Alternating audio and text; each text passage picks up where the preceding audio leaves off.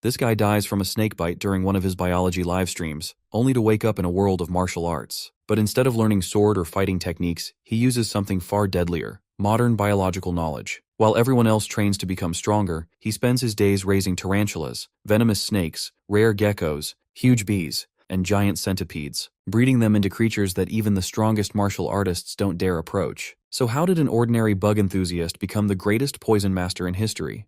It is a stormy night as a group of men trudges through the relentless rain toward an old temple. Their leader calls out, asking if anyone is inside, and apologizes for intruding. By the gate stands a young boy, quietly observing the arrival of these strangers. The leader glances at him and wonders aloud if our boy is one of those Taoists, addressing him as Junior and politely requesting shelter for the night until the rain lets up. Despite being just a child, he notices the stranger's respectful demeanor. All 8 of them stand before him, showing proper manners. He wonders if they truly believe that a little Taoist like him is guarding this abandoned temple, yet he senses no malice from them. Because they behave so decently, he tells them he has been living in this deserted temple for several years, and they are welcome to stay wherever they wish, except the building he uses himself, which he points out. The leader thanks him, calls him a courteous junior, and readily accepts his suggestion. Turning to his men, he instructs them to avoid the small building and to find another spot to keep dry, a command they immediately obey. Our boy notes that they are all dressed in the same Tang uniform, but he reminds himself that he has more important matters to attend to now. He bids them farewell and returns to his quarters. As he enters, he thinks to himself that it is time to feed the kids, raising his voice to announce that it's dinner time. He proceeds to open a large jar, revealing it to be brimming with grasshoppers. Picking it up, he flips open another jar to reveal a massive spider inside, a black earth tiger, a tarantula native to Hainan, China. This species can grow up to 20 centimeters, its dark, striped body resembling a miniature black tiger. He affectionately calls the spider Blackie. A grasshopper is plucked and tossed inside, and Blackie pounces. He recalls that when he first acquired the tarantula, it was only as big as a fingernail, but after 2 molts, it has grown enormous. Wondering who to feed next, he pops open a small box to reveal a bewangling cave gecko, another species native to the region, identifiable by the stripes running down its body and tail. He muses that in his previous life, he never had the means to enjoy keeping such pets, but now he can walk outside with his little companions by his side. As he reaches for another grasshopper to feed the gecko, he is suddenly bitten on the finger. In that instant, memories of his past life surge back, the one before he woke up in this body, when he was a popular streamer. He remembers being known as Spicy Faber, the biology expert streamer with 1 million subscribers. His channel focused mainly on poisonous creatures, gaining popularity through his daring and informative broadcasts. The disaster struck during a live broadcast celebrating the milestone of 1 million subscribers. He decided to showcase the world's 10 most venomous snakes, notorious for their aggression. The real trouble began when he traveled to Africa in search of a black mamba. He remembers the fear that gripped him. After a fruitless day of searching, he gave up for the evening, exhausted and ready to try again the next day. Friends texted him, jokingly asking what he would do if he actually got bitten. Despite searching thoroughly, he never spotted the snake. Unbeknownst to him, it had curled up atop the refrigerator,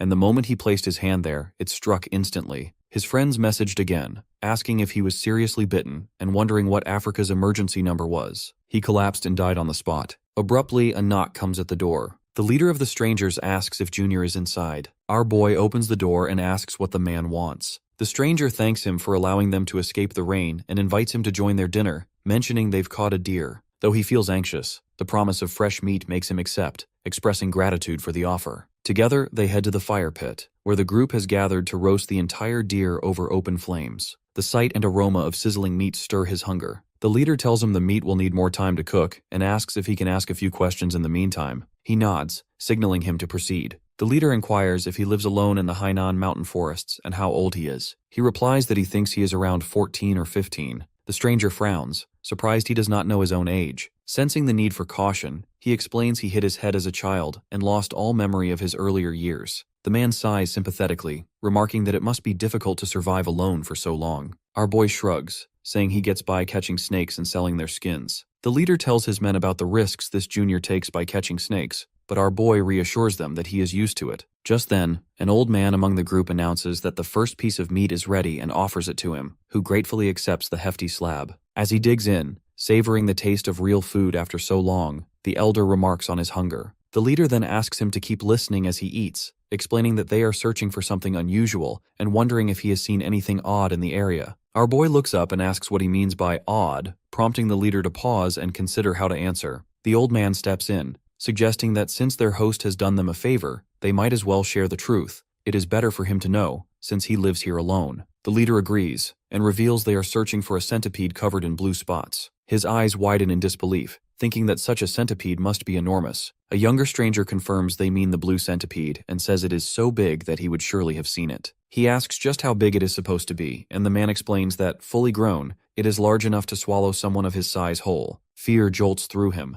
but seeing his terror, the old man tries to reassure him, explaining that they are here to catch the creature. Our boy asks if they plan to keep and raise it, but the old man shakes his head, saying it is meant for medicine and cannot be raised. Initially, he had assumed it was a business venture, but now realizes it is for medical purposes. He asks if the centipede makes good medicine, and the elder's face grows serious as he reveals that his granddaughter is gravely ill, and her only hope is the centipede's inner core, which might save her life. Our boy understands they are desperately clinging to hope for their dying child. Moved by their sincerity and grateful for their shared meal, he decides to help. He tells them he might know where to find such a centipede. Even though Spicy Faber died from a snake bite, he remains more knowledgeable about poisons than anyone else. Their target is no exception. When it comes to poisons, Faber is the undisputed king. Soryung heads back to his room, determined to find the right book, and starts tearing through his shelves. After hours of rummaging, our boy finally digs up what he's looking for. He asks the group if the centipede they are after is the massive blue one, because he has a pretty good idea where it might be hiding. Turning to them again, he requests that they at least tell him exactly where they've searched and when.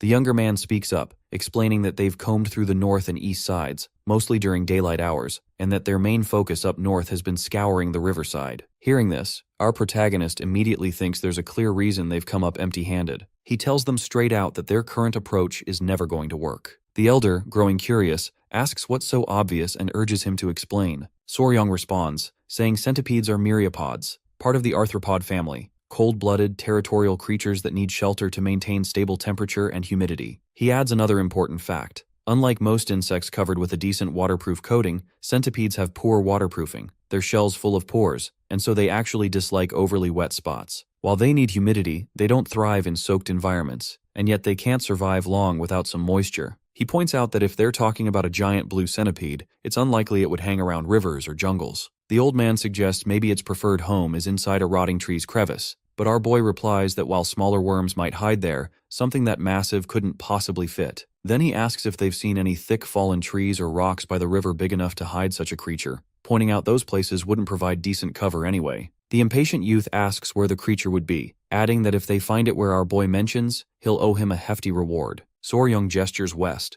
reasoning that the western Rocky Mountain might be worth checking. If he were a centipede, he'd spend the daytime warming up on rocks and crawl out when darkness falls. At dawn, the group sets out toward the west to begin their search. Even our protagonist climbs a high rock to scan the valley below, determined to find any sign of the creature. After some time, one of his men approaches and asks if he thinks the junior's guess might be off. The man remains silent for a moment, then instructs his servant to call it a day and fire a whistle arrow to regroup everyone. That night, as they gather around the campfire, a servant grumbles about the brutal search and hopes the kid's hunch pays off. Another wonders aloud why the centipede remains so elusive. Someone else comments that the little Taoist seems pretty sharp. Their master stays silent until, after a long pause, he speaks up, mentioning that Hwayun, considered one of Tang's greatest prodigies, might truly be abandoned by the heavens this time. News arrives that the High Lord has returned, and when our protagonist looks over, he sees his father standing there with guards. The old man asks if the centipede has been found yet, and our boy replies no. He then asks if his father's group has had any luck, but the answer is the same. They have come up empty as well. The elder admits that Hwayun likely has only 3 months left at best, and confesses he is unsure if they will find the centipede in the next 10 days. Our protagonist suggests they search the southern area next, since all other efforts have failed, and his father agrees. Suddenly the elder chuckles and asks his son if he has noticed something. Our boy wonders if his father has made a discovery, but the old man shakes his head, saying that just as before, they've found no sign of anything. He questions whether the centipede has ever even been here, then asks his son what traces of wildlife they've found on the Rocky Mountain over the last 3 days. Our protagonist answers that there hasn't been a single trace, no droppings, no burrows, nothing at all. In that moment, both father and son simultaneously realize the significance of this. The elder points out how strange it is to find zero evidence of animals across such a huge mountain, and his son replies, thinking of territorial creatures. The father explains that either every animal has fled or been eaten. He concludes that it's practically guaranteed the blue centipede is here, which means they finally have a chance to save Hwayun. Just then, rustling erupts in the trees above. Without warning, the ground beneath them shakes and splits apart as a colossal centipede bursts through the earth, rearing its massive blue body into view. It is the very creature they have been hunting, so immense that it could easily swallow a grown man whole in a single bite. Meanwhile, back in his room, Soryong lies on his bed, marveling at how ridiculous all of this feels. He wonders what he is supposed to do about a creature that size, muttering to himself that he told them to proceed carefully, but instead they turned the entire mountain upside down. He whispers about a centipede so huge it could gulp down a person, a strange, gnawing curiosity building inside him as he contemplates what comes next. Deep in the forest, the men finally manage to bring down the giant blue centipede, though many of them get seriously banged up in the struggle. Working quickly, they scoop out its precious inner core and seal it in a box. The old man murmurs that now, at last, they can save his granddaughter. His son, thinking strategically, suggests that he and the uninjured warriors should head out to Sichuan ahead of the rest. Our protagonist reminds his father that resentment may run through blood, but gratitude is carved in stone, and they still have unfinished business in these mountains. The elder catches himself, realizing he almost made a mistake by focusing too much on Huayun. He agrees that they should properly receive the junior as a guest, and declares it only right to grant whatever requests he makes. His son wholeheartedly agrees, adding that the injured warriors should remain in the village to recover while he goes to fetch the junior, figuring the kid will be curious about their destination anyway. Meanwhile, Soryong sits in his room, examining a cluster of eggs. He decides he will clean them up and line them beside his bed once he gets home. But when he wakes in the morning, our boy is surprised to find the eggs already hatched. He has his doubts about how fast this should happen, and certainly doesn't expect the newborn centipedes to pop out so soon. Tiny blue centipedes crawl across his head and shoulders, clinging to him as if he is their mother, and showing no intention of leaving him alone. Just the night before, our protagonist had encountered a new breed of centipede large enough to swallow him whole. Sneaking into the blue centipede's hideout, he managed to snatch the eggs, only to be ambushed by a bug the size of a human fist on his way out. He kicked it aside and saved 3 eggs, grateful that the rain had stopped. Otherwise, he might have lost them all. Tying the bag to his belt, he promised the little ones that Big Bro would give them a bath soon. Back in his room, he talks to the baby centipedes, admitting he has never seen a blue centipede before, but at least he managed to save what remains of their eggs. Their relentless clinging makes him wonder if they will ever let him go. He knows they won't need food until they shed twice, so feeding isn't an immediate concern, but having them stuck to him is an inconvenience. Thinking maybe a bath will persuade them to come off, he decides to test his theory. Morning arrives and the young stranger makes his way to Soryong's place, calling out to see if the kid is inside. He knocks on the door, calling him Junior, and after waiting a bit, steps into the room. His eyes land on shelves packed with herbs, jars, and what appear to be medicinal formulas, and he wonders if the kid is actually some kind of medicine prodigy. He reaches for a drawer, but hesitates, realizing it would be rude to snoop around in someone else's room. Deciding to come back later, he starts to leave but stops when he hears an insect noise. Curious, he glances around and realizes the sound is coming from a jar. Opening the lid, he finds a big black spider staring back at him, along with a lizard and a menagerie of other bugs. Some drawers even contain snakes, and he begins to wonder if Junior is breeding poisonous creatures. He knows that even the renowned Tang clan, famous for their expertise with poisons, have never managed to mass-produce toxins using eggs like this. Saving his daughter's life seems like a small victory now. The real prize is Junior himself. As he steps outside, he spots Soryong, who immediately asks what happened to his arm and whether he is hurt. Our protagonist dismisses the injury, insisting it is nothing serious, and says there is something more important to discuss. Before either of them can react, the main door explodes inward and a monster storms into the building. The warrior tells the kid to hide and charges at the creature, but it responds with a magical attack, blasting him back and injuring him badly. He realizes this monster is as powerful as his father. Shouting for Junior to run, he sees the creature grab our protagonist by the neck and lift him off the floor. Soryong cries out for help.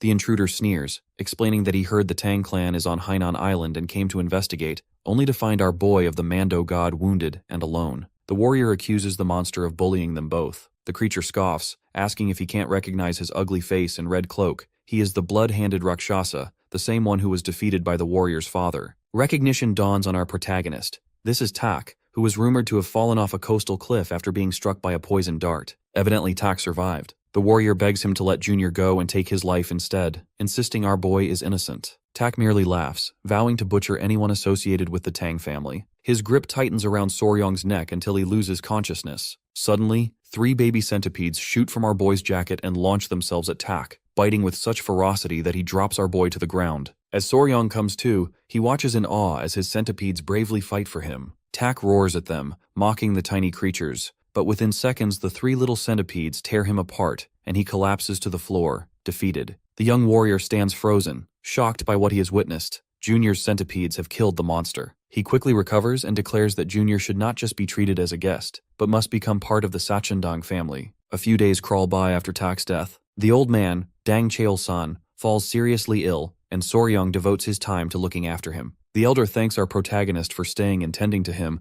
but he reassures there's no need to worry and offers to fetch his companions if he'll just say where they're hiding. He knows leaving the old man alone isn't an option, but bringing in an outside doctor is out of the question. Dang insists he'll recover in a couple of days and tells our boy not to worry, but it's obvious his condition is serious. Soryong calls him out for downplaying it. Eventually, the elder admits he's actually a martial artist. Our boy wonders if he means the kind of wuxia masters who leap across rooftops and shoot energy from their palms. Elder Cheolson laughs and clarifies that not everyone is so flashy, but it's not far off from reality. Our boy thinks to himself that this world is on another level. Giant centipedes the size of houses roam the forests after all. The old man, still half dead but determined, thanks him once more and insists on a proper introduction. He reveals his name as Dang Cheol-san, head of the Sichuan family. Soryong introduces himself in return. Elder Cheolson comments that Little Dragon isn't a bad name, but quickly shifts gears and says he has a lot of questions. The kid invites him to go ahead and ask. Dang wastes no time, staring at the tiny creatures clinging to Soryong,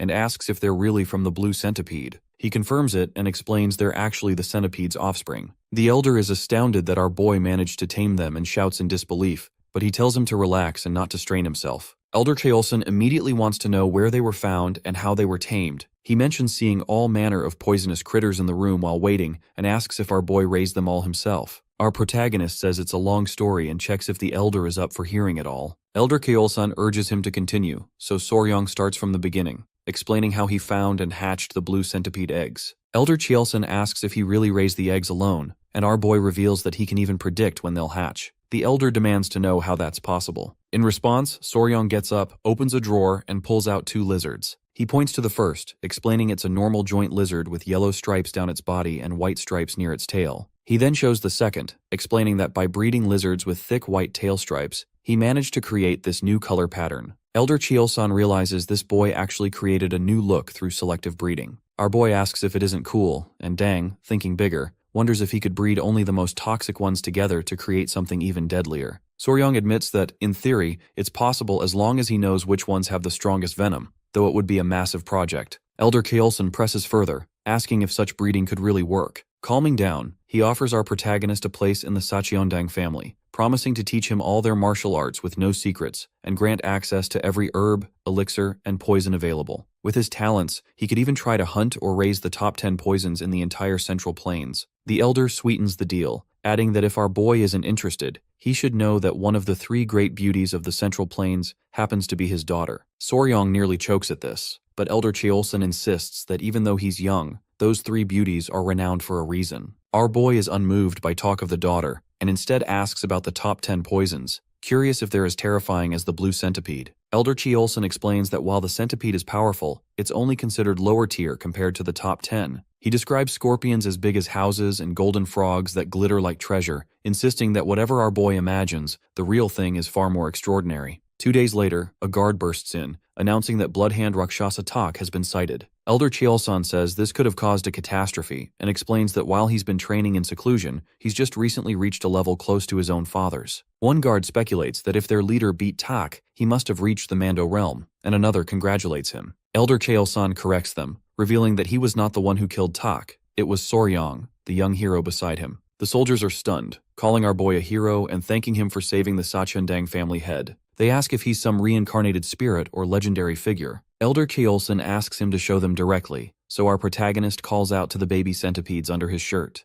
3 tiny ones crawl onto his shoulders, making the soldiers flinch and whisper to each other, wondering if these are the creatures that took down Tak Woon and whether their venom is truly that deadly. They are awestruck by his abilities. Elder Cheolson announces to everyone that he plans to bring Soryong into the family, although our boy says he's still thinking it over. One of the soldiers urges him not to let such an opportunity slip by. Elder Cheolson decides he should get up soon. He doesn't want to be late for what comes next. Our protagonist asks if the elder needs anything else. Elder Cheolson explains that Tak Woon practiced a martial art called Blood Hand Poison Claws, a twisted and evil technique that requires human blood and bone marrow to master. Soryong thinks it's a horrifying method. Elder Cheolson says that if Tak left behind a secret manual or any disciples, They must deal with them to keep this dark art from resurfacing. He orders his men to help any captives they find. Finally, the elder asks if Soryang can help as well, since he's probably familiar with Hainamdu's geography. Our boy thinks to himself that joining this family is a lifetime commitment. Normally, you'd get a feel for a company during an internship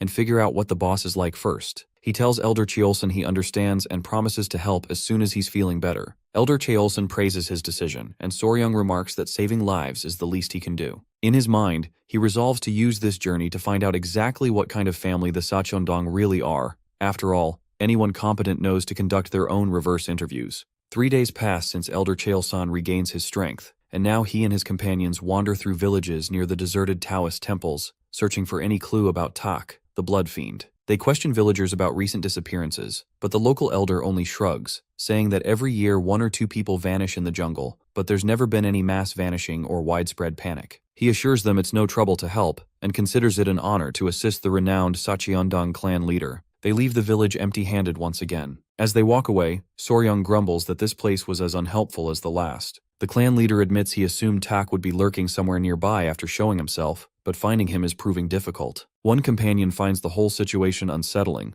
wondering aloud how it's even possible for someone to disappear without a trace. Suddenly a memory surfaces. He recalls something Tak shouted during his appearance. He asks if his leader remembers the words, but our boy admits his memory is foggy and asks him to recall instead. Slowly piecing it together, Soryang remembers that Tak said he'd heard the Sacheondang clan had arrived on Hainan Island. He reasons aloud that this means someone must have tipped Tak off about their arrival. Elder Cheolsun grimly agrees, saying they now have to track down every place the clan has visited on the island. The protagonist suggests using a sketch montage or facial composite to find the culprit, noting that if the blood fiend had information, it must have come from an eyewitness. They set out immediately for Hainan Island. Soon after, one of Elder Cheolsun's soldiers reports that a nearby village fits their description and is likely where the female tribe resides. He tells his men that if the young warrior's information is right, this tribe shouldn't pose any problems. Soryang agrees. When they reach the village, they see many Han people living there. Elder Cheolsun wonders aloud what the Han are doing in the female tribe's territory. He steps forward, introducing himself as the Sachondang clan leader from Sichuan, and explains that they are searching for Tak. Our protagonist immediately senses something amiss. The atmosphere feels heavy, the villagers look frail and sickly, and even the children seem exhausted and lifeless. He notices villagers lying off to the side, half-conscious and zombie-like. A terrified old man steps forward, insisting they know nothing about any missing people and that their village is just fine, begging them to leave. Elder Cheolsun looks around, noting that for the number of houses here, there are far too few people.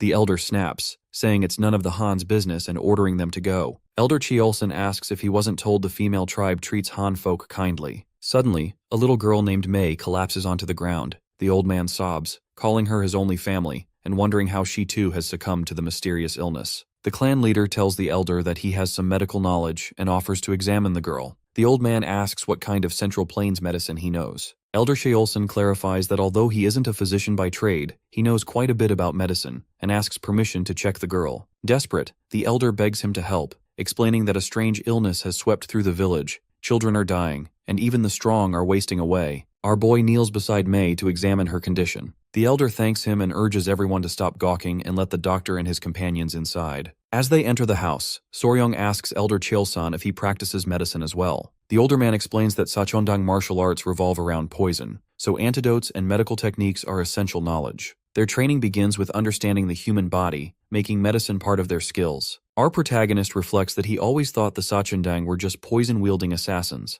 but now he sees there's far more depth. Learning about medicine alongside poisons could be incredibly useful. Elder Cheolsun mentions that sometimes they even test poisons on criminals to observe the effects. Inside, the clan leader tells his group that for now, he's infused some of his inner energy into Mei to stabilize her. The old man begs him not to stop, saying Mei is all he has left. Elder Cheolsun concentrates on her pulse, sensing something strange, and asks if she has always had a weak heart. The elder says her symptoms only started half a year ago and that other villagers have begun showing similar weakness. He further explains that they call it a strange illness, which is why he told the guests to leave earlier. Soryang says he'll write a prescription for a heart-strengthening remedy and asks if he can gather all the villagers. He intends to try to treat them all. That night, as they walk through the dimly lit village streets, one of the Sachondang soldiers, Pai, comments that their leader worked himself to exhaustion checking on patients all day. Pai asks about the patient's condition. Elder Cheolsun replies that the symptoms are bizarre: tiredness, puffy eyes, weak pulses, and low fevers.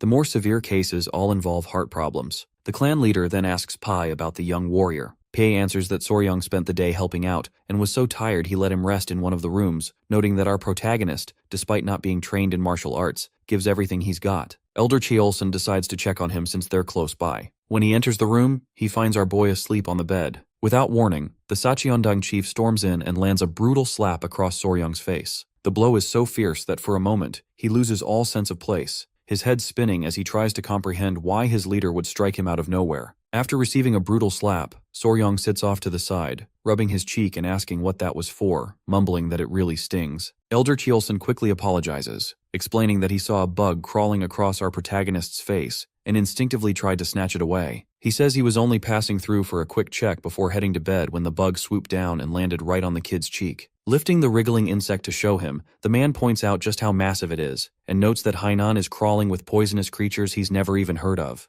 Recovering from the sting, Soryong asks if all the patients shared different symptoms but had one thing in common: arrhythmia. Elder Kaelsan confirms it, and our boy then declares that this strange illness spreading through the village is the work of this very bug. He calls it a kissing bug, explaining that it belongs to the assassin bug family and earned its name because it feeds on human blood near the eyes or lips while people are asleep. He describes its stealthiness, saying it makes mosquitoes look like amateurs, and reveals that it's also called the vampire bug, or assassin bug. Although the insect itself isn't venomous, its gut is packed with dangerous parasites, so when it bites, it leaves behind infectious material. Soryong explains that this causes trypanosomiasis, Chagas disease, one of the deadliest animal-borne illnesses for humans. He lays out all these grim details in front of Elder Cheolson and the village elder, then asks if any dogs in the village have shown symptoms similar to the sick villagers, such as difficulty breathing. The old man, anxious, asks if the bug is truly to blame. Soryong confirms it's almost certainly the culprit. The elder begs to know if there's any hope for saving his granddaughter,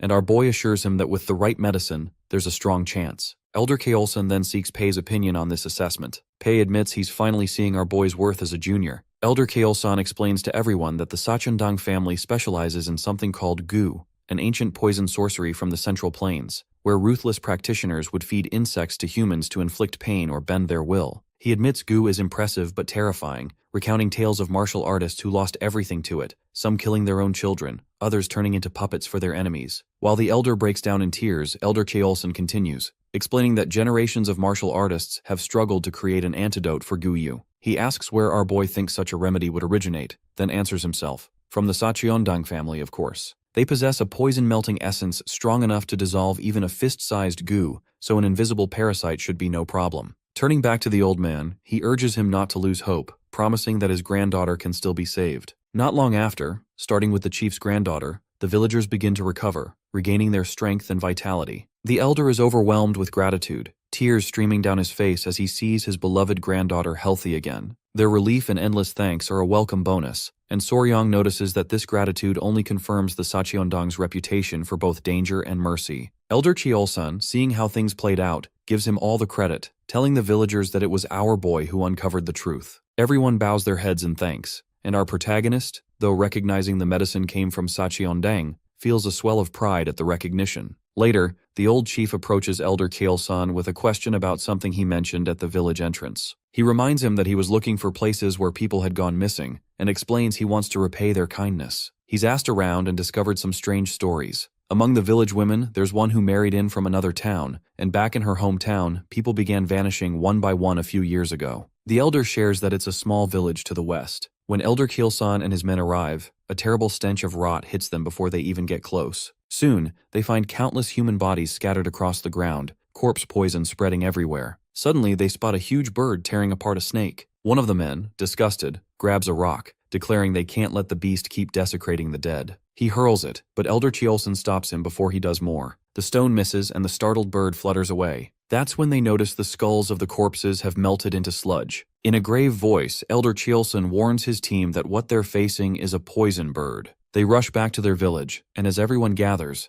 Elder Cheolson begins describing the creature they encountered. He explains that when the poison bird spreads its wings, it stretches a full 5 feet, its sharp bronze beak and deep purple feathers glinting ominously. He tells them that whenever this bird flares up in anger, the land around it decays into a dead, poisoned wasteland. Everything, even the dirt, turns toxic. He points out the golden crown perched atop the bird's head, declaring that it radiates the aura of a true ruler. He names the beast, the poison bird, Soryang just stares, processing what he's heard, before blurting out if that creature could be one of the 10 deadly poisons. The leader nods, revealing that this bird isn't just one of the 10, it's the absolute peak, the so-called king of all venomous beings, the poison bird. Compared to it, every snake and poisonous animal on Earth seems harmless. He calls it a living biohazard. Elder Kjolson explains that the poison bird likely appeared because of the venomous snakes swarming the area. Legend has it, the bird only eats the heads of the deadliest snakes it finds. Pai asks if sightings of the poison bird are common. The master shakes his head, saying that seeing one in a lifetime is almost impossible,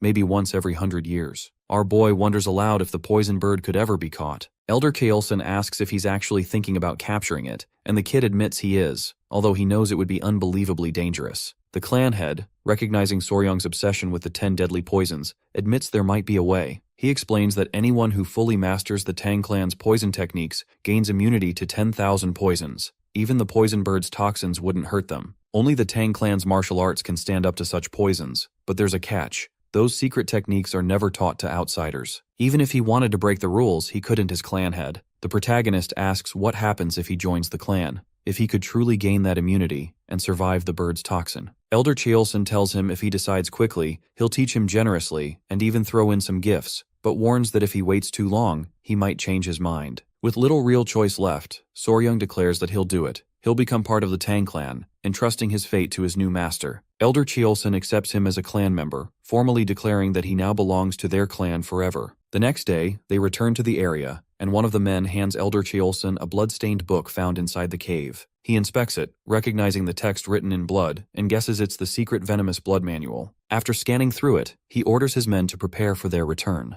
Our protagonist wonders aloud if they're finally heading back to Sichuan. Elder Kjolson confirms, explaining that with both the blue centipede's inner core and the secret manual secured, it's time to go home. The kid asks if he can stop by the Taoist temple first to release his friends, meaning his collection of insects. Elder Kjolson agrees and reminds him to pack his belongings as well. As they're leaving, Soryang spots something in the cave and quickly alerts his master. Together, they find a poison bird feather. Elder Kjolson, using gloves, carefully picks it up and places it in a box, handing it to Wee as a welcome gift for joining the clan, adding that he seemed particularly interested in the poison bird. Our boy thanks him for the present. Elder Kjolson says he's pleased, but the way Wee addresses him still feels off, hinting that things will change after the formal initiation. Soryang realizes there will be an official ceremony to mark his entry into the clan. Meanwhile, back in Sichuan, Elder Kjolson's father, the Grand Elder Tang Musung, finally returns after being away. Exhausted and unwell, the first thing he asks about is his granddaughter's condition. Her name is Huayan,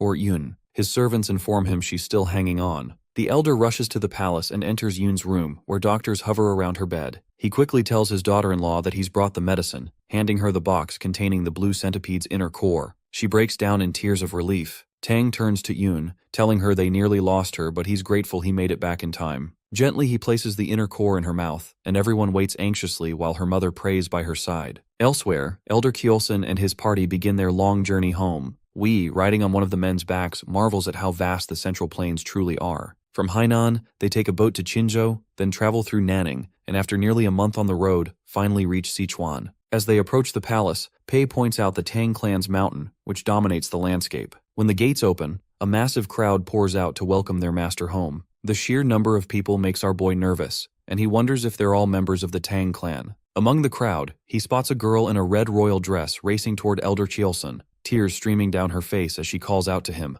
her father. Soryang is stunned to see Yun alive as she throws herself into Elder Kjolson's arms. The clan head gently introduces him to his daughter, telling her this is the kid he's been talking about. She looks at our boy and asks if he's the one who smells like herbs. Elder Kjolson answers with a laugh, saying he's practically a grasshopper. They stare at each other, and our protagonist recalls Elder Kjolson mentioning the 3 great beauties of the Central Plains and his own daughter, the pieces finally falling into place. She is the lone daughter of the Sichuan Tang clan, known throughout the martial world as the poisonous flower, Tang Yun. Since childhood, her life has been anything but easy. As for her true abilities, Soryang still isn't quite sure. Young Huayun, overhearing 2 clan elders gossiping, hears one suggest that they should just marry her off to a decent man, while the other scoffs, asking why the master would want to take a concubine, expressing confusion over the old man's opposition. That's when it sinks in for her. Her parents weren't wrong about how the world saw her. Determined to prove herself, she resolves to master every martial art her clan can offer, to show that even if she wasn't born a son, she can still bring honor to their name.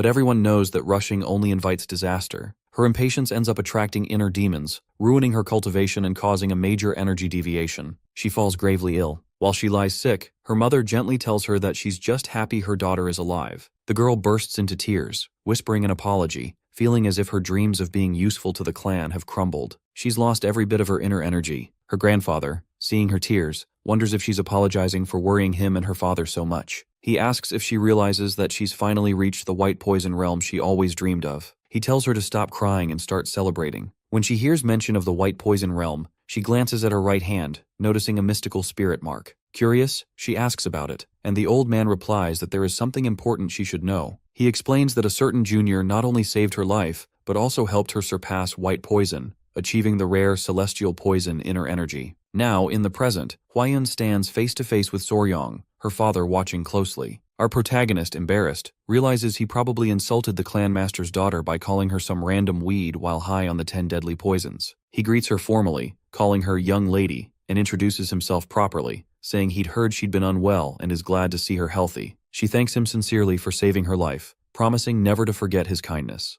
Her father turns to Soryong, asking what he thinks of his daughter, then teases Yoon, asking if she's still just a weed in our boy's eyes. He compares her to a pretty rose and asks if our boy would like to pick her. Later, while soaking in the royal bath, Soryong notices the 3 baby centipedes crawling around in their box nearby. He warns them that hot water is bad for them, but wonders aloud if they want to join him. When they actually crawl in, as if understanding, he remembers Master Elder Kyeolsun mentioning they react to killing intent. He tells them it's not polite to stare so boldly at someone who's naked. He thinks back to the old man who once called these bugs spirits and decides he'll ask what it means later. Despite the bath, Soryong can't calm down, Uncle Elder Cheolsun's words about Yoon still echoing in his mind, teasing him about picking that rose. Feeling restless, our boy gets out of the tub. Morning arrives, and Elder Kyeolsun announces to his family that they'll be giving the East Ear Room to the junior. Old Man Tang looks at his son, asking if the kid is truly that gifted. Elder Kyeolsun confirms it, explaining that while they thought luck had favored them, the real blessing was Soryong himself. He tells his father our boy's knowledge of poisons is unparalleled.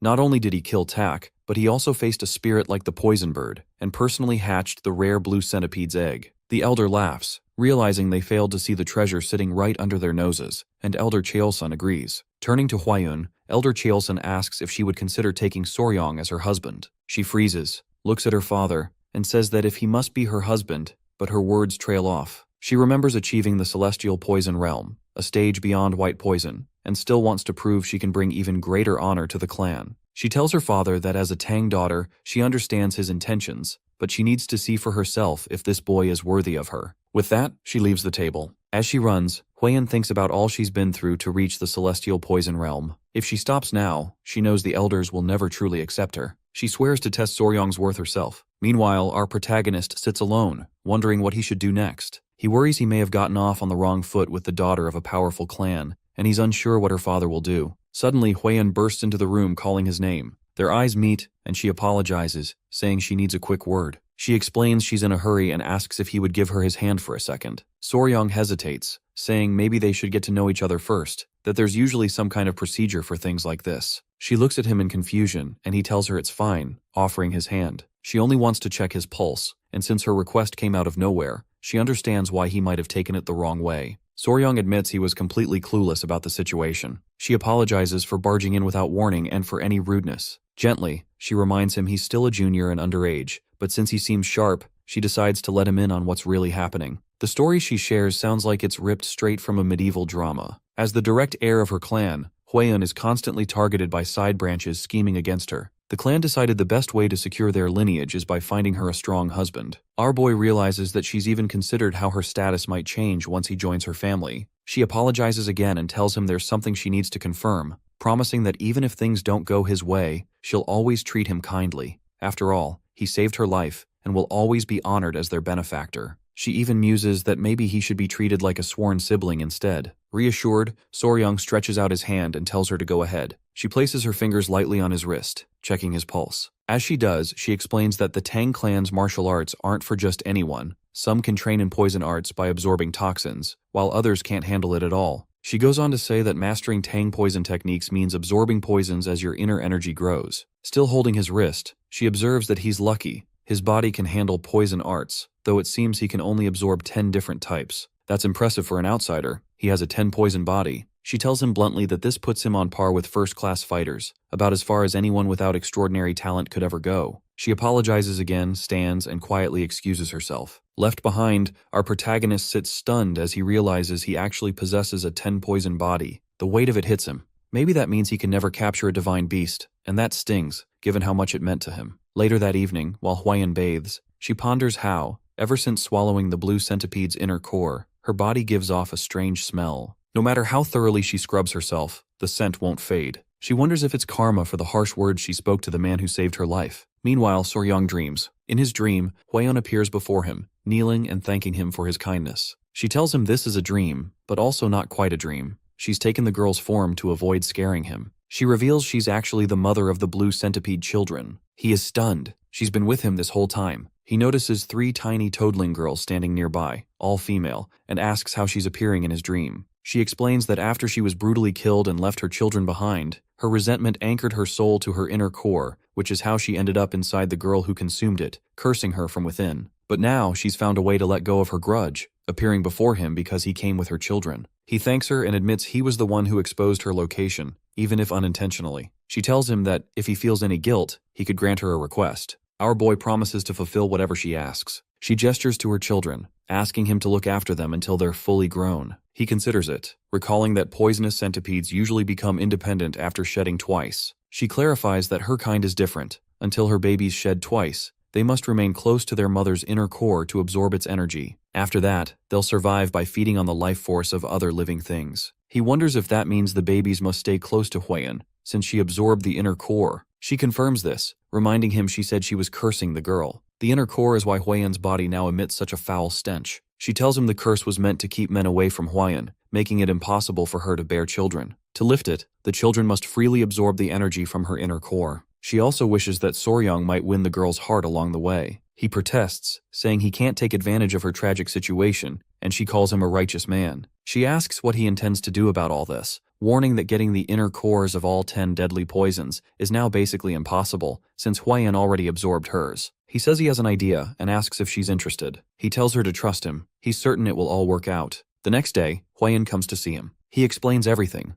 and she finally understands why her body has reeked ever since absorbing the blue centipede's core. He tells her that if she lets the toadlings attach to her every few days to feed on the energy, the smell will gradually disappear. She hesitates, asking if that's really all he wants, since he could have demanded so much more. Our protagonist insists he can't take advantage of a desperate woman just to get ahead. She understands but says she can't keep accepting his kindness for nothing, and she'll seriously consider her father's words as well. Seeing him makes her realize there may be things more valuable than talent or martial prowess. Soryang says he's been thinking, if his body can only handle 10 poisons, then maybe he should fill those 10 slots with the poisons of the 10 deadly types. She is left stunned, realizing he's willing to become the strongest in the world just for her. For the first time, a man has confessed to her so boldly, and she is speechless. She eyes him, incredulous, and asks if he even understands what he's saying. Soryang admits he really doesn't. Hwayan lays it out honestly. This road he's suggesting isn't just hard, it's brutal, a path that could swallow 10 or 20 years, or even his whole life. He wonders aloud if it's truly that extreme. She reminds him that he's only 15.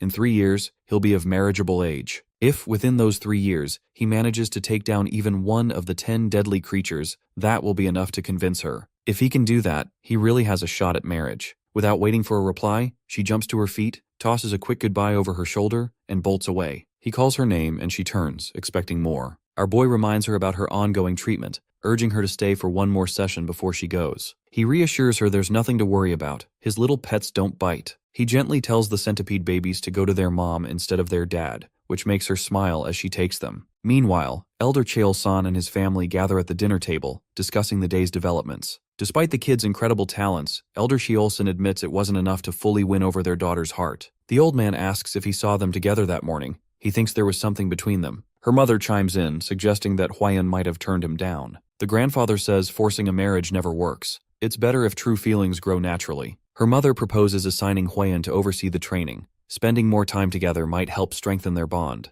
Elder Cheol-san agrees. Tang adds that he'll ask Elder Physician Yi to help strengthen our boy's foundation, and if his potential is lacking, they'll try to raise it. Elder Cheol-san warns that it doesn't always work, even with Yoon, so he shouldn't expect miracles. The old man agrees. Suddenly, a knock interrupts them. Yoon's voice calls from outside, announcing her arrival. The family exchanges puzzled glances as her father tells her to come in. She steps into the dining room, surprised to find everyone gathered. She announces she has something important to say. Instantly, everyone is alert and curious. She boldly declares that she's decided to follow her father's suggestion. Her father, confused, asks her to clarify. Her mother wonders if our boy has won her heart. Woon just smiles. Her father presses, wanting to know why the sudden change of heart. She explains that Soryang swore he'd become the greatest in the world for her sake. The old man laughs, saying the kid is certainly ambitious. Woon clarifies for her mother that, while she's willing to accept him in her heart, marriage will only happen if he manages to catch even one of the 10 deadly creatures before coming of age. She asks her mother if she thinks our protagonist even understood her answer. Her father jokes that maybe she should have made it 3 creatures instead. Her mother says men usually don't pick up on such signals. Yoon considers whether she should spell it out more clearly, but her mother tells her that if he doesn't realize he's already been accepted, he'll just work even harder. The grandfather says that, for now, they'll treat Soryang as a son-in-law, but keep things unofficial. He believes that with all the effort he's showing, he'll naturally become part of their family. That night, in his dream, the centipede mother praises our boy, calling him truly remarkable. She asks if he realizes he's already won Hwayun's heart. He says it all comes down to pure grit. She smiles and tells him this is her last day. Now her resentment is gone, and her soul is ready to move on. She informs him that the pill inside Yoon's body has almost dissolved. Before she departs, she offers to grant one last request if it's within her power. He hesitates, then asks if he can see her true form. She teases him, thinking he's just another man with predictable desires, and begins slipping off her dress. He quickly stops her, clarifying that isn't what he meant. He just wants to see the blue patterned venomous orb. She understands and, in an instant, her body morphs back into her original form, the enormous centipede. Soryang marvels at her sheer size and asks if he can touch her. She allows it. He runs his fingers along her shell, wondering if it's waterproof and how such a huge creature keeps its joints moving. He figures she probably steps where her front legs have already landed. He asks if he can touch her legs too, then questions how deadly her venom really is, whether she relies on sight or uses her antennae to sense the world. Finally, he admits he wants to touch her venom fangs just once. She warns him of the danger, but he reminds her she did promise to grant any request. As his fingers brush against her fangs, he instantly senses their extraordinary power, unlike anything he's ever felt before. That morning, Soryang finds himself sitting down with the Tang family for breakfast. Elder Cheolson casually mentions that his daughter has declared him their son-in-law now. Our boy looks up, meaning to ask about the mysterious 3-year waiting period, but her father answers first, stating the wedding will happen when they're both adults. He tries to clarify, but before he can, her mother chimes in, calling him son-in-law and introducing herself as his mother-in-law. Then her grandfather adds that now Yoon's future husband is decided, only good things lie ahead for the clan. The kid wonders if they're simply accepting this engagement as a done deal. He bows his head politely, saying he'll be in their care from now on. Her father says they should get started right away. Dang tells him there's something he needs to see before beginning training in the Tang family's poison techniques. That piques his curiosity. Hwayun excitedly begins explaining the Hall of 10,000 Poisons, saying he's going to love it. The entire family moves together toward the hall, with her adding that everyone's been eagerly awaiting this day. Tang explains that when a family member enters the Hall of 10,000 Poisons for the first time,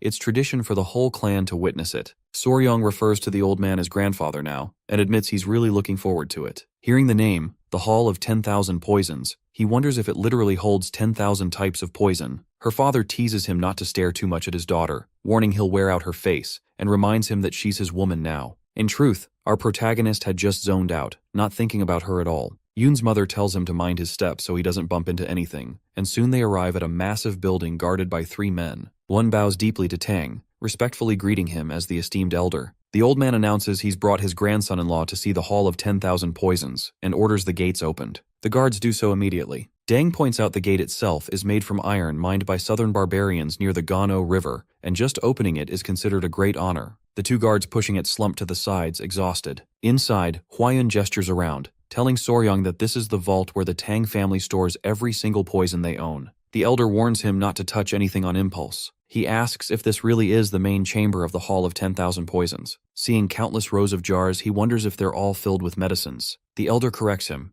These are all different poisons. Paralysis poisons, sleeping poisons, and many more. Then he suggests Hwayun continue the explanation, saying their son-in-law would enjoy hearing it from her. Hwayun grabs his hand and leads him to another section, pointing out a jar containing mountain-emptying poison, the most feared by martial artists. Just inhaling a bit will shut down a person's inner energy, leaving them helpless. She warns him to be extremely careful with it. She continues, telling him about serving palm poison, soul-extinguishing poison, fiery blood poison, and 7 treasures soul-splitting poison. She says they're all strong, but the most terrifying poison of the Tang family is something else entirely. She hands him a tiny bean. Soryang thinks it looks like a tiger bean, but she explains that aside from the poisons of the 10 deadly substances, this one is the most powerful, the castor bean. He immediately thinks of ricin, a toxin deadly at just 2 milligrams, infamously used to assassinate a Bulgarian dissident during the Cold War, a substance said to be 100,000 times deadlier than cyanide. Huayun explains that this poison comes closest to the Tang family's ideal, colorless, odorless, tasteless, and intangible. That's why it's called the golden poison, the rarest and most precious of all. Killings done with it are called golden killings. She reminds him that the strongest poison isn't the one that causes the most pain.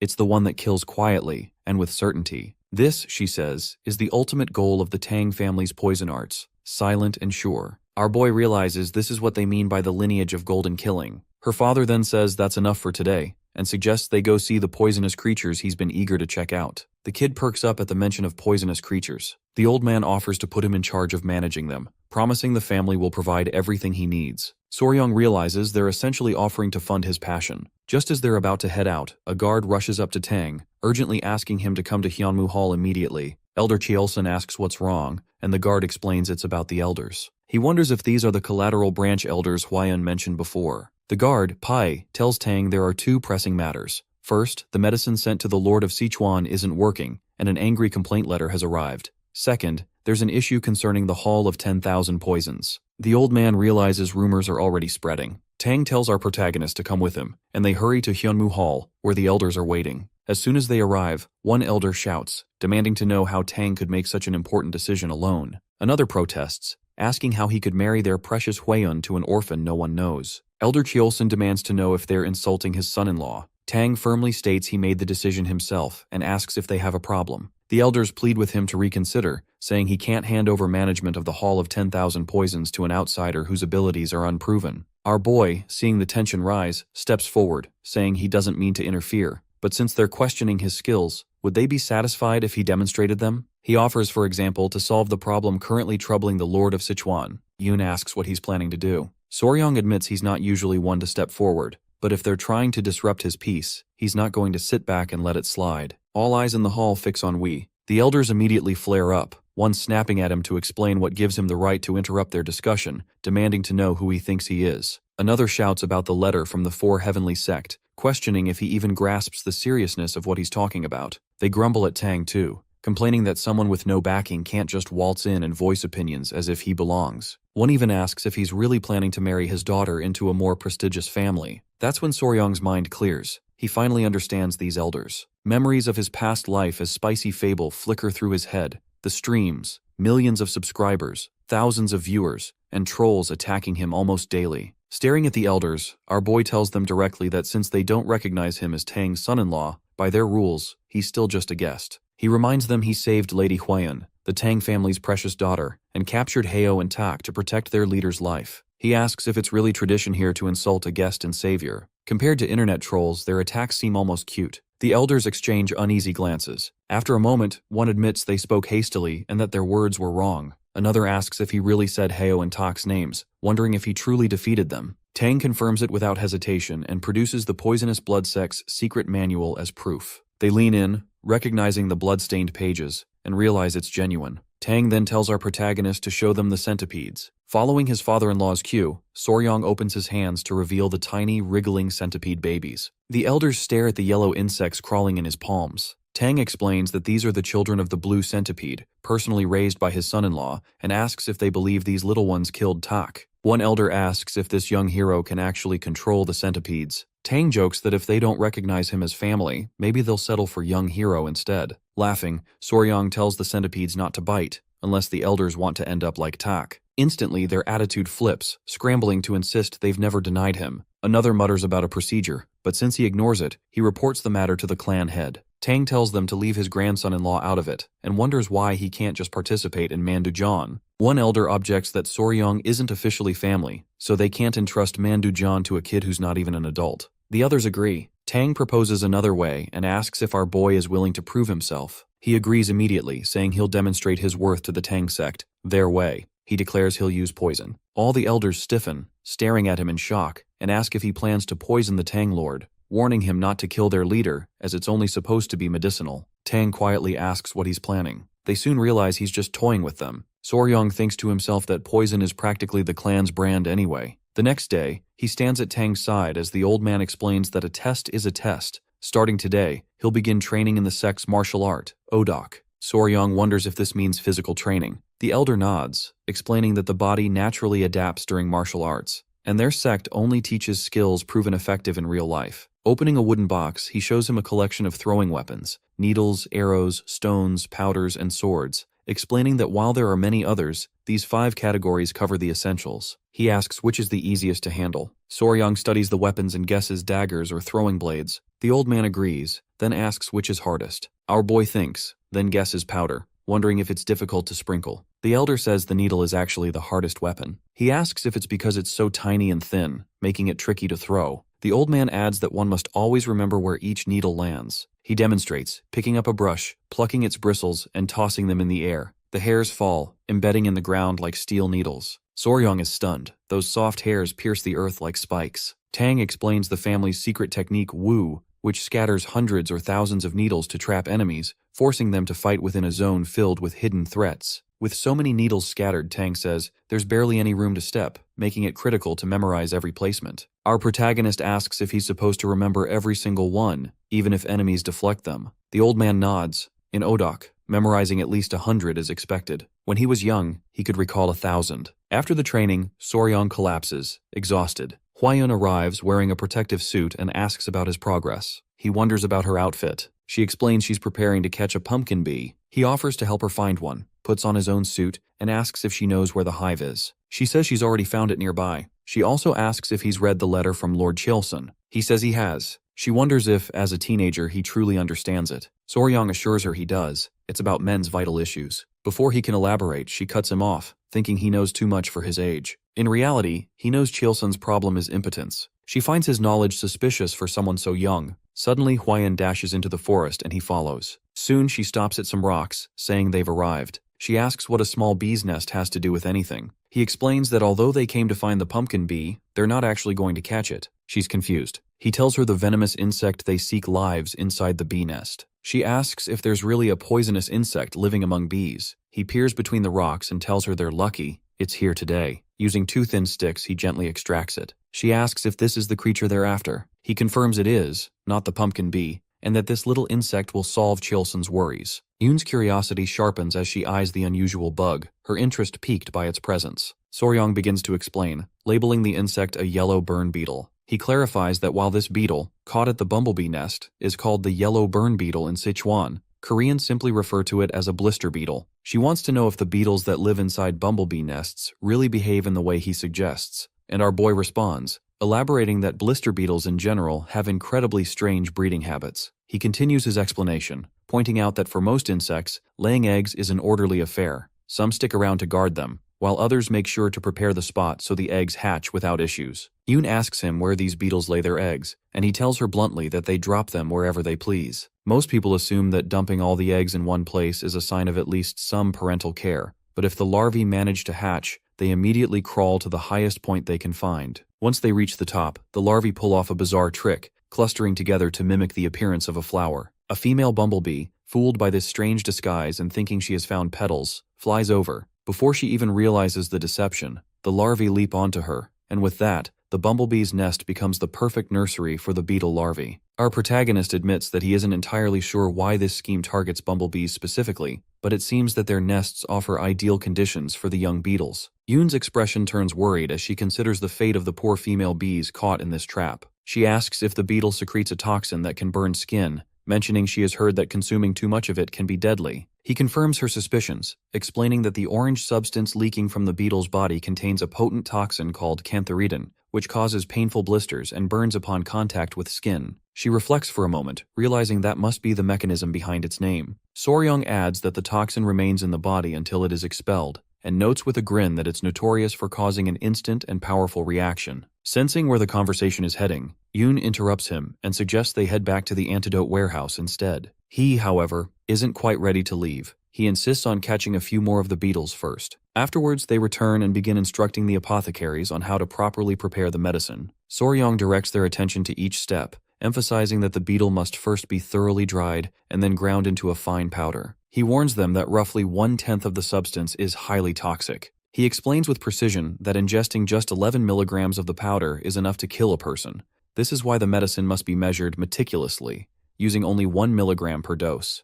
One of the apothecaries, impressed by the detailed explanation, remarks that he never would have guessed Soryong knew so much about pharmacology. Our boy simply tells them he is relying on their skills to handle the preparation properly. That night, Tang sits with his granddaughter Huayun and reflects on the surprising properties of the yellow burn beetle, admitting he never expected it to be so potent. He suggests that perhaps Soryong should also examine all the poisons owned by the Tang clan. She agrees, confessing that she had the same thought. Tang then asks if she thinks our protagonist has genuine pharmacological expertise. Huayun replies that he actually calculated the dosages precisely, even comparing the amounts to the weight of 10 drops of liquid. Tang, admitting he thought he had a strong grasp of poisons, realizes the kid's knowledge far surpasses his own. The more Tang learns, the more he's convinced that Soryong is a true gem. He teases Huayun, asking if she likes him even more now. She responds that she mostly feels guilty for being rude to him at first. Tang reassures her, saying it's fine as long as she treats him well from now on, and then inquires about her plan for testing the medicine. Huayun states that the branch elders have been acting recklessly lately, and recalls Soryong's suggestion to use the activation method on them. The next morning,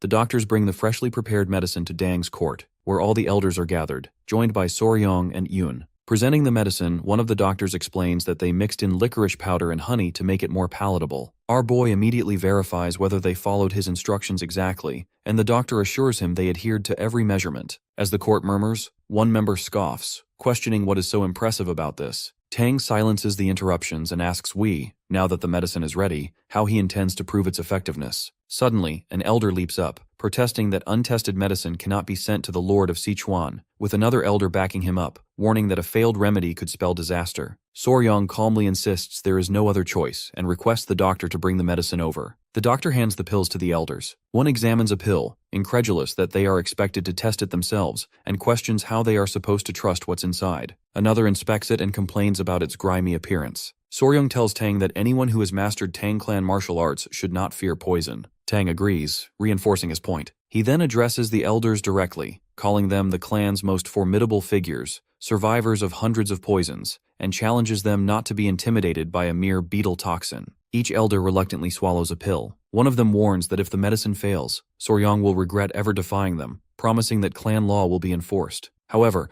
as the medicine takes effect, it works perfectly on every elder, and that day, clan law is carried out with complete success. The elders, satisfied with the results, grant permission to send the medicine to the Lord of Sichuan. After court, Tang remarks that the elders' pride was the last thing standing in the way, making this outcome inevitable. He adds that at least their actions stem from genuine concern for the clan, and advises Soryong not to hold a grudge, as they are all family in the end. Our protagonist agrees with him, understanding the sentiment. Suddenly, Huayun rushes in, announcing a problem. She says their kids are acting strangely. Her grandfather, startled, demands to know what she means and why she's suddenly claiming he has kids. Grandpa demands an explanation, pointing out that the wedding hasn't even happened yet. Huayun retorts, raising her voice that they aren't children. They're mystical centipedes, specifically the ones raised by Y. Meanwhile, our protagonist senses that the recent shift in mood likely stems from his focus on physical training lately. He recalls repeatedly asking Lady Huayun to check on the centipedes and wonders if something has gone wrong with them. She tells him, without sugarcoating, that the centipedes are no longer there. They rush to his room, and he asks if the creatures might have simply fallen off her body. She explains that they were fine earlier that morning, but now she's worried.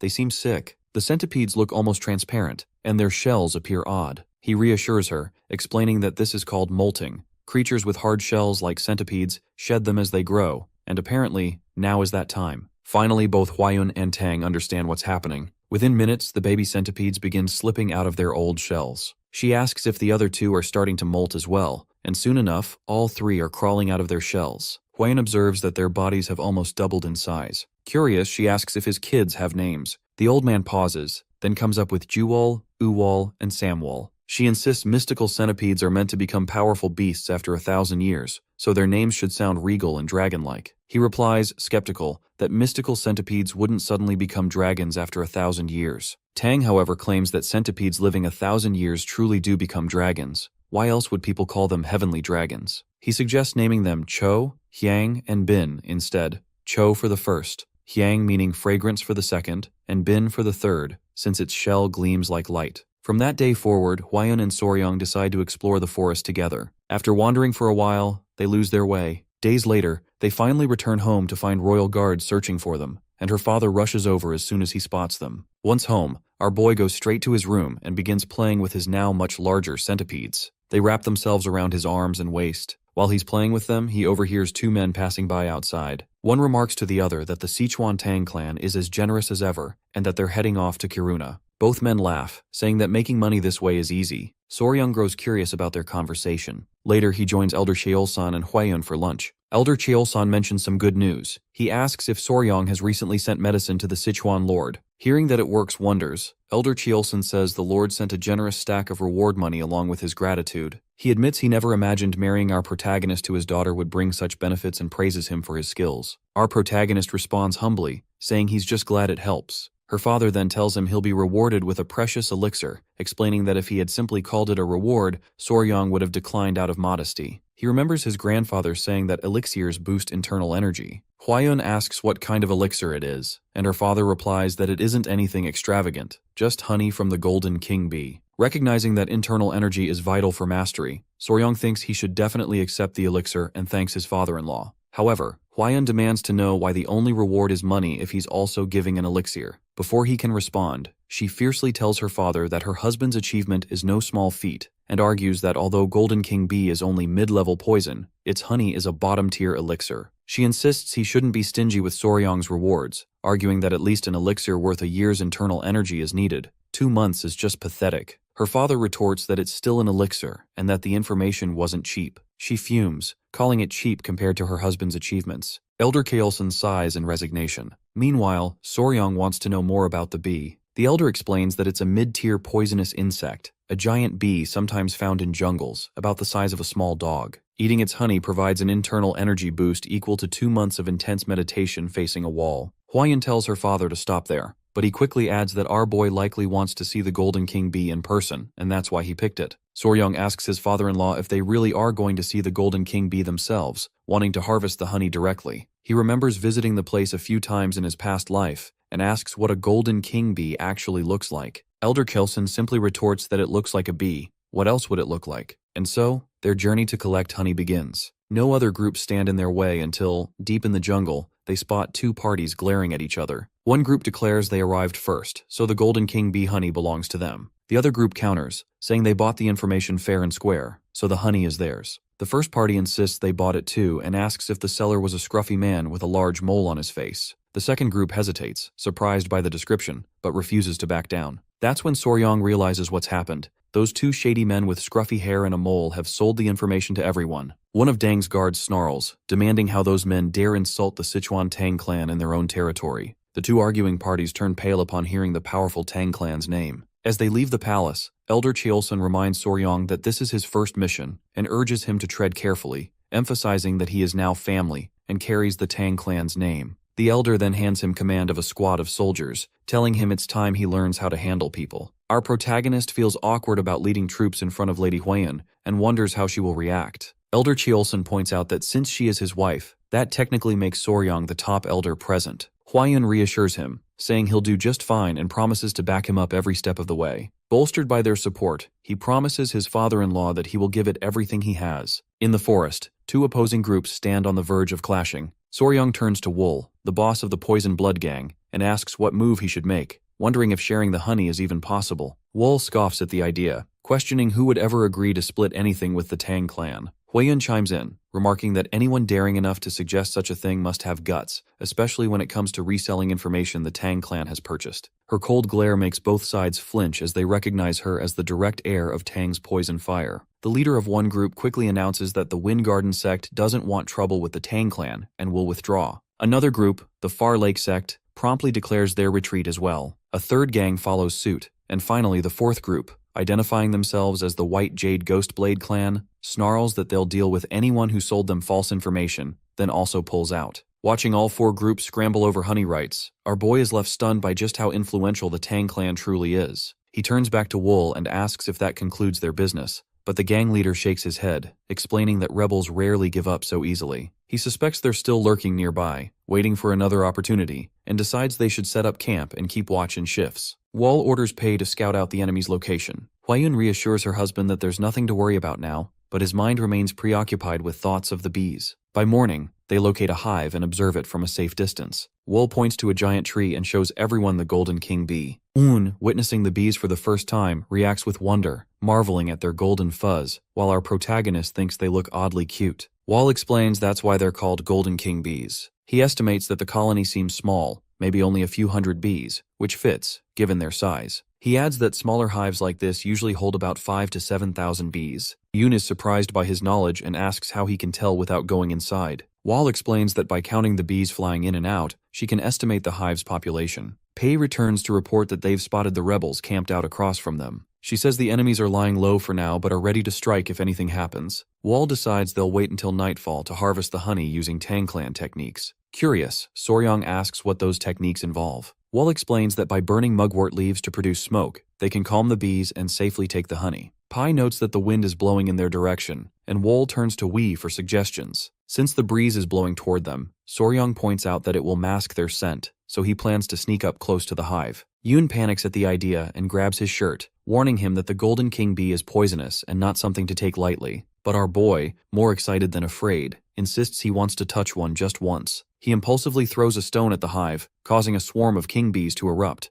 Huayun clutches her husband and runs, and chaos ensues for the next several hours. Later, Soryong sits on a rock reflecting on the situation. He realizes that lighting a fire upwind would only trap them between the rebels and the hive, making it an unworkable plan. He notes that these golden king bees are different from those he knows. They can detect ground vibrations from over 30 meters away. Still preoccupied with the bees, he is interrupted by Huayun, who appears with his centipedes. She tells him they finished eating but started wandering off, so she brought them back. He thanks her, and they sit together in the forest. After a while, she asks if he's made any progress, and he replies that he needs more time to observe. She apologizes for pushing him, but he reassures her, saying he doesn't feel pressured. She then gestures toward the other side of an old tree, where 2 troop monkeys are gathered near the hive. The monkeys appear agitated and angry. Soryong asks if she notices a sweet scent in the air, and then realization dawns. It's pheromones. He tells her they need to leave immediately, because the bees are about to go wild. She grabs him, and together they leap away. From a safe distance, they watch as a swarm of bees descends upon the monkeys, quickly overwhelming and killing them.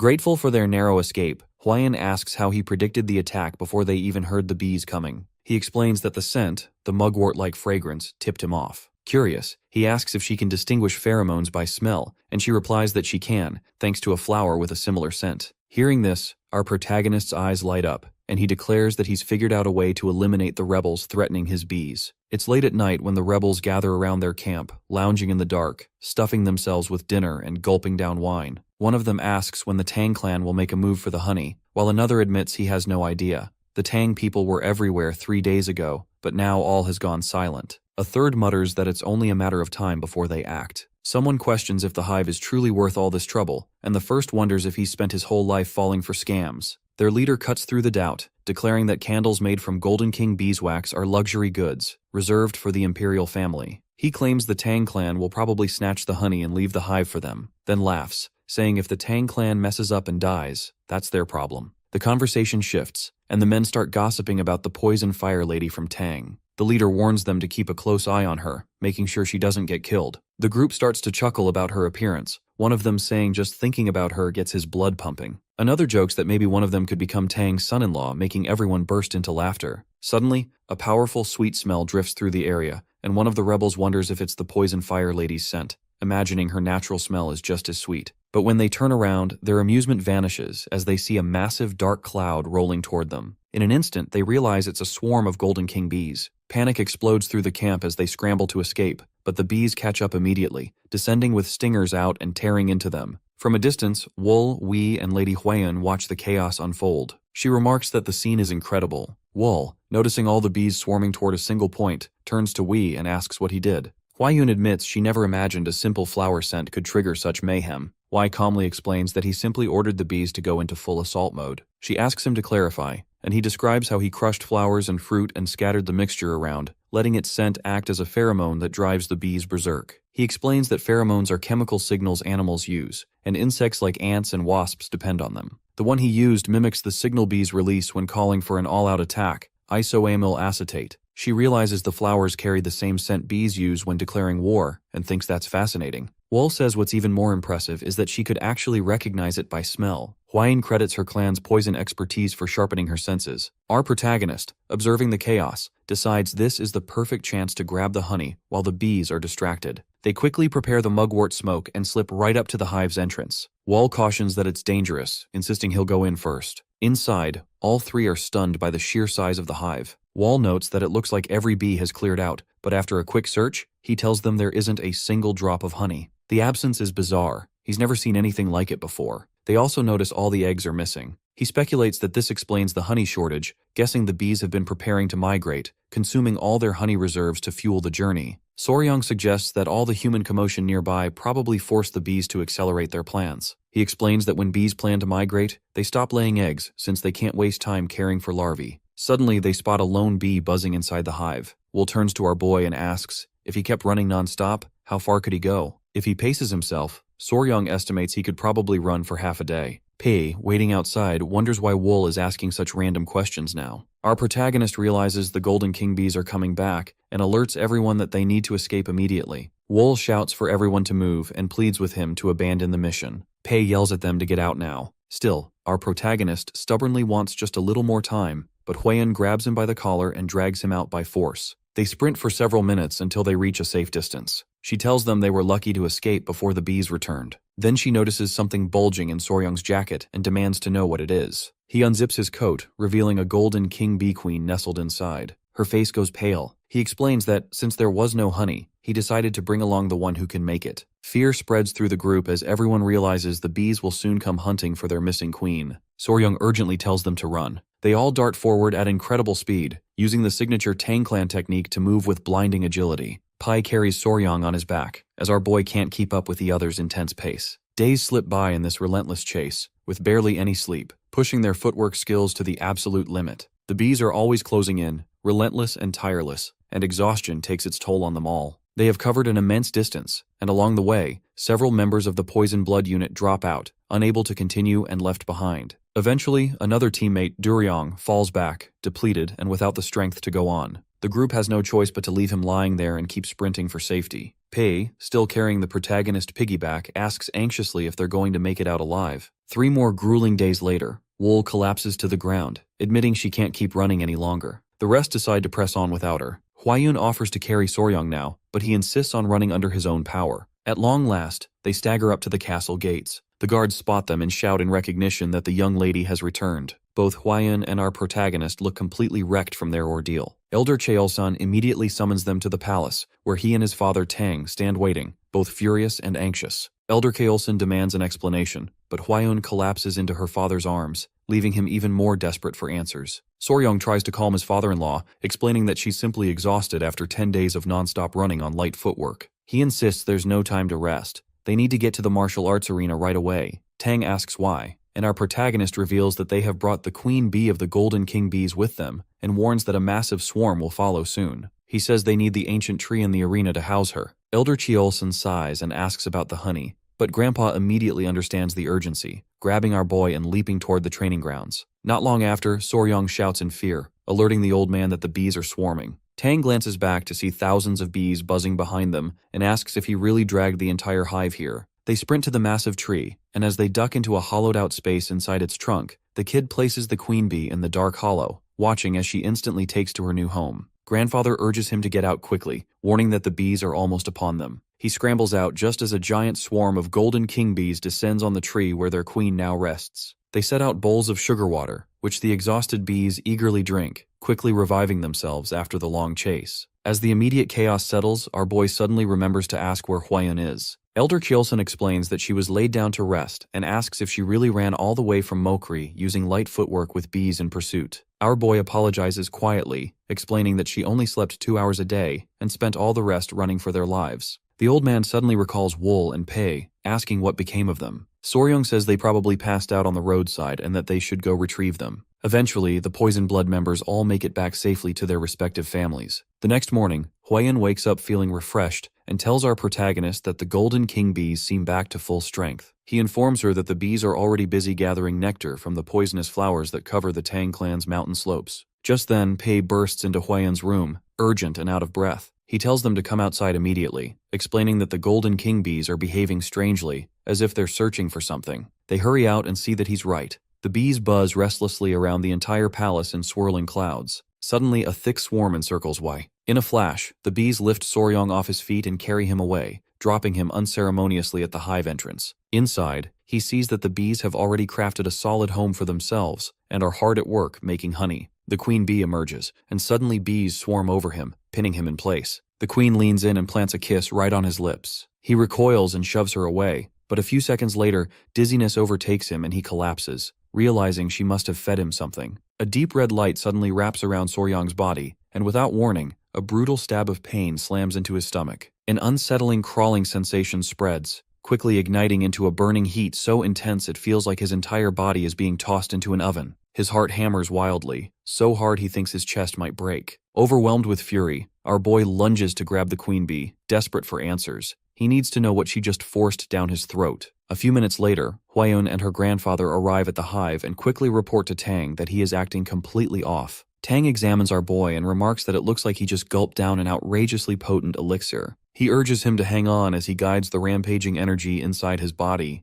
Huayun checks anxiously if he's even conscious. When Soryong finally opens his eyes, he finds himself lying inside the Tang clan's medicine hall. Huayun explains that when she and her grandfather saw the golden king bees dragging him away, they rushed in after him. By the time they reached him, he had already passed out, so they brought him back to safety. She gently asks if he remembers anything about what happened inside the hive. The protagonist can't help but think about how his first kiss was stolen so abruptly. Huayun asks if he feels okay, or if his body feels strange, wondering if she should call her grandfather again. He reassures her, saying he just needs a moment to collect himself and that the queen bee force-fed him something, which is probably why he's in this state. She's curious about what he ate. He admits he isn't sure of the exact name, but if he had to call it something, royal nectar fits. He explains that while regular bees eat honey and pollen, the queen bee is fed something different, royal nectar, produced solely for her by the worker bees from birth to death. The substance she forced down his throat is essentially royal jelly. Realization dawns on Huayun. That's the exclusive food of queen bees. He explains that royal nectar isn't like normal honey. It's special. Worker bees only live a month and a half, but the queen, sustained by royal nectar, can live 60 times longer.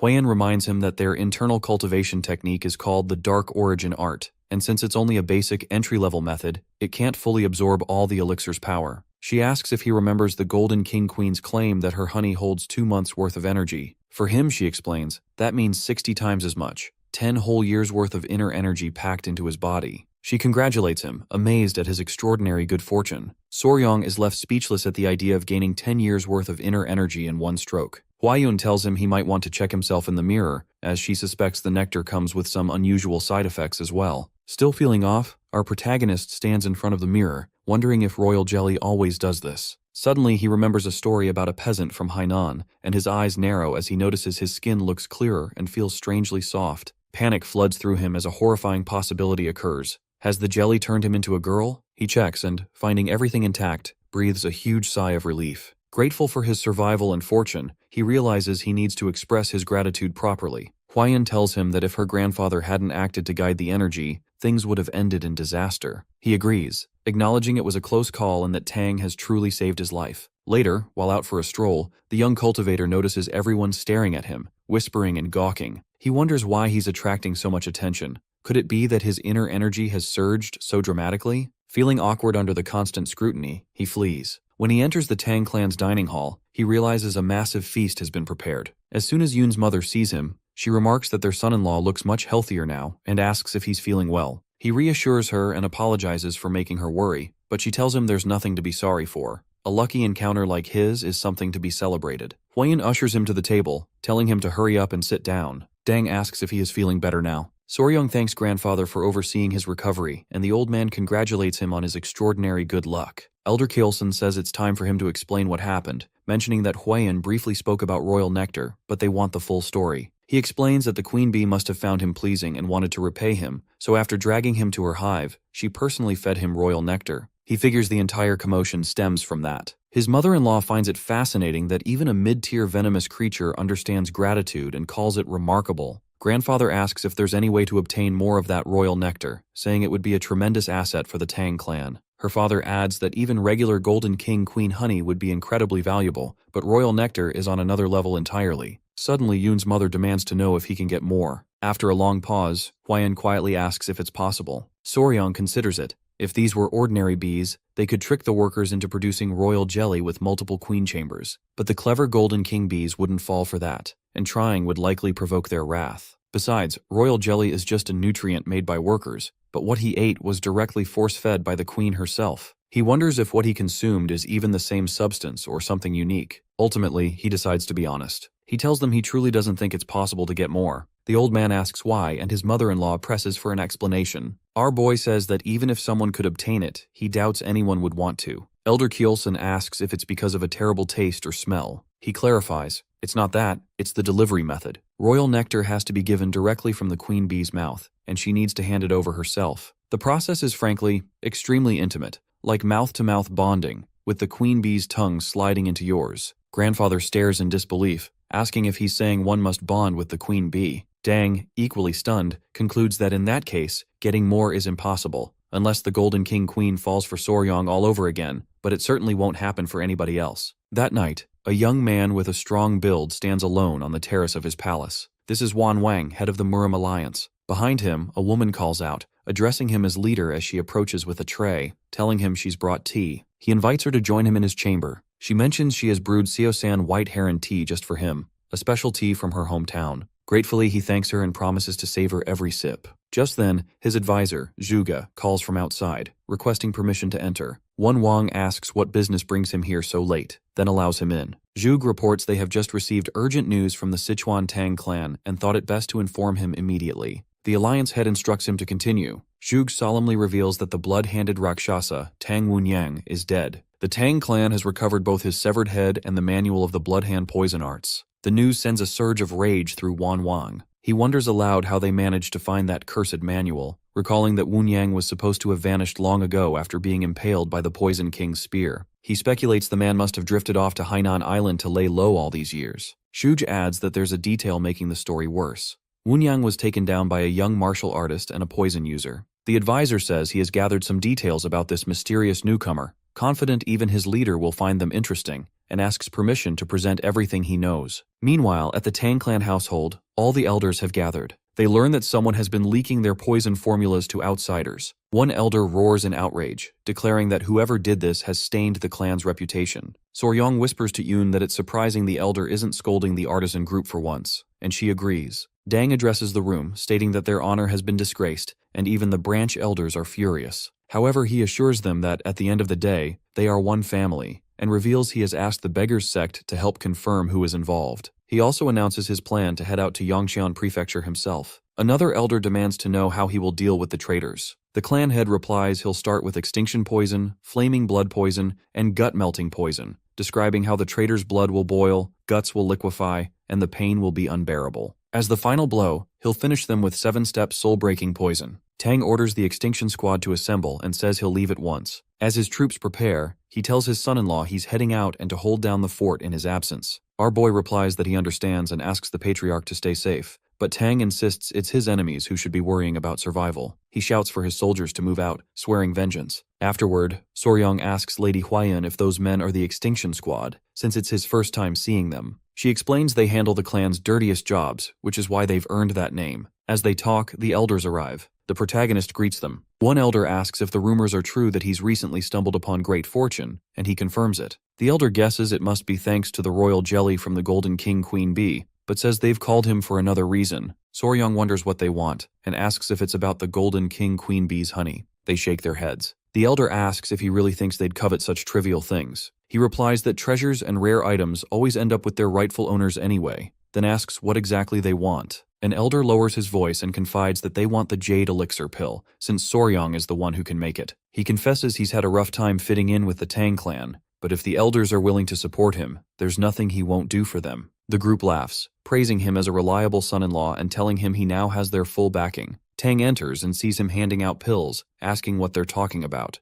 They reply they're just bonding with their son-in-law, and Soryang agrees. The patriarch observes that it seems the elders are finally starting to appreciate his worth. Pai arrives and reports that the Lord of Sichuan is on death's door. Our protagonist asks if the man followed the dosage instructions. Pei explains that after the Lord felt the effects of the pill, he got overconfident, took a new concubine, and ended up taking more than twice the recommended dose. Tang says he needs to rush over immediately. Before leaving, he tells Wei that he is now the only man in the household and must protect everyone while he's away. Soryang answers with confidence that he will. Later that night, Huiyun asks how his training in the twin poison technique is progressing. He admits it's not nearly as difficult to grasp now as it was at first. He compares the 5 poison technique to a massive spinning circle, while the twin poison technique feels like a twin-cylinder engine chugging in sync. She tells him that by now, he should have built up resistance to most poisons, and should also be able to channel energy into objects or release it directly. Feeling inspired, our protagonist decides to try it. He picks up a needle and focuses his internal energy. When he releases the surge, the needle shoots forward and hits a bug. He grins in satisfaction. Huiyun congratulates him, saying he succeeded in properly infusing the dart with energy. Unbeknownst to them, a group of assassins is lurking in the shadows, watching the needle strike. One whispers if that shot just blew their cover, but another says it's just luck. A third notes that, even though what they have secured is only a copy, they now possess the manual of the Bloodhand poison arts, and their mission is complete. He suggests they leave before things get messy. Their leader laughs, mocking the Tang clan for leaving their martial grounds so poorly guarded. Suddenly, one of the thieves pauses, asking if anyone else smells something sweet. They all turn to see a golden king bee drifting toward them. The assassins begin yelling frantically for backup as giant golden king bees descend on them. At the same moment, Huiyun and Soryang realize someone is lurking in the bushes nearby. Peering through the leaves, they spot 3 masked men screaming in terror, desperately trying to fend off the swarming bees. She quickly tells our boy to fire the execution arrow, then launches herself at the intruders with lightning speed. The masked leader shouts for his crew to dodge the bees and run for it. As the assassins bolt, Huiyun snaps her rope at them, trying to catch one. Though most escape her whip, one unlucky intruder gets snagged by a bee and dragged right to her. Without hesitation, she cracks him across the head with her iron whip, knocking him out cold. The protagonist rushes over, concerned for her safety, but she assures him she's fine. He asks if the man is dead, and she replies that he bit down on poison, evidence he had something to hide. Across the palace grounds, guards are in full pursuit of the other intruders. Huiyun swiftly orders the soldiers to form a pursuit unit and chase after them. She then instructs Soryang to follow, bringing Vice Leader Pai with him. The guards take off at her command, our protagonist and Pei joining the chase, with him using his footwork to pick up speed. In the midst of the pursuit, Soryang suddenly stumbles into a hidden pit. Pei and Wool quickly grab his arms, pulling him to safety. The bottom of the pit is alive with writhing snakes. Pei grimly identifies it as a death pit, explaining that snakes gather where yin energy is strong, and right now they're agitated, so everyone must tread carefully. Our boy studies the vipers and wonders aloud if they're always this aggressive. He calls out, admitting he's slowed the team down, and warns that a storm is coming, urging everyone to increase their pace. The squad surges forward, resuming the chase. After a relentless pursuit, they finally corner 3 intruders against a massive rock. Pai announces that their run is over, while Wool commands his men to close the circle. In a flash, Wool orders his troops to attack. Weapons fly, swords and knives flashing in the rain, as Pei and his fighters charge. An intense clash erupts. The intruders reveal themselves to be skilled fighters as well. Pei unleashes a triple ring kill move, and within minutes, he and his squad have wounded most of the enemy. He tells the injured men they should count themselves lucky the rain has diluted the poison on his blade. Suddenly, a new figure appears behind the group. The stranger sneers, calling them all pests, and laughs. Pei spins around and, recognizing the newcomer's aura, warns his men that this is a true master. He orders everyone to fall back. The newcomer addresses the intruders, asking if they retrieved the item. One replies that it's not the original, just a copy recorded by the Tang clan. At that moment, Soryang recalls seeing a similar book in Tang's hands. He remembers asking Tang about it, and being told it was a manual only scumbags would use, the same type his grandfather had flipped through before. After restraining one of the intruders, our boy tells Pei it's a copy of the Bloodwater Sutra manual. The revelation makes Pei furious. He roars at the stranger, demanding what kind of scum would dare pursue such a cursed text. The stranger mutters that, as expected from a mere copy, it only contains the superficial forms, not the core formula. Still, he says, that's enough to serve their purpose. He closes the book with a smile and, turning to Pei, declares that although it's earlier than planned, there's no better stage for their cult's comeback. His gaze shifts to one of his men, Eol Young, granting him permission to reveal their cult's martial arts. He commands Eol to wipe out all opposition. Eol obeys, placing his hand on the chest of a fallen comrade and absorbing the corpse's blood into his own body. The sinister master formally introduces himself as an elder of the blood cult, giving his name as Gu. Gu turns his attention to our protagonist, grinning, and declares that after all this time, he'll finally taste the blood of a young boy again. Gu flicks his fingers toward Bloodshadow, issuing a cold order to snatch Y, claiming that nothing restores vitality like the fresh blood of a young boy. Without hesitation, the shadowy killer darts straight for Soryang.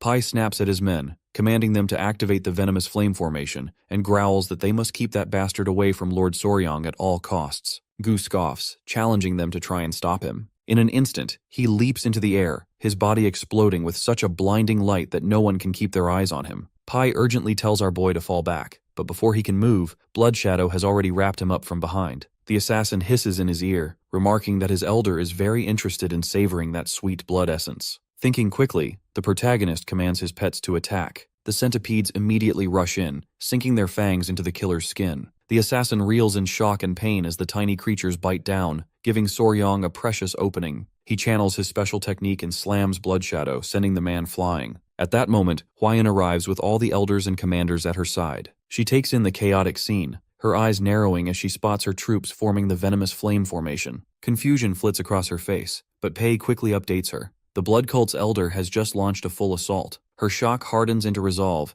and she immediately orders her soldiers to support subdivision leader Pei. One commander calls for the formation to shift from venomous flame to purging flame, and the squad moves quickly, forming a tight circle around Gu. The Blood Lord mocks them, wondering aloud if Pei was the one who took down Blood-Handed Tak, then laughs, claiming the Blood Venom Eagle was just an overrated name who died from a mere centipede bite. Pei snarls for him to shut up and threatens that he'll die here as well. Gu simply taunts them to come at him if they think they can. Off to the side, our protagonist is busy bandaging an injured man's wounds. He quickly realizes their forces are being drained, while that cult scumbag just keeps replenishing his strength by drinking the blood of their fallen. During the melee, Gu drives his foot into Hwayan, sending her skidding across the ground. Soryang sprints to her side, catching her in his arms and asking if she's all right. She urgently tells him he must return to the clan and bring reinforcements from the Tang family. Otherwise, they're doomed. He knows deep down that he is powerless to change the situation here. As he wrestles with that grim truth, Pei calls out as well, begging him to leave for the sake of the Tang family and promising they'll hold Gu off as long as possible. Soryang looks down at Hwayan and promises he'll be back as quickly as he can. He asks if his current movement techniques are strong enough to make it in time. She reassures him that she'll be fine, praises his hard training, and says that next time, they'll look for poisons together. She tells him she's counting on him and then returns to her troops. It's a brutal choice, but our boy has no other option. He bolts away with every ounce of strength, racing towards the palace for help. Halfway there, he collapses onto the ground, realizing with dread that even with his fastest footwork, it'll take half a day to reach the Tang clan. Most of their strongest fighters are away. Even if he calls for backup, they'll never make it in time. That's when it dawns on him. They sent him away to save him. He wonders why. Is it because he's the youngest? Because he's too weak and needs protection? Maybe this is what people in the Murim world call chivalry. Dang's words echo in his mind about being part of the family now. Soryang admits to himself that he never truly considered himself a member of the Sichuan Tang clan. Deep down, he never believed he belonged. But the truth is, they already saw him as family.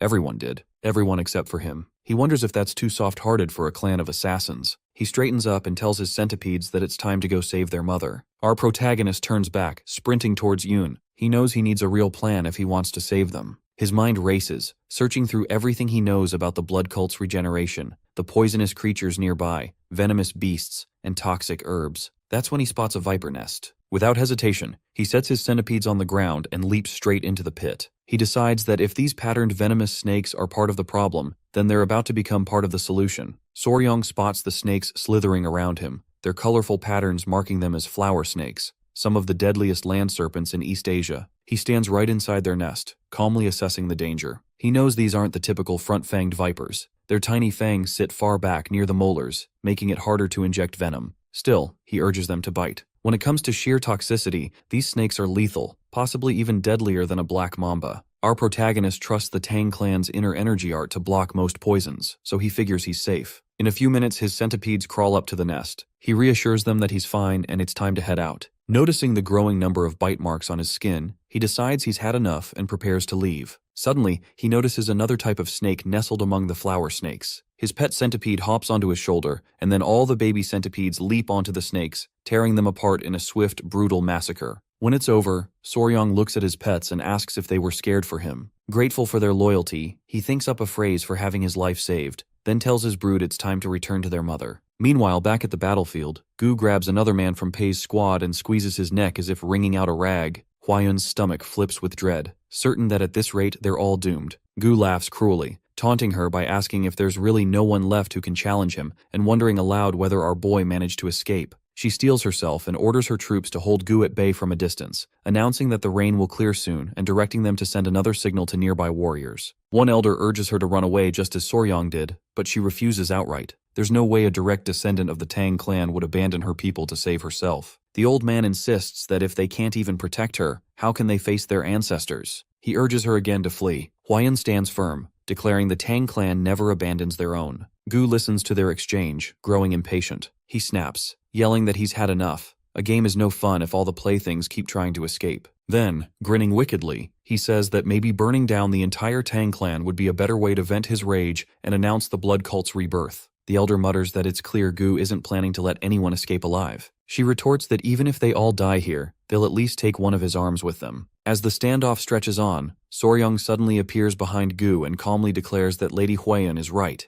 The Tang clan never leaves its own behind. She and her team are stunned to see him return. He repeats that the clan doesn't abandon its people, then drops his centipedes onto a bush and tells Hwayun that he's Tang clan too. Without hesitation, he charges straight at Gu with 2 knives drawn. The cultist sizes him up, wondering if the kid realizes he's got blood running through those arms as well. As soon as Soryong is within reach, Gu grabs him by the arm and neck, immediately starting to drain his blood. Hwayun shouts for the remaining soldiers to rescue Lord Y. As Gu drinks, he moans in delight, savoring the taste, claiming it's been far too long since he's enjoyed the blood of a young warrior. She and her fighters race toward our protagonist, desperately trying to pull him free. Once he's had enough, Gu tosses Soryong back at Hwayun, boasting that thanks to this boy, he now has the strength to crush them all in a single blow. For a moment, he blacks out, and Hwayun gently cradles him, whispering that she'll grant him mercy and ensure his passing is painless. Suddenly his eyes snap open and he points directly at Gu. Following his gaze, she sees the cultist staggering and realizes he's been poisoned. Gu roars, demanding to know what Soryong did to him, frantically speculating if it's some kind of dispersing poison. In moments, all of his hair and beard tumble off, and his body shrivels into a frail, ancient husk. He screams in disbelief, insisting it's impossible. His cult's inner energy art should have resisted any poison. He refuses to accept what's happening, glaring at our boy and demanding to know what he is. Soryong simply tells him,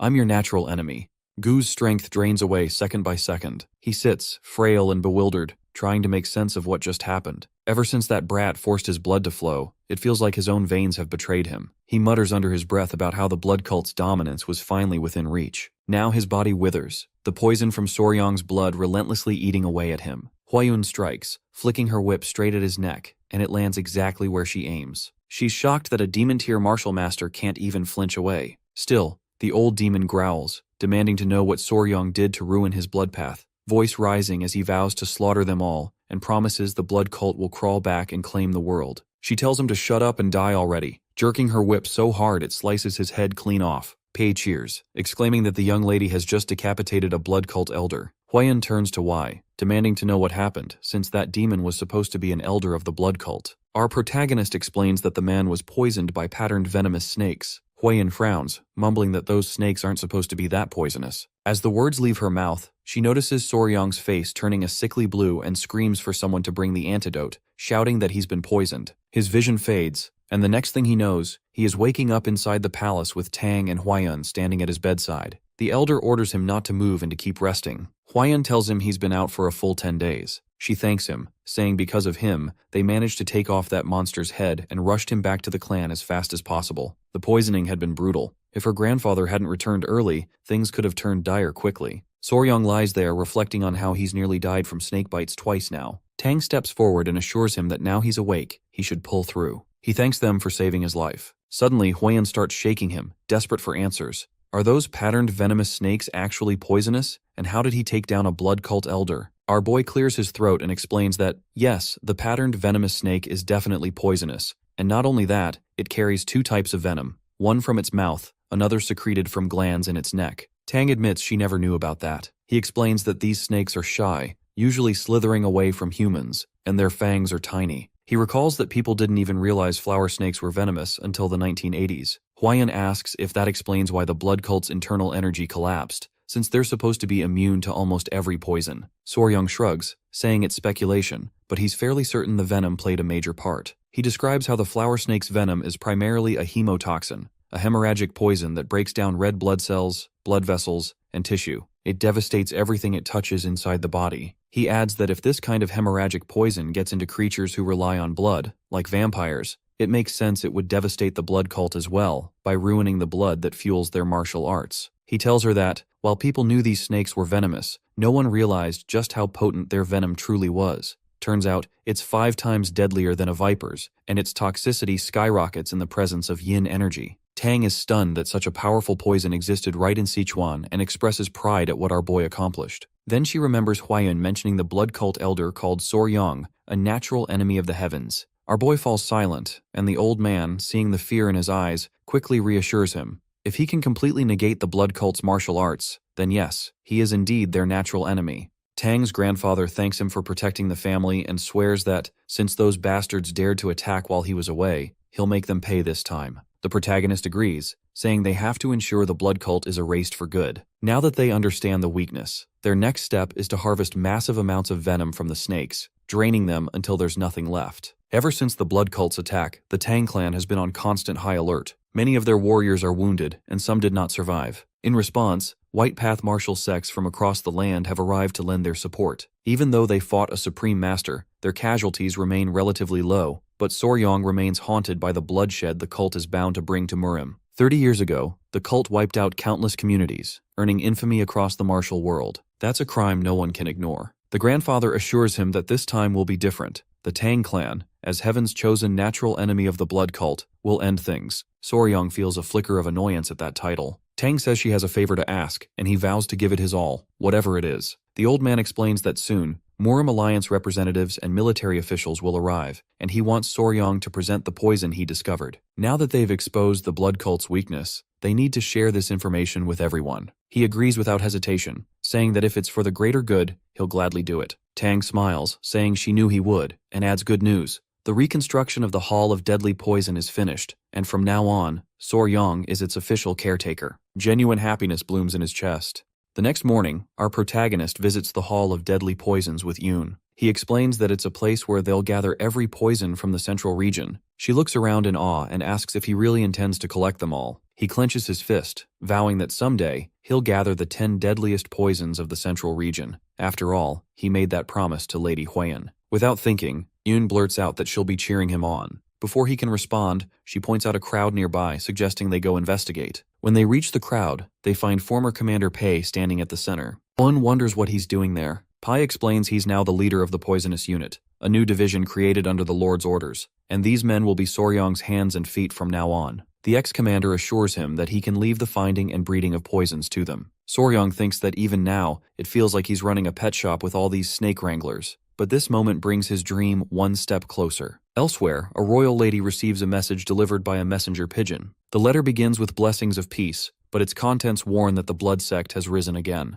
In the quiet central region, the winds of blood are about to blow. A small caravan steadily makes its way toward the Tang family mansion. Among the group, an elderly man reassures everyone that they're almost there, expressing hope that tonight they'll finally sleep under a proper roof at the Tang estate. Juge, weary from their travels, breathes a sigh of relief. He's glad they won't have to camp outside any longer. He quietly resolves to bring back at least some good news, even if it's just the faintest hint regarding the blood cult's movements. Soon, the caravan arrives at the imposing gates of the Tang family palace. The old man calls out to the group, pointing out the estate just ahead. A guard stationed at the entrance quickly spots them, and sensing they might be important, asks if they're the honored guests from the Morium Alliance. Zhuge steps forward and introduces himself as Zhuge Hu, a military officer representing the alliance. The guard thanks them for coming and asks them to wait a moment, explaining that there are a few important things they should know before entering. Zhuge wonders aloud what kind of issues they might need to be aware of. The elder jokes that perhaps the Tang family has started enforcing a weapon surrender policy. The guard shakes his head and says it's not quite that, admitting it might sound strange but asks them to hear him out. He explains that while on the Tang estate, no matter how dangerous or seemingly important a creature appears, harming it is strictly forbidden. Zhuge ponders whether the family has suddenly adopted Buddhist principles. The guard assures them everything will become clear inside, but insists they remember this rule. Just then, Soryang and Huayun appear at the gates. She greets Zhuge warmly as an esteemed officer of the Alliance, and he returns her greeting with respect, noting that it's been some time since they last met. She confirms that it's been exactly a year since their last encounter at headquarters. Zhuge asks if the great Grand Leader is present. Huayun explains that her grandfather has stepped out temporarily to search for any traces of the blood cult, apologizing for his absence. Zhuge assures her it's no problem. Being welcomed by one of Morium's 3 great beauties is already an honor. Curious, he asks about the young warrior standing beside her. Since it's their first meeting, Soryong introduces himself. Zhuge and the old man quietly observe that his name is Wei, not Tang. Huayun clarifies that he is her fiancé. The men in Zhuge's group react with surprise and disbelief. One exclaims that one of Morium's 3 great beauties actually has a fiancé, while another insists it doesn't make sense. Zhuge quickly regains composure and asks her to guide them inside, and she thinks to herself that if they linger any longer, some of these fools might even challenge our protagonist to a duel. As they prepare to enter, a few men spot a golden king bee buzzing nearby. Immediately on edge, they wonder why such a dangerous and venomous creature is roaming freely within the estate. They draw their swords, warning each other to stay alert and protect Huayun. Soryong calmly tells them to put their weapons away and asks one of Zhuge's guards if they were briefed on the new rules. The guards ignore him, shouting at our protagonist to stand back, insisting that the golden king bee is deadly and could kill a person in seconds. After a tense moment, our boy raises his voice and tells them to relax. The bee is his pet. The golden king bee settles on his head, playfully tugging at his hair, and he gently greets it, warning it not to sting any guests. One of Zhuge's guards exclaims in disbelief that he is treating the deadly creature like a household pet, and the tension dissipates. Huayun and her fiancé lead the guests further into the estate. As they walk, Zhuge reflects on the enigmatic youth from Hainan, now revealed as Soryong, fiancé to the Tang family's poison master. Even if not related by blood, he is practically a son-in-law. Zhuge glances at his own men, who are still grumbling about venomous scorpions and snakes, and turns to our protagonist, asking why all these warriors are fussing over poisonous creatures. Soryong casually explains that the warriors are serving what's called companion venom punishment. Zhuge tries to understand, asking if this means the warriors committed a crime. He confirms, saying that's about right. He recalls an incident from a few days ago while training with Huayun. She instructed him to channel his internal energy, but he struggled with her technique. At that moment, Pei arrived with 2 other warriors. She immediately asked what was wrong. Pai reported that over half the baby SEO venomous rats, intended as food for the tiger venom bees, were dead. Our protagonist replied that it couldn't be helped. Baby SEOs are so sensitive that sometimes if startled, their mothers will eat them along with their alcohol. Pai clarified that this time it wasn't the mother rats. The other rats ate them. Soryong demanded an explanation, and Pei admitted that eating live baby snakes or rats dipped in sauce is a nostalgic delicacy for some of the venom caretakers from Hainan. Before they realized it, they'd eaten most of the baby rats. Huayun scolded him for not stopping them, while Soryong insisted the baby venomous rats were supposed to feed the bees, not the caretakers. Wanting to teach them respect for the creatures under their care, our boy imposed the companion venom punishment, assigning each warrior a venomous creature to look after as penance. Zhuge finally understands the reason behind everyone's poisonous companions. A few minutes later, Soryong leads Zhuge into the grandfather's chamber. The elder confirms to Tang that, as he suspected, the mysterious young warrior the clan met in Hainan was Soryong himself. The old man asks Zhuge's opinion of Wei, saying he is a priceless gem to their clan, and that simply calling him mysterious falls short, especially given how effortlessly he handled the golden king bee. Zhuge quickly shifts the conversation to the Alliance's urgent concerns. They haven't found any leads on the blood cult and can't afford to let its influence spread unchecked. The grandfather turns to his grandson-in-law, instructing him to bring out the item. Soryong complies, and the old man activates a chi barrier to ensure their conversation remains private. Our protagonist produces a small bottle, setting it on the table, and announces that this is what they've been keeping secret. Zhuge examines the bottle, asking what it contains that warrants so much secrecy. Tang explains it's poison extracted from veteran venomous snakes. Zhuge asks what makes this poison so special. Tang poses a question. What if the poison works only on members of the blood cult? Zhuge presses for confirmation, and the old man affirms it, though he admits it sounds unbelievable. Zhuge acknowledges that if the claim is true, it's a groundbreaking discovery, recalling that 30 years earlier, the blood cult's use of mountain hollow poison gave them an insurmountable advantage. Martial artists would lose all their internal energy, while blood cult warriors remained unaffected. Tang nods, explaining that this new poison, according to Yoon, reduces a blood cult warrior's strength to that of a normal person, and that Huayun had already used it to kill a cult elder with a single strike. Zhuge remarks that if this poison works like the mountain hollow poison, then even the Alliance's elder leader can finally find peace of mind. The old man insists that Zhuge should thank Wei, revealing that our boy discovered the poison and even went so far as to poison himself, allowing the cult elder to absorb his blood and leaving him hovering between life and death for 10 days. Joog expresses admiration for Soryong's intelligence and courage, calling him a true young warrior, and promises that if he ever wants anything, he'll personally deliver the request to the Alliance leader. Instead of requesting martial arts manuals, treasures, or gold, our protagonist simply asks for information about venomous creatures. Surprised, Juga wasn't expecting such a request. The old man says he might have something of interest and asks if Soryong has ever heard of the mysterious stone lizard. Joog begins to recount for Soryong the story of how he discovered the stone lizard. He remembers setting out on a journey with a companion, trekking for days until they finally reach the edge of a lake. The man traveling with him turns and remarks that it looks like they've made it. He adds that, just as the ancestors described, the waterfall and Turtle Rock have revealed themselves, and the distant Sichuan peak is visible beyond the mist. Joog agrees, noting that the water cascading from the inner snows is bitterly cold. He instructs everyone to hold their position and signals for his companion to follow closely. The man agrees without hesitation. Together, they begin to hop from rock to rock, carefully making their way across the terrain. After covering some ground, Joog points out that once they pass Turtle Rock and scale the cliff behind the waterfall, they'll find the cave entrance next to a boulder shaped like a fist. His companion confirms this matches the ancient texts, and Juga assures him he'll take the lead, again asking him to keep close. The man promises he will, and the two head into the cave together. After walking for a while in the dim light, Juga announces that they've finally arrived. Our protagonist is stunned by the sight before them, unable to believe such a surreal and magical landscape exists inside a cave. Joog explains that it's precisely this environment where the spirit herb thrives. As they venture deeper, he suddenly gestures at a plant and tells our boy that he's found it, the century snow herb. He explains that this herb is infused with bone-chilling cold energy. Now, all they need to do is trade it for the black Ryongo from the Namgung family. With this exchange, Zhuge confirms the Namgung clan's daughter's condition will improve, and they'll receive the 200-year-old black Ryongo in return. Just as Zhuge reaches out to pick a herb growing near a rock, something bursts forth from the stone. Instinctively, he swings his sword, blocking the sudden attack. A barrage of objects comes flying at them, forcing him to shout a warning, telling Soryong to stay alert because this creature moves like lightning.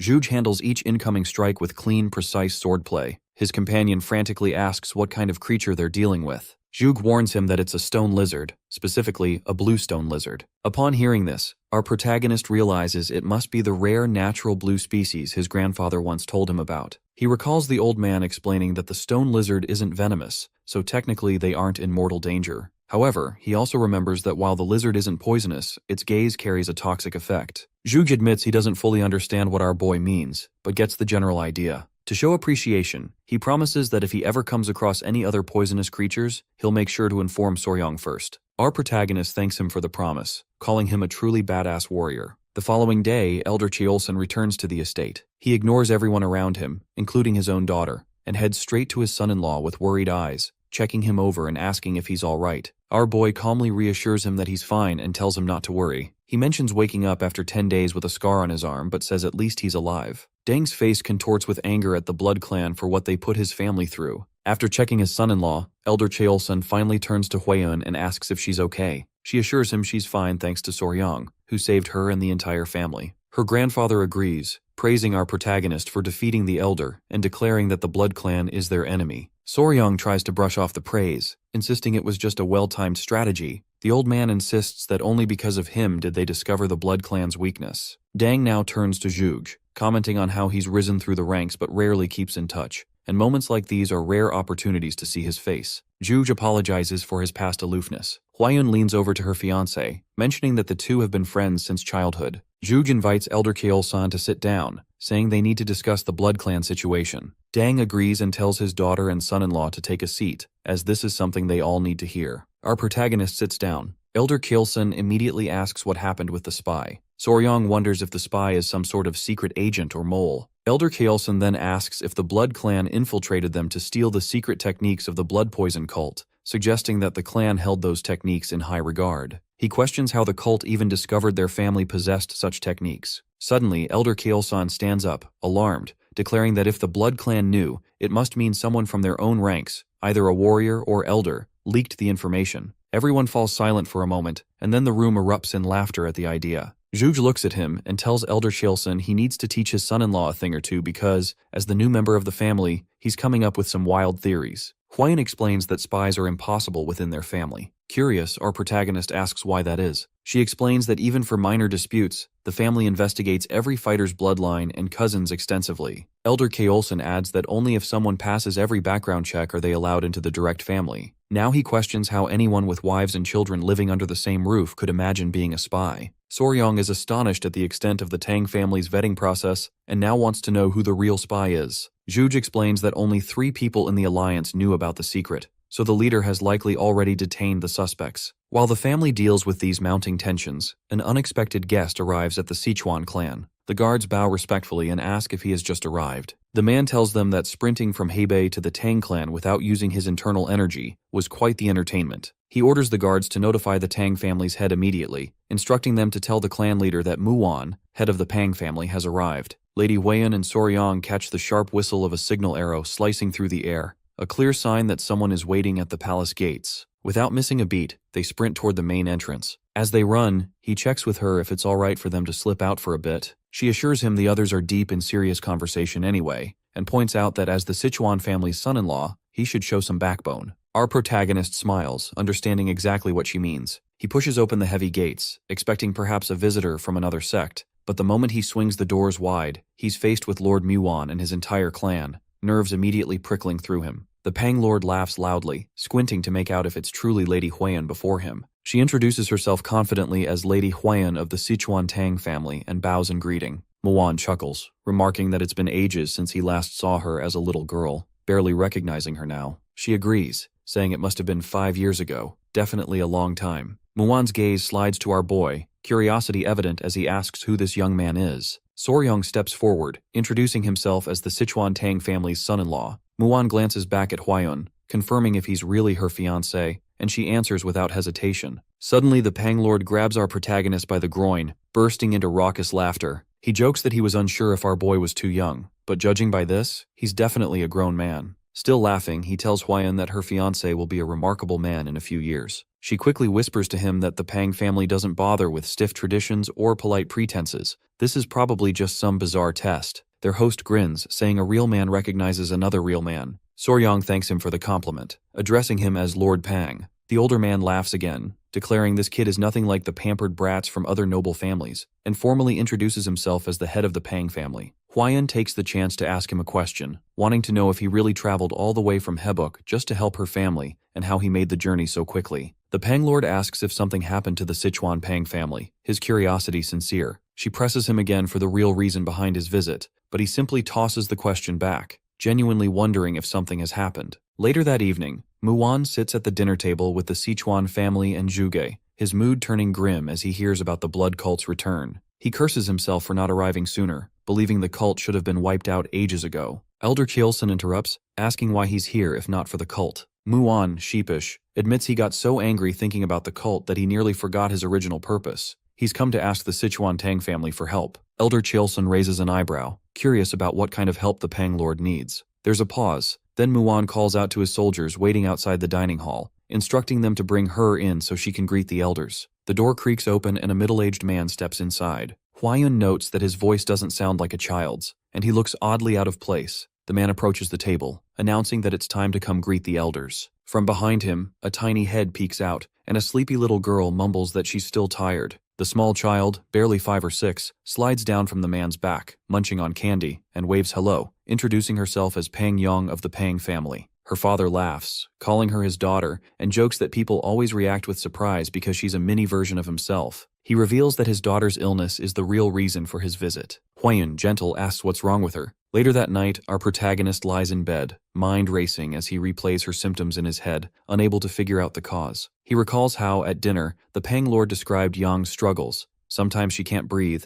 red blotches bloom across her skin, and in the worst moments, she faints. After a period of rest, the girl always recovers, but no one can explain why these episodes keep happening. Muwan says he's traveled everywhere, sought out disciples of the healing sect, but every healer claimed Yang was perfectly healthy. One even said something so foolish that the Pang Lord almost punched him then and there. Dang asks what exactly the healer said. Their guest replies that the healer suspected poisoning, but he refuses to believe anyone in his family could ever do something so cruel. Elder Kjolson suggests that if it is poison, it might be the work of an insider. Muwan adamantly rejects the idea, unable to accept betrayal from within his clan, and insists they drop the subject. He can't stand to doubt his people. Zhuge reminds him that poison doesn't always mean malice or foul play. Elder Cheolson suggests they prepare a room in the four harmonious pavilions so Muwan can stay, keep an eye on Yang, and figure out if her condition is due to poison or something else. The Panglord bows deeply, grateful for the family's hospitality. Turning it all over in his mind, Soryang notes that the girl's symptoms sound suspiciously like childhood diabetes, especially since she's always eating sweets and every episode is triggered after candy. He wonders if diabetes can cause red blotches. Thinking if the symptoms fit, the answer should be close at hand. Suddenly, a frantic knock rattles his door. He asks what's wrong, and a young maid bursts in, announcing that the Pang family's young lady has collapsed. He rushes to the hall, finding Huayan already present and Muwan cradling his unconscious daughter. Their guest explains she was sitting peacefully in the pavilion when she suddenly started coughing and fainted. Elder Cheolson points out that since she's collapsed here too, the issue can't be internal betrayal. In a burst of emotion, the Pang Lord punches himself hard enough to knock out a tooth, declaring that even the thought of doubting his people is unforgivable. He adds that if Yang collapsed here as well, something else must be at play. His men follow suit, punching themselves and chanting about their failure to protect the young lady. Elder Cheolson orders them to get a grip. Huayun, desperate, turns to our boy and asks what they should do now. He tells everyone that there's still a way forward, but first, everyone needs to calm down. He insists they have to find the source of Yang's illness to clear everyone's name. Muwan asks what exactly he has in mind. Our protagonist answers that they need to start by removing Lady Yang's clothes, a suggestion that instantly sends her father into a furious rage. Muwan demands to know what that bastard just said, his temper flaring. Soryang, keeping his composure, calmly informs him that the man was basically instructing them to strip Lady Yang naked. Instantly, Muwan grabs our protagonist by the collar, roaring in his face, while he tries to clarify himself, hastily explaining that's not what he meant at all. Amidst this chaos, Soryang spots centipedes crawling out from under his shirt and realizes at once how dangerous that could be for the furious father. Without hesitation, he orders the creatures to crawl back inside and not lash out. Tang intervenes, shouting that the Lord's son-in-law must have a damn good reason for saying something so outrageous, urging Muwan to cool it for a second. He suggests they should at least hear our protagonist out before beating him half to death. Muwan glares at Soryang, spits out a threat about his creepy eyes daring to talk about stripping his own daughter, who isn't even close to his age, and warns that he better have a reason worth hearing. After that warning, he finally releases his collar. Our boy pleads for Muwan to just listen through to the end, insisting that when he said to strip her clothes, he simply meant to take off everything she is wearing and put on something else. That's all he meant. He continues, explaining that there's no way something from her Pang family clothes or belongings didn't cause her to collapse like that. But before he can finish, Muwan suddenly punches him in the face again, expressing his doubt in the explanation. Soryang quickly stops him from landing another blow, assuring him there's really no need to keep smashing his face in, and that he understands the worried father is simply out of his mind after seeing his daughter collapse. Impressed by our protagonist's forgiving nature, Muwan sarcastically thanks him for tolerating being punched twice. Soryang tells him that from now on, they will take care of the young lady within the Tang manor, and for the time being, all Pang family members are banned from contacting her. Muwan asks if that ban includes himself, and our boy replies that if her symptoms show up again while they are the ones looking after her, they will know it's not her family causing it. He then explains the method of elimination and addition, a process commonly used by breeders with insects, snakes, and amphibians, where switching out objects or changing the environment helps trace what makes the creature sick. For Lady Yang, they will use the addition method, swapping out every single environmental factor, then reintroducing them one by one to figure out what's triggering her collapse. He insists they can't just keep letting her pass out while they guess blindly. Tang agrees, telling Muwan that although it might take some time, this method will definitely uncover the cause, and he praises his son-in-law for having such a good idea. Finally, Muwan understands our protagonist's intentions and asks him to take good care of his daughter. Soryang assures him to leave everything to him, promising to handle it all. In his mind, our protagonist reflects that he's raised countless creatures before, so taking care of a child should be easy. However, reality quickly proves otherwise, as Yang wakes up and immediately starts bawling nonstop.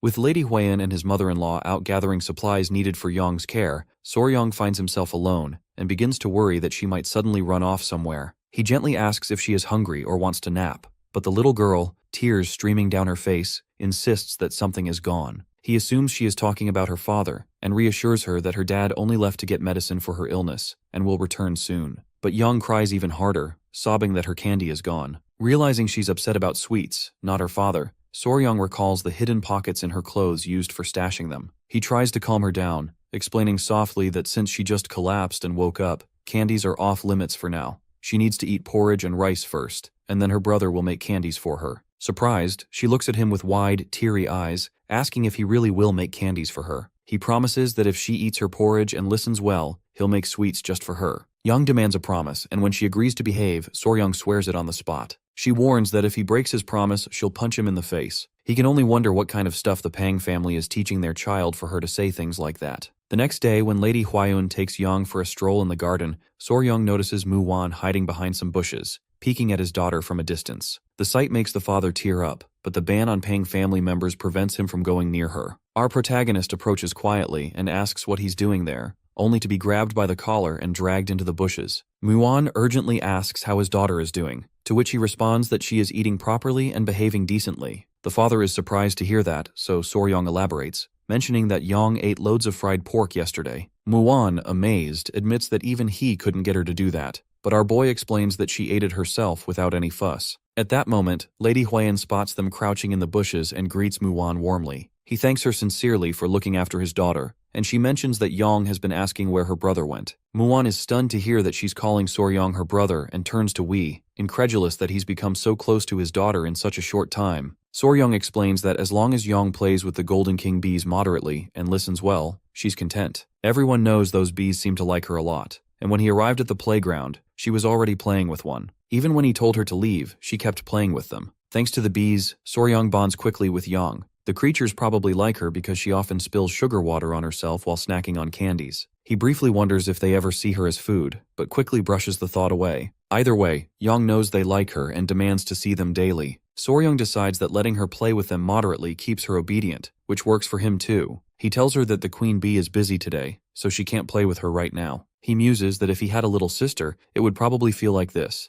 And now that Yang is used to him, he finds looking after her manageable. He warns her to be cautious, as other bees might sting her if she's careless. Unfortunately, a small one actually stings her. Soryang rushes over, concerned, and tells her to be more careful, suggesting they go to the medical hall immediately. Yang insists it's not that bad, but he urges her to put medicine on it just in case, explaining that bee venom can sometimes make people seriously ill. She agrees to go. On their way to the medical hall, Yang suddenly collapses again. Soryang remembers her father describing symptoms: rapid breathing, red blotches on her skin, and, in severe cases, loss of consciousness. At last, everything clicks for him. He finally understands that the reason Lady Yang keeps collapsing is because she is experiencing anaphylaxis. Anaphylaxis is essentially the immune system losing control and overreacting to something harmless. Normally, when a toxic substance or foreign invader enters the body, the immune system responds appropriately by releasing inflammation. Histamine floods the system, blood vessels loosen, and with those widened pathways, white blood cells and antibodies rush in to eliminate the threat. The problem arises when the body reacts far too dramatically to certain stimuli, forcing blood vessels to open up even more. If the chemicals that dilate blood vessels are released in excess, blood vessels everywhere expand, causing blood pressure to plummet. During this, breathing becomes difficult, the throat swells, itching intensifies, and in the worst cases, it can be fatal. Soryang knows he has no time to waste. He urges Yang to hold on just a little longer and dashes straight to the hospital within the palace. Bursting in, he shouts to his father-in-law that Lady Yang has collapsed. Lord Muan races to his daughter's side, but Elder Cheolson quickly steps in to keep him calm. Our boy reports that she seems to be struggling to breathe.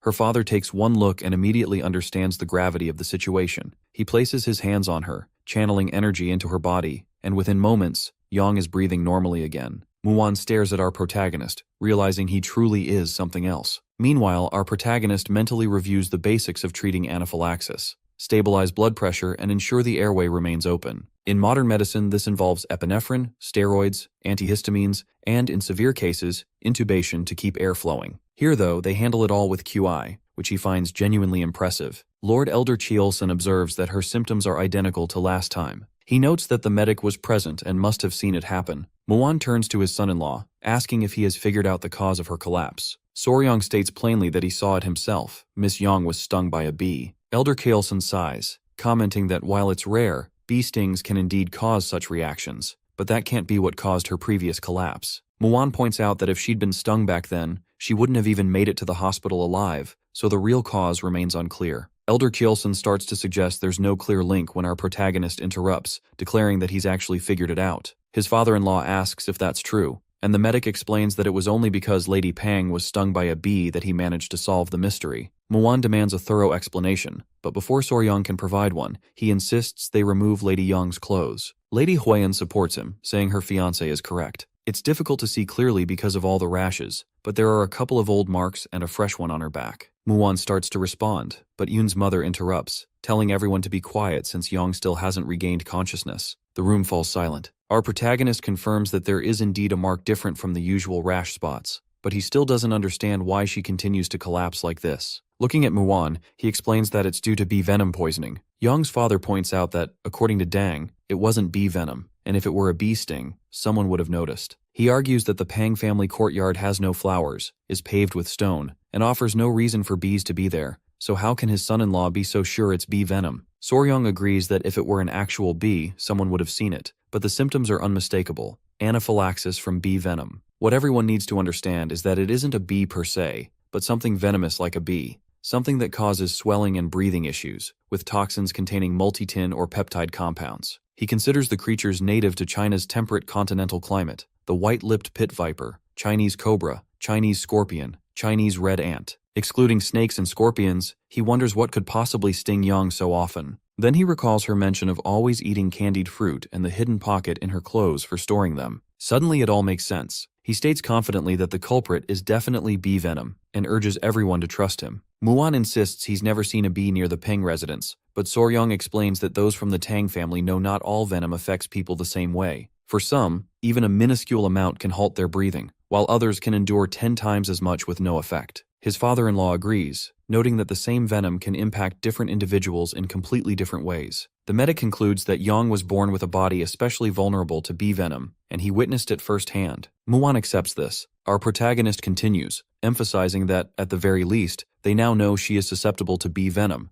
but since she's never been stung at home, only one possibility remains. Muan asks what he means. Soryong explains it's a bee, but not just any bee, a very specific kind. He instructs everyone to follow him into the garden. After searching for a while, Muan questions if his son-in-law is sure the culprit is out here. He insists he is, asking his fiancée to shine the light closer. She moves in, and soon they spot tiny ants gnawing on one of Yang's candied fruits. Using his chopsticks, our protagonist picks up one of the ants and announces to the others that this little creature is their culprit. Muan says that's just an ant, not a bee, but Soryong urges him to look closer, pointing out its stinger. He explains that technically, the ant is related to bees. Both elders are baffled until he shows them the stinger at the ant's rear. Elder Keolson expresses disbelief, asking if this is what he meant by being related to bees. The protagonist confirms, declaring that this nasty little thing is the one that brought Yang down, and its name is the Asian needle ant. The full name of the culprit is the Asian needle ant, Pachycondyla chinensis. These ants possess stingers because they evolved from the same ancient lineage as wasps, which is why so many wasp-like traits persist even now. Research papers on needle ant venom confirm that people who go into anaphylaxis from these ants react in exactly the same way as those stung by wasps. The ant likely wandered over to feast on the other ants stuck in Yang's candy and ended up stinging her by accident. Asian needle ants are notorious cannibals. They devour other ants without hesitation. Since their sting marks look almost identical to ordinary rashes,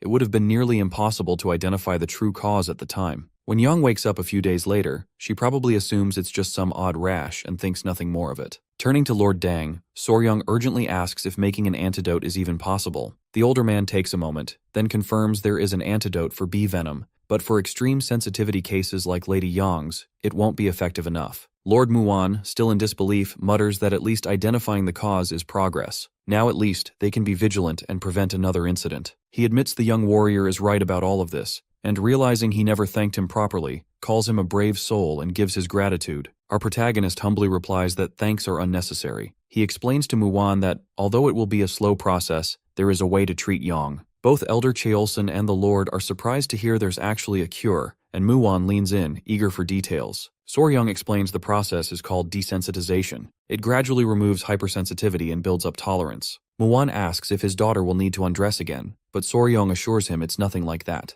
The treatment involves administering tiny doses of bee venom in extremely low concentrations, slowly training her immune system to stop overreacting. He warns it will take a long time, but once it's finished, bee venom will no longer be a threat to Yang. Elder Cheolson agrees, remarking that the Tang clan uses a similar method, injecting small amounts of poison to develop resistance. Muan wants to know if this means his daughter will never collapse again after treatment. Soryong confirms that, while it takes patience, it should work. Grateful beyond words, Muan grabs his hand, saying he's just saved his daughter's life. Wanting to repay this enormous favor, the older man insists he cannot let it go unrewarded and asks if there is anything Soryong wants. Anything at all, he he will make it happen. Our boy quietly wonders why everyone here offers blank checks simply for helping out. He responds that Young feels like a little sister to him now, so he could never accept a reward for caring for her. But Muan dismisses his modesty, insisting that's not how his clan does things, and demanding he name something. Realizing that if he refuses, the Lord will just keep pestering him, Soryang blurts out a request. Since he's come all this way, maybe they could go sightseeing together at a famous mountain. He names the destination, the Sa Cheon Mountains. Arriving at the mountains, they look up at the towering peaks. Soryang tells Muan that a rare, beautiful blue lizard lives in these parts. His fiancée joins in, saying the strategist claims this very spot is significant. Our protagonist agrees, pointing out a waterfall and a turtle-shaped rock in the distance, and wonders aloud how they'll get to the waterfall. Muan asks if he's just begun learning light footwork, then guesses our protagonist doesn't know advanced techniques like dappa, stepping on waves, flying swallow, or full stop. Without further explanation, the Lord grabs him by the collar, lifts him into the air, and says that explaining is too much trouble. He should just follow his lead. With that, Muan hurls him straight toward the waterfall, then easily catches him right at the water's edge. Soon, they spot a cave entrance hidden behind the roaring cascade. Deciding to investigate, Muan suggests they head inside, convinced there's something valuable within. The three of them step inside together, immediately struck by the cave's strange atmosphere. Huiyan murmurs there's no way the strategist lied to them. The cave's interior is nothing like what they imagined. Soryang remembers that the Miram Alliance strategist described it just this way. A shaft of light cuts through the center, nameless flowers blooming across the stone floor, lending the place a mysterious, almost otherworldly air. Muan grumbles that it doesn't look like paradise to him. There's no sunlight streaming down through a hole, and no flowers bloom as described. Instead, everything is wilted and dead. He wonders if some divine beast is affecting the environment, and notes that cold air seems to be pouring out from behind a rock. The young warrior agrees, stepping back as Muan cautions everyone to stay alert. Suddenly, a biting cold fills the cave, and the Lord shouts a challenge into the shadows, demanding whoever is there to reveal themselves. From the darkness, a lizard with gleaming eyes shuffles toward them. Muan immediately tells Soryang to stay behind him. As the creature waddles out, our protagonist realizes it's just a fat-tailed gecko, about 1 janja long. Lady Huiyan admires the beautifully colored blue lizard, and he grins, knowing she would appreciate it. Muan raises his sword, warning there's another creature hiding deeper in the cave. Soryang thinks that if they're up here, the lizards might even breed young. He quickly urges Muan that they need to capture them alive, but as he scans for the second lizard, he senses something is wrong. Huiyan asks if something's the matter, and he explains that he thinks he saw it, but he suspects the second one isn't breathing anymore. Soryang tells Pei he's leaving the situation in his hands and asks him to update him immediately if anything happens. Pai assures him he can be relied on, promising that if the stone lizard starts acting strangely, he'll send word right away. For now, our protagonist decides to step away, knowing that they don't even understand what this creature likes or dislikes. Doing anything rash could worsen the sick lizard's condition. From a distance, Lady Huiyan calls out, inviting him to come down and eat. She's cradling 3 baby centipedes, soft and squishy, in her hands. For a moment, he finds himself imagining her as a tired housewife, holding 3 infants against her shoulders and chest, while her husband, Wai, sits at the dinner table waiting for food. Night falls, and our boy returns to camp from the cave. He reports to everyone that the lizard hasn't moved at all. Muan frowns, remembering it didn't budge when he checked either. He wonders aloud if living creatures can go this long without eating. Soryang agrees and admits he's been wondering the same thing. He notes that geckos and regular lizards can survive for days without food when stressed, especially fat-tailed geckos, which store energy in their thick tails. If the lizard hasn't eaten yet, it's likely living off its reserves. Realizing that a choice must be made, he suggests to Muan that they should at least check on the one that isn't moving. Muan asks if they mean to capture it now, but Soryang clarifies it's not about catching it yet. He just wants to see where it's been hurt and maybe feed it if it feels hungry. He asks the Lord to lure the healthier lizard over. The older man jokes about just knocking it out with one hit and catching both at once, calling himself a soldier who's spent too long behind a desk and admitting it's no wonder a puny lizard bested him. Still, he concedes that if he punches it, the creature might die, so maybe they should try knocking it out gently instead. Our protagonist agrees that's their best option. Together they draw a map on the ground. Soryang points out that Lord Pang should lure the lively lizard to a certain spot, while he and Lady Huiyan check on the sick-looking one. She adds that the poison squad can block the road to Wai. Muan approves, asking if there's anything specific he should watch for. Soryang warns him not to let the lizard run toward the cave wall, since it might climb up and come right at him. The Lord gets the idea and urges everyone to hurry, his excitement obvious. He sprints toward the cave while Huiyan worries aloud that if the lizard is really sick, there may not be much time left. They all enter the cave together, where the creature stands, guarding its nest and looking ready to fight. Soryang tells Muan to begin. The older man draws his giant sword and charges, trying to scare it off. He orders his men to follow the plan, and they move immediately. The lizard, panicked, leaps forward and attacks, but Muan shoves it away, sending it flying to the other side of the cavern. Muan jokes that with a head that tough, the lizard could pass for a top warrior of the Pang clan. It lunges again, but he knocks it aside once more and signals Soryang to move, as he and his men are blocking it from reaching its nest. Lady Huiyan urges our protagonist to hurry while they have the chance. He agrees, and they step into the nest, finding the sick lizard completely still. He notes that its shed is incomplete, and the tip of its tail shows necrosis. Its eyes are filled with pus from not shedding properly. Huiyan asks what they should do. Soryang insists they need to treat it immediately. She reminds him they don't have any medicine, but he says that's fine.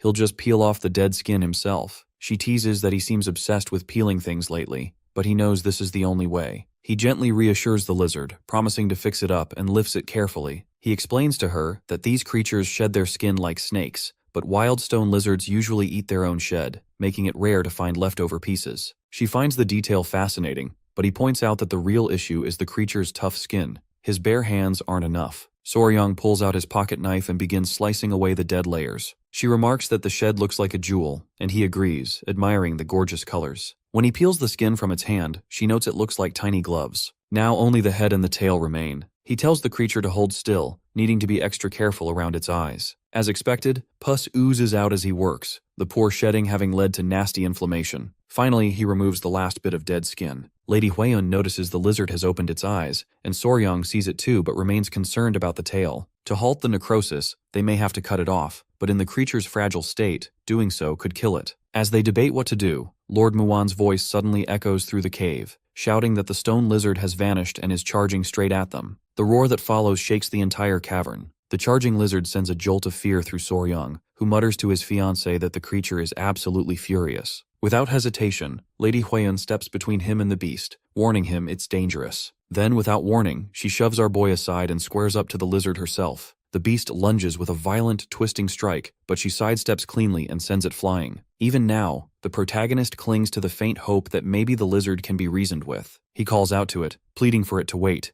assuring that this isn't what it looks like, and begging it to listen. The lizard pauses, staring at him with an odd intensity, as if trying to communicate. Both lizards, one glaring at Soryang and the sick one cradled in his arms, lock eyes and emit snorting noises that sound like laughter. He wonders if they're having a private conversation. The stone lizard then turns its gaze on him again, growling with unmistakable hostility toward Lord Muan. Soryang calls out for everyone to hold on, telling Muan and the others that it's fine and asking them to step back so he can try to talk to the lizard. Muan looks at him as if he's lost his mind, baffled that anyone would try to talk to a stone lizard. Still, Soryang insists the creature seems to understand at least some words, and figures that, for now, they're safe from any real attack. He glances at his fiancée and asks her to fetch some dried grass from nearby. She hurries off, and together they fashion a soft nest for the sick lizard, laying it down with care until it falls asleep. Turning to the aggressive one, he reassures it that there's no need to panic. They mean no harm. He helps peel away the crusted skin and clears the muck from its eyes,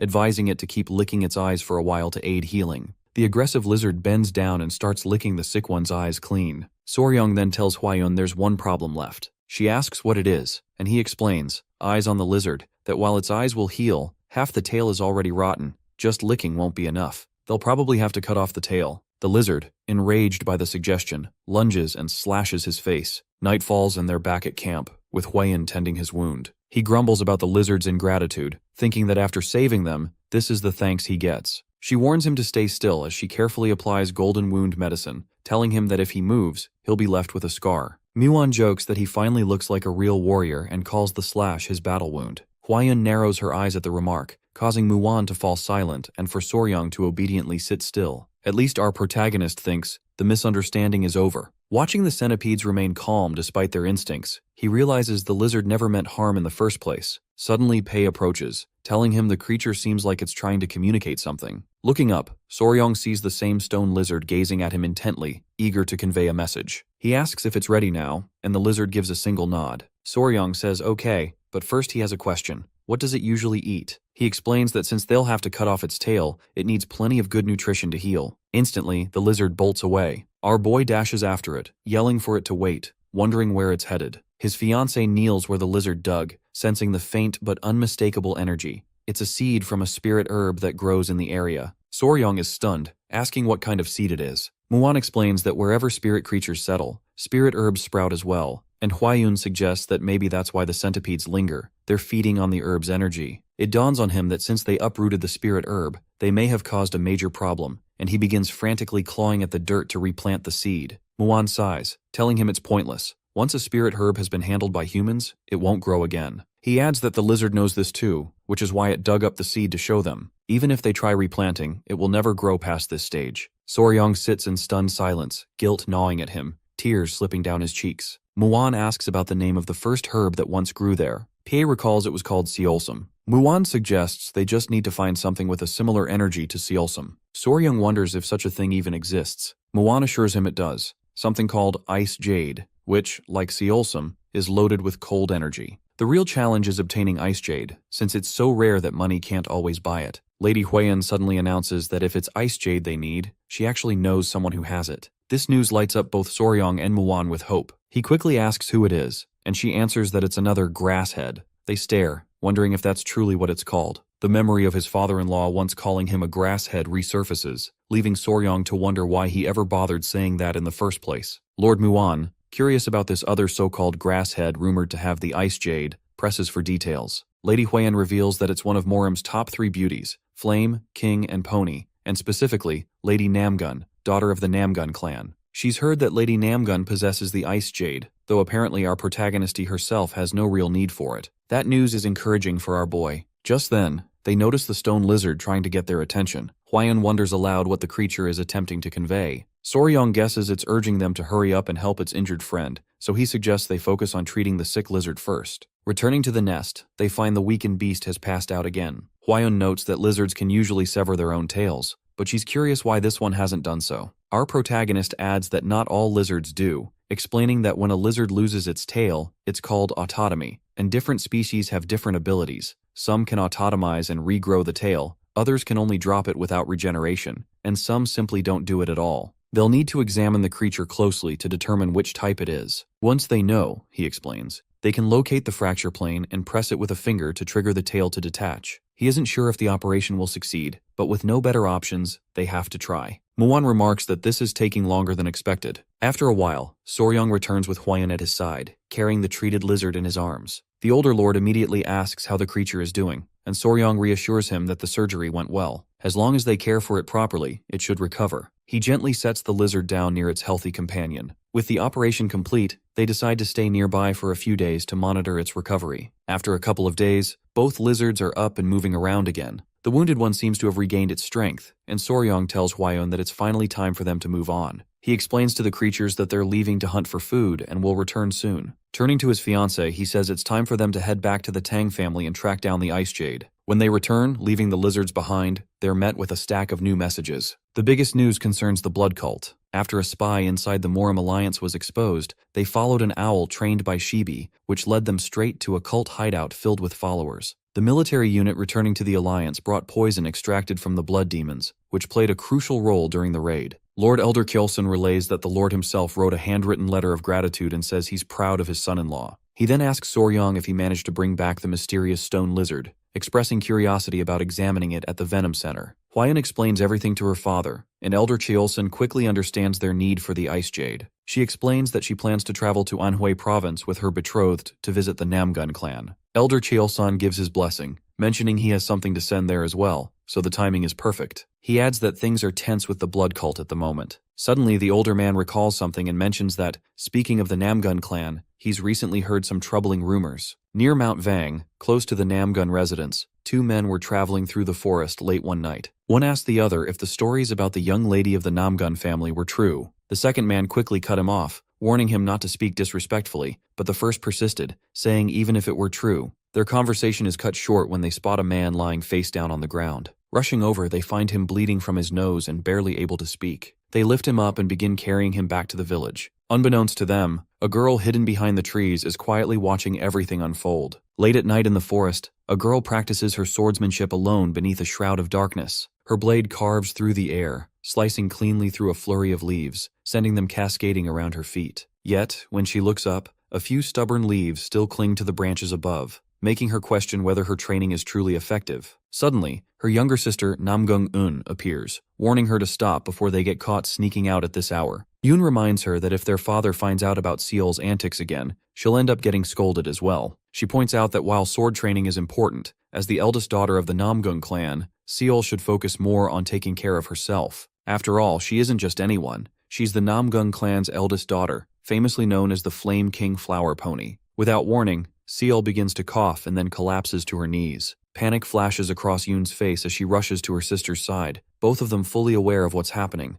It's Meek syndrome again. The elder sister once thought having this condition was a blessing for their family. Her body's meridians are wide open, allowing her to build internal energy rapidly, her vital force flowing freely without any blockages, chi streaming effortlessly through her veins. Yet, when the old family doctor examines her, he explains that her problem is having far too many open meridians. Her innate energy leaks out faster than her body can replenish it. Their father, desperate for a solution, asks if there's anything that can be done. The doctor, after a thoughtful pause, says that what Seol needs is yin energy. Only pure yin energy can sustain her before her innate force is completely depleted. If her condition continues, her lifespan will be dramatically shortened. As they walk home, she tries to assure Yoon that she's all right. They make their way back to the palace, and Seol notices the lantern her sister is carrying. She privately compares herself to the flickering oil lamp, understanding that just as the lamp will disappear when its oil runs out, so too will she vanish if her own strength fades. Determined, she tells herself that she must master the Emperor's sword form before that day arrives. Gazing up at the moon, she makes a silent vow. Before her body burns out and disappears, she will achieve her goal. The next morning, Soryong finds himself sailing down the Yangtze River with his fiancée and their guards. Suddenly, Pei points excitedly to something in the water, shouting that there's a Bikadon, an endangered Yangtze River dolphin, swimming alongside them. Everyone turns to watch the rare creature glide through the water, and even though our boy is normally obsessed with insects and reptiles, witnessing the dolphin, thought to be extinct, fills him with awe. Lady Huiyan notes that if they continue this journey down the river, they'll eventually reach Wuhan, the base of the Martial Alliance. Soryong recalls that his father-in-law tasked them with stopping in Wuhan to deliver the poison of the bloodthirsty woodcutter. Afterward, they are supposed to disembark in Anhui province. She agrees, adding that at their current pace, they'll arrive ahead of schedule. He then confides in his fiancée that something is bothering him. When she asks what's troubling him, our protagonist wonders aloud, if the ice jade is truly as valuable as she claims, would the Namgung clan really give it up so easily? He's suspicious, sensing something off about the arrangement. She insists he needs to trust her, explaining that ice jade isn't particularly useful for Namgung Seol. Seol would actually need to ingest it, but ice jade is not something one can simply chew up and swallow. Our protagonist reasons that since they possess what the clan desires, handing it over should secure them the ice jade in return. He questions whether the artifact is even edible, but for now, he accepts her explanation. Still, he finds himself wondering about feeding ice jade to the stone lizards, concerned that the cold-blooded creatures, who generally dislike the cold, might react badly to something that emits cold energy. He mentions how ice jade is rumored to contain yin energy and radiate cold, and asks Huiyan what that really means. She admits she's heard of yin and yang energy before, but acknowledges the subject's complexity. She advises him to listen carefully, noting that understanding this will also help with martial arts. Yin energy, she explains, drives yin transformation, a natural force that sinks and gathers, usually suppressing the activity of living things. Gloom, fear, darkness, and cold are all manifestations of yin energy. In essence, it's simply one side of nature's balance. Soryong asks if yin energy is inherently bad. She says not really, explaining that its opposite, yang energy, drives yang transformation. Too much yang energy, however, can overstimulate the body, accelerating aging and depleting vitality. She goes on to say that those stone lizards require the coldness of yin energy because their bodies naturally run cold.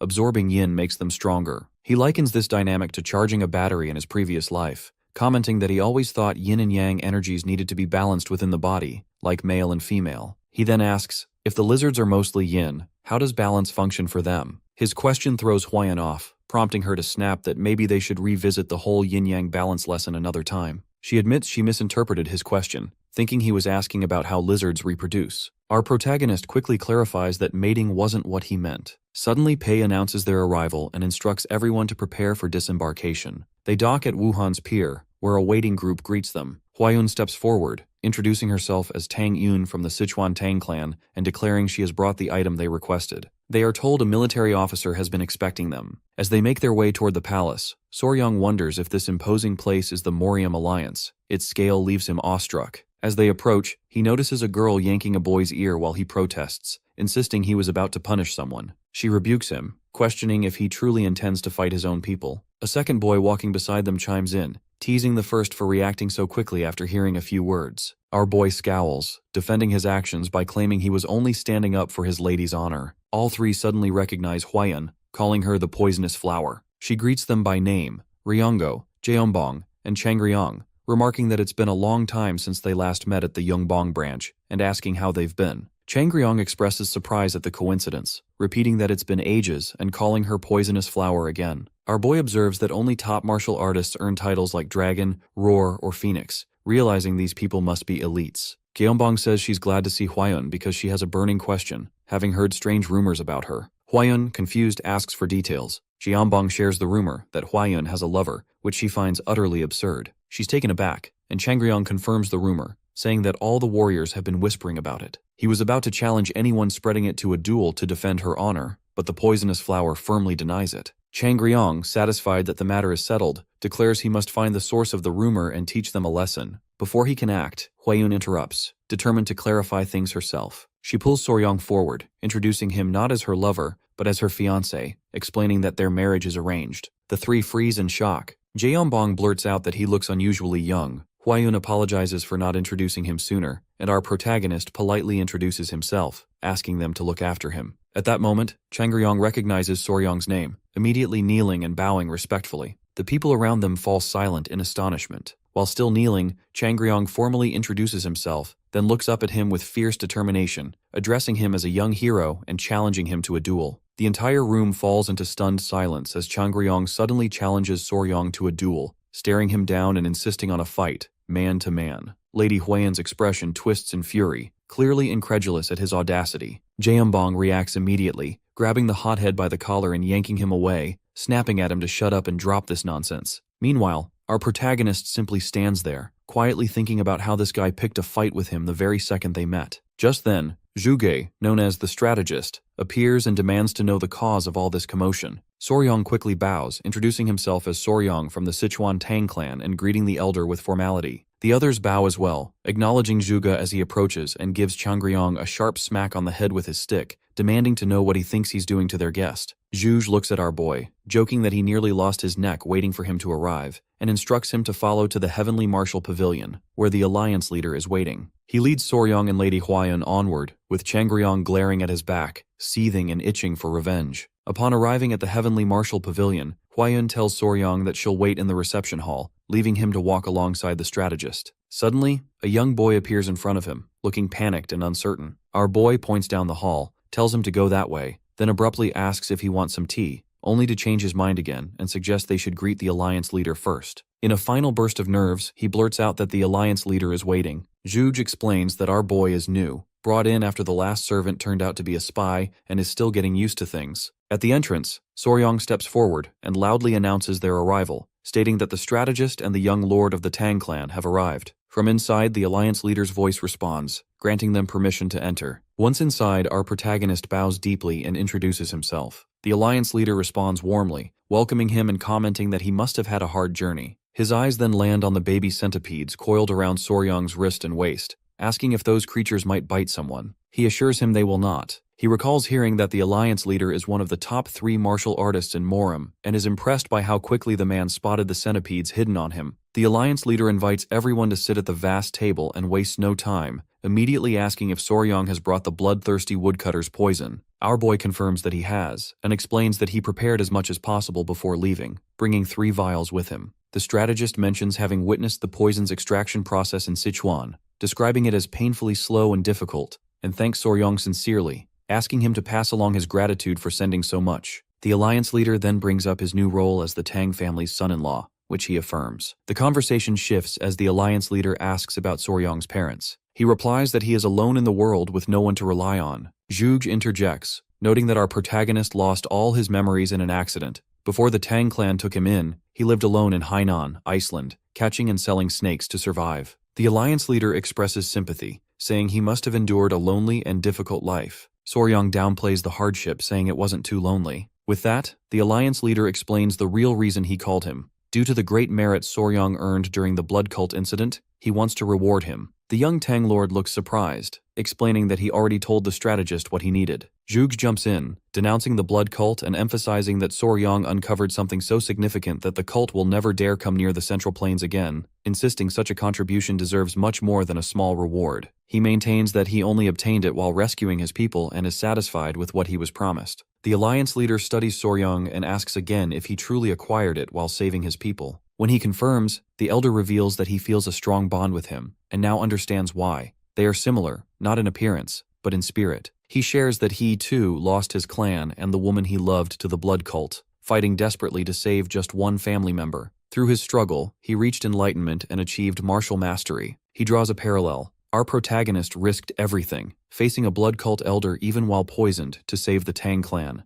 The Alliance leader tells him he is just like he was 30 years ago, powerless, but willing to risk it all. He continues, explaining that Soryang must have charged ahead with desperate determination. As a reward, he offers him his secret martial art, the iron chest technique. He confides that he has never taken a disciple, so when he dies, the martial art will disappear with him, but he doesn't intend to make Soryang his disciple, so the Tang clan need not be concerned. The strategist objects to this decision, but the Alliance leader only laughs, telling him to trust him. That night, Soryang leaves his room, carrying a large book, the martial arts manual the Alliance leader entrusted to him. He is still in disbelief that he received such a valuable personal gift. He recalls the strategist's warning to keep this secret from everyone except the clan elders for now, and thinks Lady Huayan will be pleased to hear the news. As he walks toward the reception hall, a voice suddenly calls out his name. He stops and turns to see Changryong, who addresses him as a young hero and says they meet again. Still fixated on the earlier challenge, Changryong reminds him that he hasn't yet answered his duel request. Our protagonist thinks to himself that this guy is incredibly persistent. Changryong insists that Soryang must prove himself worthy of the poisonous flower, Huayun, by demonstrating his strength. He sighs and warns him that it's dangerous. Changryong scoffs, stating that there's no need to worry. He won't use sharp blades and promises to hold back. Soryang shakes his head, clarifying that's not what he meant.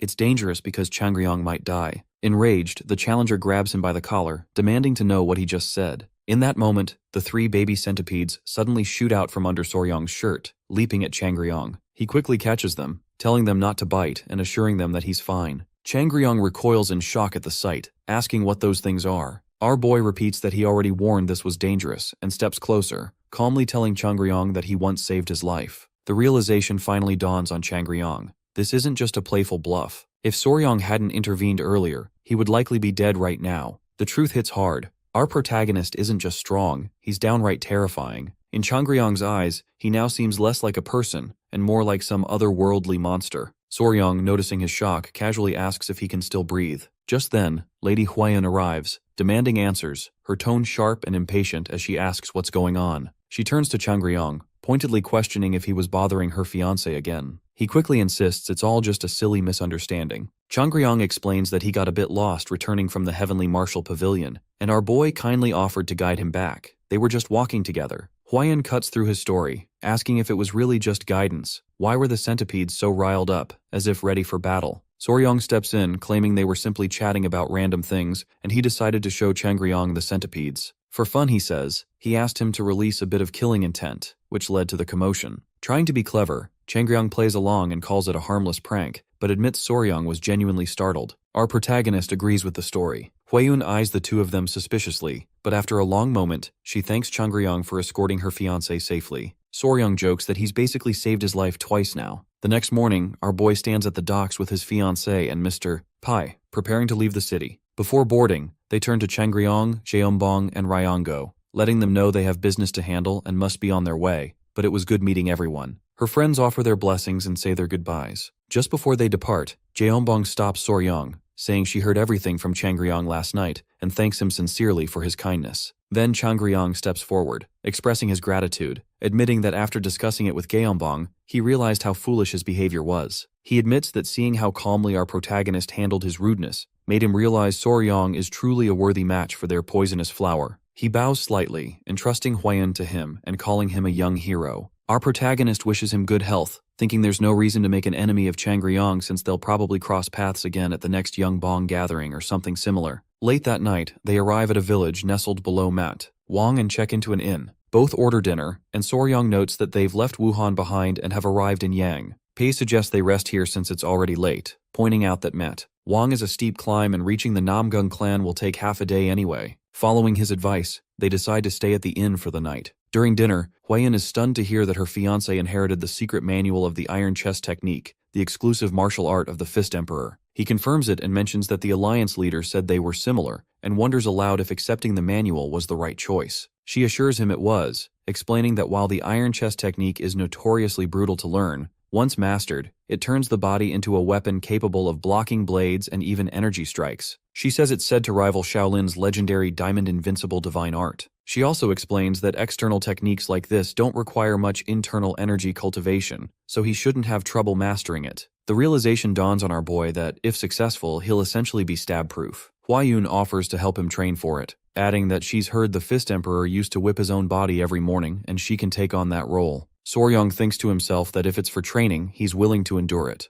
Their conversation is interrupted by a hotel servant who asks if they plan to stay the night. Huiyun confirms they do and asks why he's questioning them so closely. The old man introduces himself as the inn's owner and, judging by their appearance, assumes they're headed to the Namgung clan. Soryong wonders if there's a problem. Huiyun frowns, recalling that her father mentioned strange rumors circulating recently, and wonders aloud if this is connected. The old man explains that for months now, people climbing Mengte Wang have been disappearing. Eventually, they're found alive, but completely drained of their yang energy. Huiyun asks what this has to do with the Namgung clan. The innkeeper continues, saying every single recovered victim said the same thing. The woman they spent the night with was Lady Namgung Seol from the Namgung clan. Outraged, Huiyun snaps that this is utter nonsense and a false accusation. The innkeeper says everyone reacted the same way when they first heard it, but then recounts an incident. One day, a servant girl ran to Princess Seol, saying the clan head wanted her in the main hall immediately. Seol went, wondering if she'd been caught sneaking out for late-night sword practice. When she arrived, the clan head was already waiting with several young men. As soon as he saw her, he called her forward. She had no idea what was going on. He told the young men to lift their heads and look at her. One glanced up, then quickly bowed again, begging for forgiveness.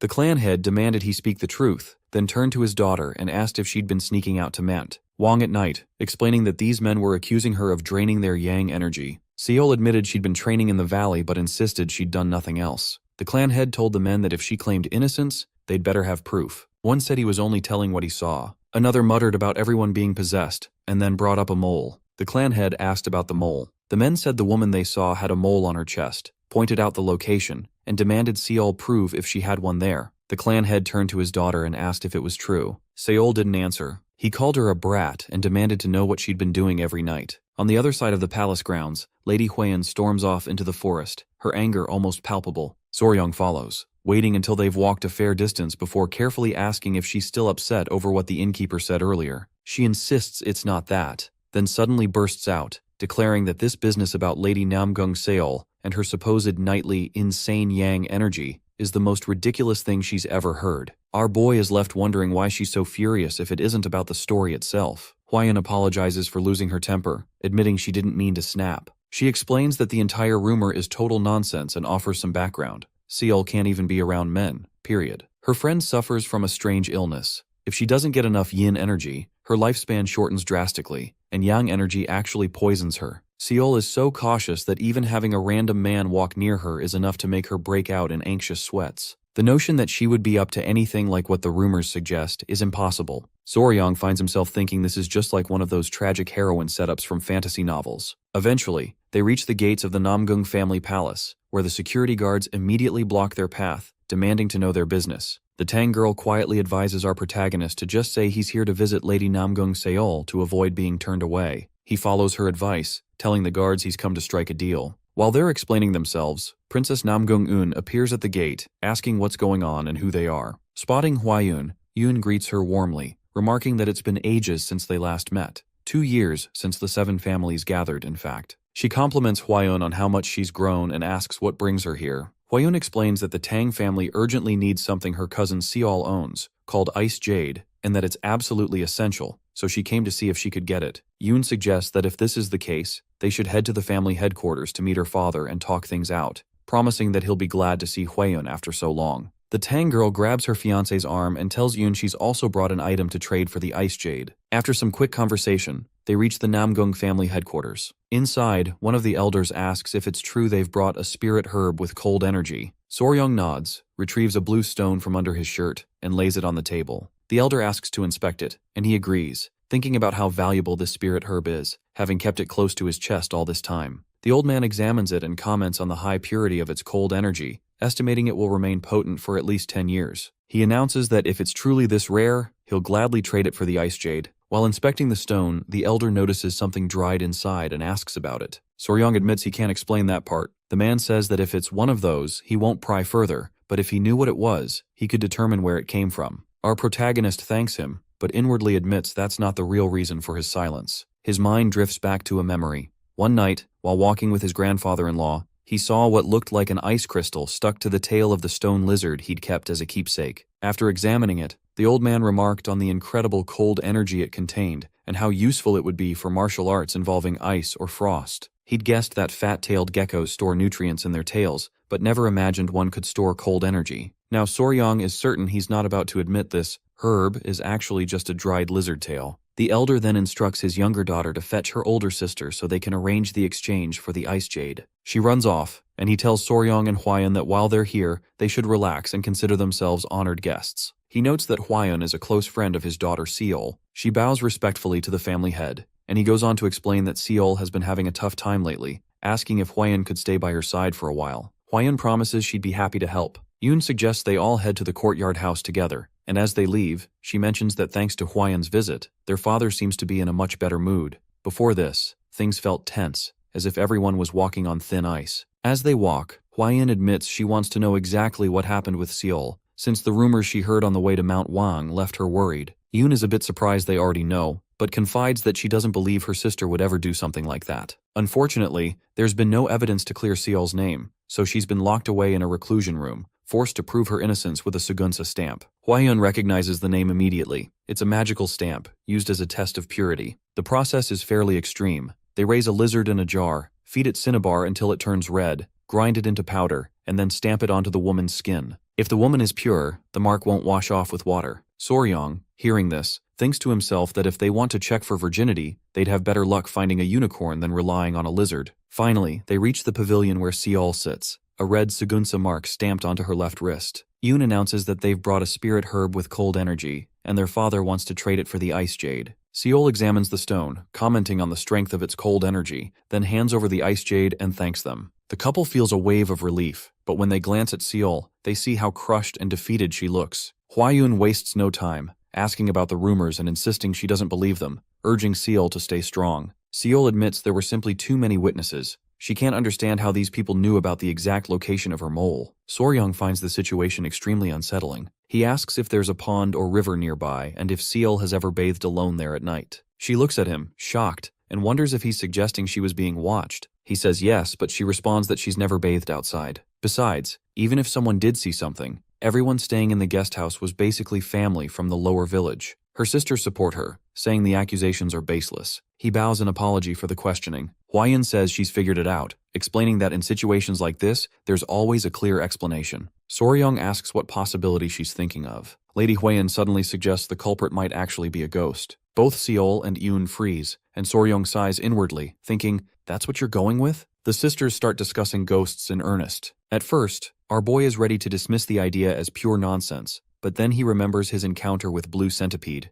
how he met it like a spirit in a vision after its death. Maybe the ghost theory isn't as far-fetched as he thought. Quickly he asks Seol if she's done anything unusual lately, like touching or swallowing some spiritual axilla. She pauses, considering, and says the only odd things she's handled recently were an acorn and a tree branch. He gives her an unimpressed look, but then she suddenly recalls that while training alone at night, she felt as if someone was watching her from the shadows. She's certain she sensed a presence, even searched for the source thinking it was her sister, but found no one. Seol wonders if she was just being paranoid, but admits the whole thing feels very suspicious. Just then, a young servant girl sprints up, breathless and pale. Seol asks why she's in such a hurry, and the servant announces that another villager has disappeared. Soldiers are already searching the area. Everyone tenses, hoping the news isn't true. Seol immediately rises, declaring that this so-called ghost needs to be punished for ruining her reputation. Her little sister urgently grabs her arm, begging her not to go alone again, warning it could end in disaster. But Seol reassures her, saying there's no need to worry this time. She's not alone. Yoon asks what she means, and the older girl clasps Hwaeun's hand, saying she's counting on these two for help. then turns to both our protagonist and Huayan, asking if they'll stand with her. Both agree without hesitation. That night, the four of them trek deep into the forest. Yoon whispers to her sister that if they get caught this time, it's game over. They'll be locked up for at least 6 months. She turns to Soryang, pleading with him to stop Seol from doing something reckless. Earlier, Seol had shown them a Norwich crafted with Nox, explaining it's a central decoration designed to hold a piece of ice jade. She mentioned she didn't know why he wanted the ice jade so badly, but if he needed something to carry it, the Norwich wasn't a bad choice. She also revealed it can split in two, becoming a token to share between people, and promised she'd give it to them if they helped her clear her name. Back in the forest, our boy assures Yoon that he isn't motivated by the Norwich. He just wants to protect Seol's honor. Woon calls him a liar, but Seol hushes her, reminding her to behave in front of their guests. The group pushes deeper into the woods until Seol stops, announcing this is the spot where she sensed a presence before. She warns that there could be clues left behind and urges everyone to keep their eyes open. Huayan nervously asks what they'll do if it really is a ghost. Seol grips her sword, vowing to cut it down with her blade imbued with evil-breaking magic. Suddenly, a thick fog rolls in, blinding them and muffling all sound. Soryang calls out for his fiancée and the sisters, wondering how everyone managed to scatter so quickly. He keeps shouting their names, trying to regroup, but his foot suddenly sinks into something sticky. Looking down, he realizes he's trapped in a massive spider web, thicker than anything he's ever seen. If the web is this big, he can only imagine how gigantic the spider must be. He hears a faint voice in the distance, straining to make out whether it's Yoon. Needing help, he whispers to his baby centipedes, asking them to find their mother, his fiancée. The creatures scuttle out from under his shirt and disappear into the fog. He keeps calling for the others, but only silence answers him, making him wonder if everyone is wandering deeper into the forest. He questions what's really happening and why spiderwebs are everywhere. He recalls that spiders generally fall into two categories: sedentary, which stay in one place, and wanderers, which roam. But none of them lay webs flat on the ground like this. This, he realizes, is not a normal spider problem. After a few tense minutes, the fog begins to thin. Our protagonist knows he must find the others quickly. He scans the area, eyes darting across the sticky webs plastered to trees, bushes, and the forest floor, everything coated in silk. Suddenly, Yoon's voice cracks through the haze, crying desperately for help. He spots her, cocooned and hanging from a tree, wrapped head to toe in spider web. But what truly unsettles him is the sight of Seol perched atop a giant spider, staring down at him with a wild, almost feral gaze. Soryang is completely thrown off by Lady Seol's new form. She's perched atop a giant spider, a species so massive and strange that he can't help but gawk. He quickly notices that unlike typical spiders, this one doesn't weave webs in the air. It spreads its silk flat across the ground. Suddenly, the pieces click together. The girl sitting atop the spider, pretending to be Lady Seol, is actually a mimic, specifically, a pedipalp spider. He recalls that pedipalp refers to those odd antenna-like legs near a spider's head, specialized sensory appendages for feeling, mating, and grabbing prey. Even scorpion pincers aren't true legs. Those too are technically pedipalps. As the spider exposes its shoulders in an attempt to lure him closer, our protagonist realizes this is some evolutionary trick designed to attract unsuspecting humans, especially men who aren't even supposed to be on the spider's menu. Meanwhile, Namgung Yoon desperately tries to communicate that the girl atop the spider is not her real sister, but she's quickly losing hope that he'll figure it out. Suddenly, our boy acts. He lunges forward, wrapping his arms around the fake Lady Seol. As the spider mimic prepares to strike, one of his baby centipedes darts out and, on his command, sinks its fangs into the creature's shoulder before scurrying back. The reaction is disturbingly realistic, almost too human. Moments later, the spider collapses, dragging the mimic girl down with it. Soryang figures the centipede venom, a powerful neurotoxin, should paralyze her but not kill, given her size. He edges closer, thinking that blue-spotted centipedes pack a strong punch, but this creature should survive. He actually feels a bit protective, not wanting the rare spider to be killed by vengeful villagers. With a hint of admiration, he wraps his arms around the fuzzy creature, muttering to himself about its bright red body, the 4 big spots on its back, and that soft, velvet-like fur. He admits it's adorable and finds himself curious about its real face.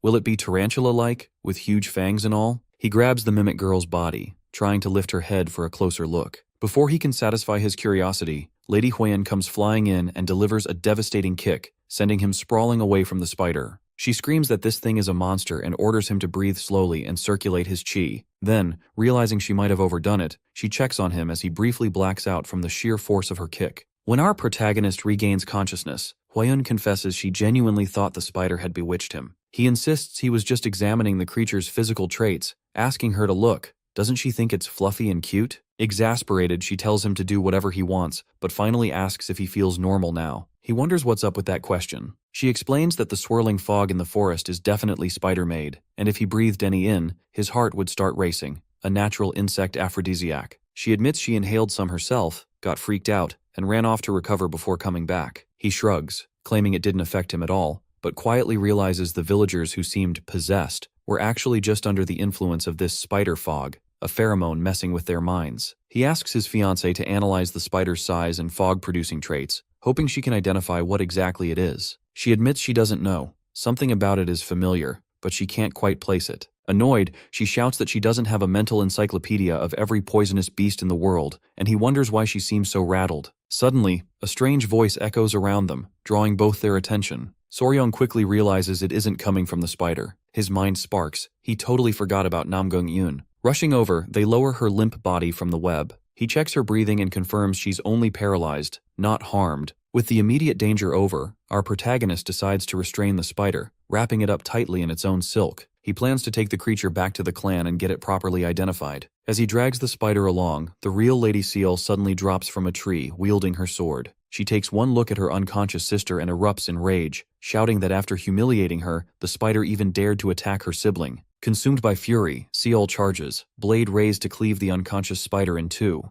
Soryong throws himself in front of her, blocking the blow. She screams at him to get out of the way and let her kill the beast, but he stands his ground, insisting that he caught it fair and square. It's his now. Both girls stare at him in absolute shock. Seal looks ready to explode at his insane declaration. Soryong positions himself protectively between Lady Seal and the hulking spider, determined to shield her from harm. Seal glares at him, her tone sharp and taunting, as she demands to know exactly what he just said to her. Our protagonist finds himself thinking that killing this tiny creature seems like overkill. After all, she has already dispatched a gecko with her poisonous chant, and now she's targeting a spider. Before matters escalate, Lady Huayan steps in and tells Seol to wait. She calmly informs her that her sister isn't dead, just paralyzed. As this news sinks in, Seol realizes her sister is still alive, and Huayan reaffirms it, urging her to keep herself together. She adds in a gentle voice that she understands why Seol is angry, but warns her that if she kills the host now and the mimicry shatters, the creature will simply morph into something else,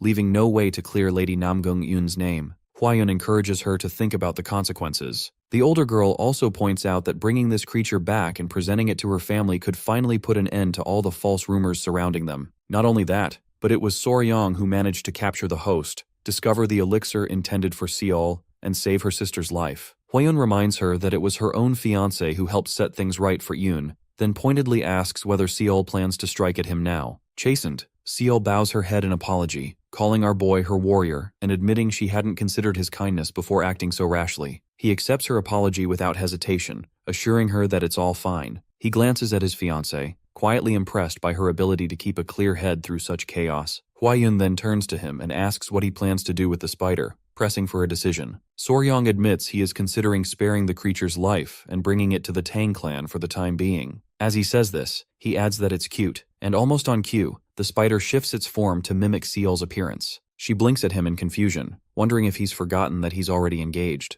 Huayan quickly interjects so there's no misunderstanding, explaining that he simply finds the spider itself cute. Its reddish hue, soft fur, and quirky abilities are what he's referring to, not its current guise. Seol is left stunned as our protagonist gently wraps his arms around the spider, embracing it tenderly. Watching the girls whisper to each other, he asks what they're talking about. They both smile and dismiss his question, saying it's nothing. The next morning, the spider and Seol, more specifically her replica, are safely transported to the Namgung household. There, an elder bellows in fury, outraged that the creature dared to steal his daughter's face and disgrace her reputation. Soryong tries to calm him down, promising that now the truth will finally come out and all the damaging rumors will be crushed. Hearing this, the elder nods and expresses his deep gratitude, saying that Soryong has saved both his daughter's lives and their honor. He solemnly promises that the Namgung family will never forget this debt and offers to grant any wish he asks. Feeling pleased, our protagonist requests to take the host back home with him, but the elder hesitates, revealing that something still troubles him. When Soryong asks what's on his mind,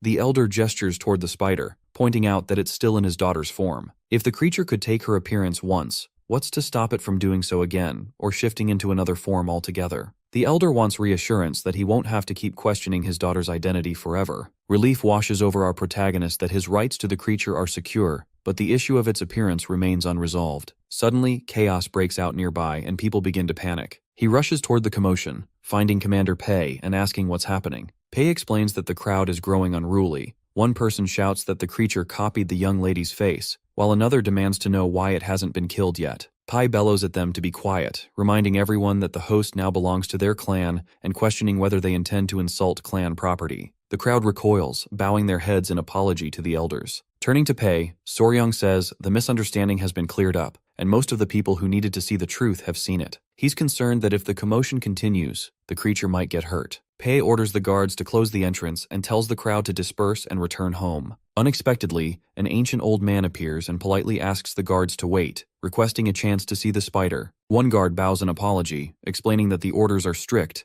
but the old man persists. Hearing the elder plead from afar, our boy instructs the guards to let him through, surmising that he must have come a long way despite his frail health. The old man beams as he shuffles over to the spider. After a careful inspection, he exhales deeply and confirms that what he's heard is true. He looks at Soryong and asks what will become of the creature, whether they intend to kill it. Our protagonist reassures him that they have no such plans. In fact, he considers it valuable and intends to bring it to Sichuan and raise it within the Tang clan. He explains that while its diet may be unusual, the creature is a harmless host, and since its nature was determined by heaven, it is not to blame for what happened. The old man gives a sad chuckle, admitting he's never met anyone who speaks with such kindness, and says that if it's Soryong taking her in, he believes he can trust him. Suddenly the elder begins untying the spider. Alarmed, Soryong shouts at him to be careful, warning that the creature could be dangerous. But the old man simply sits beside it and gently strokes its head, prompting the spider to nuzzle him affectionately. The protagonist feels a strange, familiar warmth from the scene, realizing that this elder is a fellow kindred spirit. The old man reveals the spider's name, Yova. Years ago, after losing his entire family to a plague, he found Yova, then only the size of a fist, and began living with her. That was over 2 decades ago, when he still had the strength to feed her his yang tea and raise her. As he weakened and could no longer provide his yang qi, Yova ended up causing harm to the Namgung clan's young lady.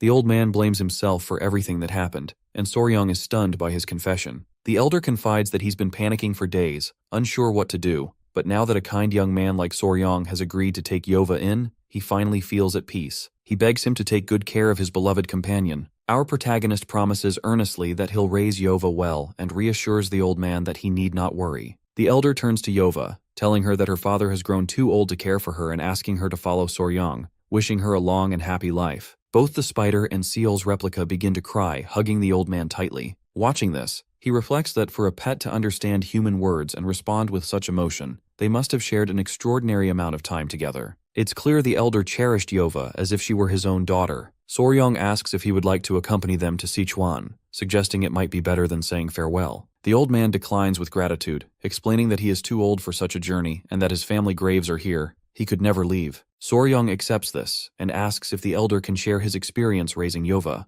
as he has never cared for a creature like her before. The old man smiles and promises to share everything he knows. Our protagonist expresses particular curiosity about yang qi and how to provide it. The elder demonstrates by sliding his finger into Yova's mouth, and she immediately starts sucking on it. He explains that it's simple. One just inserts a finger like this, and even sleeping next to her transmits yang qi. When she receives it, Yova transforms into whatever she believes her owner finds most beautiful. After finishing with the old man's finger, Yova suddenly transforms into the form of a stunning woman. Soryong's eyes widen in surprise, and he wonders who she is. The old man explains quietly that this is his late wife's face from her youth. He'd wanted to see her one last time before his own death, and now he feels he can go peacefully. The elder then turns to Soryong and asks if he'd like to try. Our boy nods, sliding his finger into Yova's mouth, but as her form shifts into another woman's shape, everyone around them stands in silent shock. Soryong rushes over to Lady Hwaeun, urgently asking if he can hold her just once. She softly explains that she never meant to hide anything from him, that she simply wasn't certain about the situation herself. As he stands there in bewilderment, Hwaeun reveals that Yova, the spider, is one of the 10 great venomous creatures of the Central Plains, news that leaves our boy reeling in shock. She tells him she wanted to be sure before saying anything because of the promise they had made to each other, and at that moment, he finally understands why she kept the truth from him. Hwaeun embraces him, and as she does, Lady Namgung-eun wakes up, asking if she should give them some privacy. He lets Hwaeun know that her sister is already awake, but the younger girl shrugs off their concern and tells them not to mind her presence. 2 days pass, and the entire Tang clan boards their ship, preparing to return to their homeland. As they set off, Lady Seol and Yoon both express their heartfelt gratitude to Soryong and Hwaeun for everything they've done. Seol, in particular, silently vows that she will never forget this favor. With their goodbyes said, The incident with the Nam Gang clan comes to a close, and the two groups part ways. After draining our protagonist's yang qi, Yova now appears in Huayun's form, which leads him to think that, at the very least, they won't have to endure any more suspicious glares from Commander Pei and the soldiers. He glances at the spider, checking in and reassuring her to hold on a little longer. He promises they'll let her out as soon as they arrive. Commander Pei approaches, inquiring about the plan for their next route. Originally, after acquiring the Ice Jade, Soryong intended to head straight to Mount Ganga to hunt the elusive fat-tailed geckos, but now, with Yova in tow, he hesitates. He considers stopping by Tangland first, unsure whether she can withstand a prolonged journey. As he discusses his thoughts with the crew, he notices Yova looking at him, her smile gentle, almost as if she's worried about him. Quietly, he thanks her and promises to get them to their destination as quickly as possible. After weighing their options, Soryong informs Pei that they'll stick to the original plan and head directly to Mount Ganga, intending to capture the fat-tailed geckos before returning to the Tang clan together with Yova. Pai accepts his master's decision without question. While our boy stands on the deck, he overhears two sailors chatting by the railing. One remarks that the Alliance leader has personally led the Blue Dragon unit on their recent mission. The other mentions the prisoners captured during the Blood Curse base raid, revealing that those prisoners disclosed the location of another cult stronghold. Both men express amazement that not a single person died in the battle, calling it almost unbelievable. They continue their gossip, discussing a rumor about a special poison mist that was engineered to target only blood cult members. Soryong listens, knowing full well that he was the one who devised that very poison. The sailors speculate on the identity of the mysterious genius who accomplished such a feat, agreeing that the Alliance must be keeping it secret to protect the individual from cult retaliation. Neither realizes that the man they're praising is standing right beside them. The two agree that whoever did it deserves respect and admiration, and they resolve to honor that person's reputation from now on, even if they never learn his true identity. As he is lost in thought, mulling over these overheard compliments, the ship finally arrives near Mount Ganga. Once there, our protagonist admits to himself that he probably wouldn't be able to cross the mountain alone. He asks Huayun and Pei to go fetch the kids, by which he means, of course, the fat-tailed lizards. Pei expresses concern, worried that without their master, the lizards might not follow them. Huayun suggests that perhaps Soryong himself should go, or maybe she could try using a wild kudzu vine to bridge the gap. Before he can answer, a young servant shouts for his attention, urging him to look at Yova. Without a word, the giant spider has started climbing the mountain on her own. He calls after her, telling her to come down immediately, and to his shock, Yova actually listens. She leaps straight to the ground. Watching her, he wonders if this is an example of ballooning. Perhaps she's trying to show him that she can fly simply because she's a spider. Most people don't realize that, even without wings, spiders are capable of traveling great distances through a phenomenon called ballooning. A spider surrenders itself to the wind and can drift for tens or even hundreds of kilometers this way. Sometimes, people walking down a street feel a strand of web brush against their face, unaware it's the remains of a spider's airborne journey. Now, it appears that Yova can balloon as well. Inspired by this, Soryong has an idea. He climbs onto her back, and the enormous spider carries him effortlessly to the mountain's peak. As he hugs her in gratitude, he marvels at her strength and intelligence. However, his fiancée's voice cuts through the awe, sounding annoyed as she complains that watching him hug a spider makes her feel like she's the one being crawled all over. Realizing her discomfort, he apologizes immediately, telling everyone to wait for him for a moment. He needs to take care of something first. He announces that he'll go and bring the geckos out of the cave himself. Inside the cave, he finds both lizards already waiting for him, their eyes bright with excitement. As soon as they spot him, they leap forward, clearly overjoyed to see him again. He asks if they've been well, noting how much more affectionate they've become during his absence, and expresses his happiness at finding them healthy. He presents the ice jade he brought just for them, promising to take good care of them from now on. Then he asks if they'd like to come with him, and both respond with clear signs of agreement. Pleased, he names one snow and the other ice. Gathering the two lizards in his arms, Soryong makes his way back, content as snow and ice officially become part of their small, growing family. Deep into the night, Soryong and his crew finally return to the Sichuan Tang clan. The guards at the front gates freeze, stunned by the sight of not one, but two Lady Huayans standing side by side. As the group moves closer, they spot a massive spider lurking beneath one of the Huayans and immediately demand an explanation. Why does that spider look exactly like their young lady's twin? Our protagonist tells them straight out that they should feel free to announce it proudly. Their precious official son-in-law has just brought back one of the 10 legendary venomous beasts. The guards, shocked as if they've been slapped, bolt inside to alert the elders. Within moments, word spreads and Tang and Elder Kyeolsan race toward the main gates. Elder Kyeolsan sharply orders the others to notify every clan elder at once, and soon the entire elder council converges on the entrance. Grandfather Tang grumbles that Soryong left to hunt food for the geckos and returned swaggering with a spider wearing a human face. Elder Kjolson turns to his son-in-law, demanding to know where exactly he's been and what he's been up to, especially since the spider is an exact copy of his daughter. Even his wife notes the uncanny resemblance. Our boy calmly explains that he stumbled upon the spider while visiting the Namgung clan. Elder Kjolson gives him a disbelieving look, finding it hard to accept that someone could simply stumble upon one of the 10 venomous beasts, as if picking daisies. He insists on hearing the full story of how Soryong managed to catch the infamous human-faced spider. Tang shakes his head, saying the kid never fails to keep them on their toes. One of the elders nudges the others and jokes that this is precisely the kind of madness they should expect from Tang's own son-in-law. Elder Kjolson suddenly bursts out laughing, declaring that our boy is officially family now. His wife admits that, yes, the promise between them is finally fulfilled. The protagonist can't help but wonder how everyone knows about that promise, but his father-in-law brushes away his concerns, telling him none of that matters anymore. What's important is that he's truly one of them now. Grandfather Tang claps him on the back, telling him that starting tomorrow, he had better head to the river and catch a live wild goose. Soryong is confused by this sudden assignment.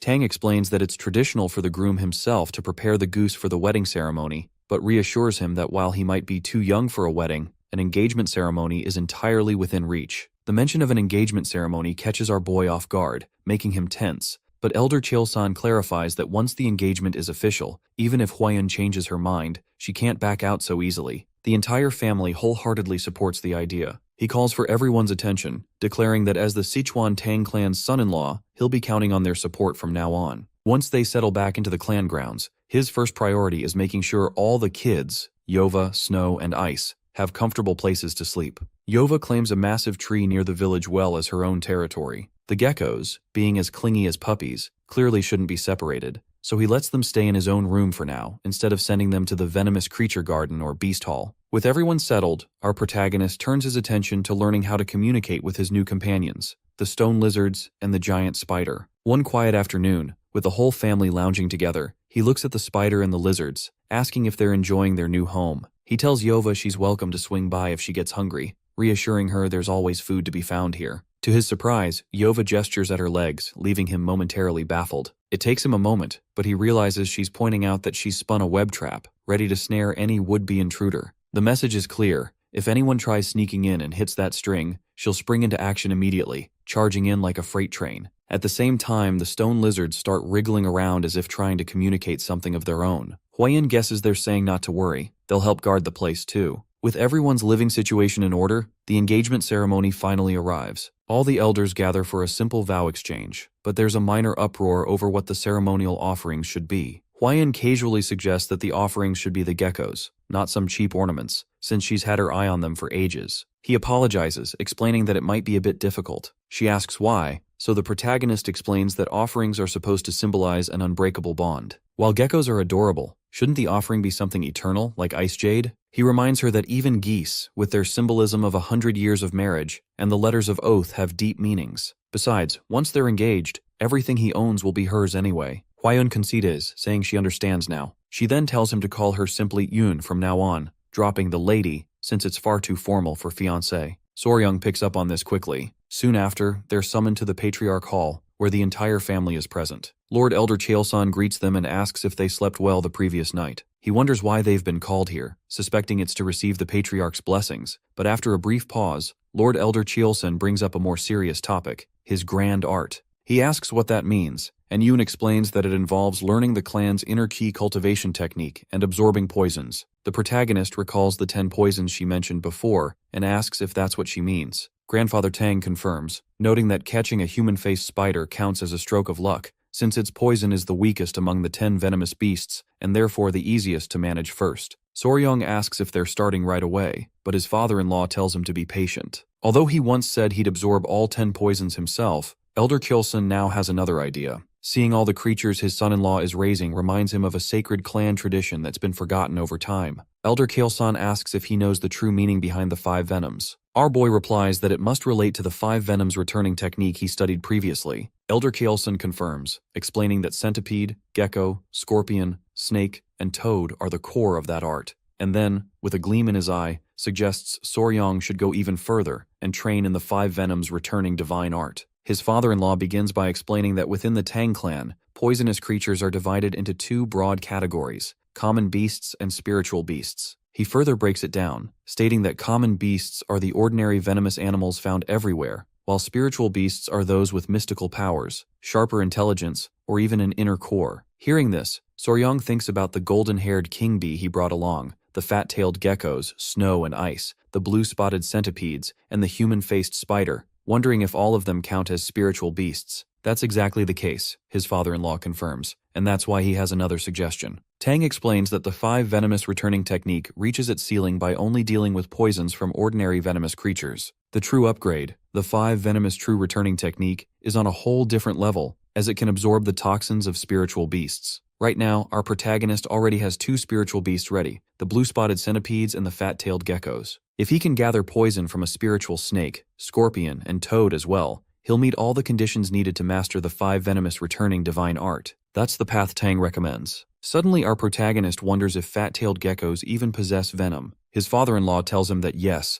their venom causes an intense freezing state. The icy breath they exhale is actually their poison. This is brand new information for Soryang. Tang then says his son-in-law is at a crossroads. One option is to take in the poisons from the blue-spotted centipede and the fat-tailed gecko to master the 5 venomous returning divine art. The other is to absorb the human-faced spider's venom, one of the 10 great venomous creatures, and begin collecting the 10 poisons required for the dual-core 10 poisonous body. Our boy asks if it's possible to use the 10 great venomous creatures to complete the 5 poisons body instead, but Tang clarifies that the fat-tailed gecko isn't one of the 10 great venomous creatures. Our boy realizes that if he absorbs poisons from mid-tier creatures like the blue-spotted centipedes and the geckos, he can't fully build the 10 poisons body just from the 10 great venomous creatures anymore. It's like choosing a skill tree in an RPG. Does he go down the spiritual beast 5 poisons body path, or collect the 10 great venomous creatures for the 10 poisons body route? Even in his past life as a gamer, he knew that picking the right skill tree could either make him a legend or leave him useless. Tang urges him to think carefully because the 5 venomous returning divine art is already incredibly powerful, and relying on fate to find all 10 great venomous creatures is risky at best. Soryang weighs whether to take the quicker, easier path of the 5 poisons body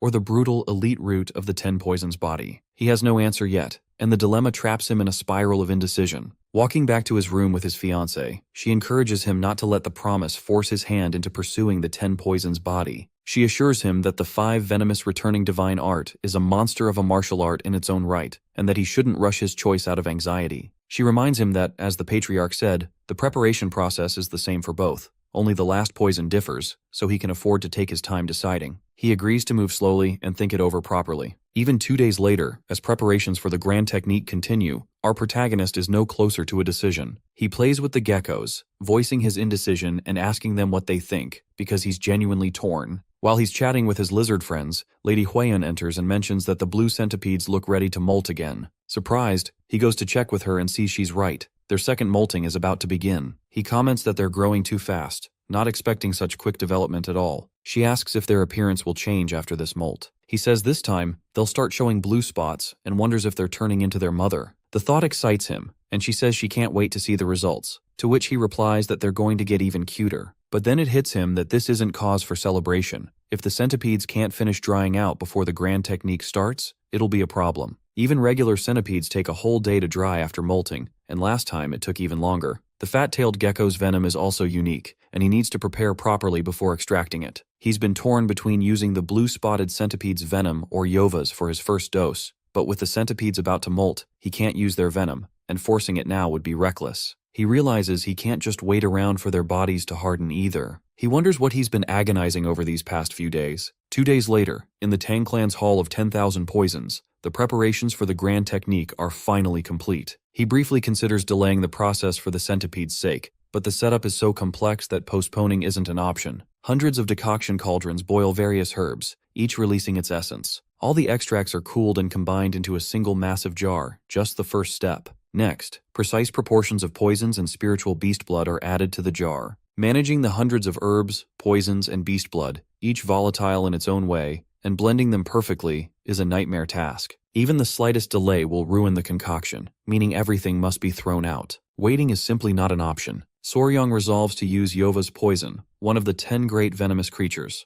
The poison's color is an ominous pitch black. The old man overseeing the ritual announces it's time, instructing our boy to strip and step into the jar. As he lowers himself into the enormous vat of poisonous herbal liquid, nostalgia washes over him, reminding him of the herbal baths he once endured. Grandfather Tang announces they'll add a single drop of Yova's poison to trigger the reaction, then toss in the prepared medical compounds so our protagonist's body can absorb the mixture properly. He mentions that usually this would be agonizing, but thanks to Yova's paralytic venom, the pain should be blunted. His father-in-law tells him to wait while they fetch the final ingredients, and everyone leaves. Suddenly, Lady Huiyan enters the hall, bringing the giant spider with her. Yova and the geckos are right behind. She tells him the blue-spotted centipedes have woken up. He remarks that they look even cuter now, surprised that they haven't changed as much as he expected. They resemble giant plush body pillows. One scuttles toward him, probably confused to see its dad soaking in a giant jar. Our protagonist warns it that the area is dangerous and tells it to return to its mother. Huiyan calls them over, and all three centipedes scurry to her side. But suddenly, one centipede's antenna brushes against the medicinal liquid. He shouts for his fiancée to rinse it off immediately. She quickly scoops up the baby,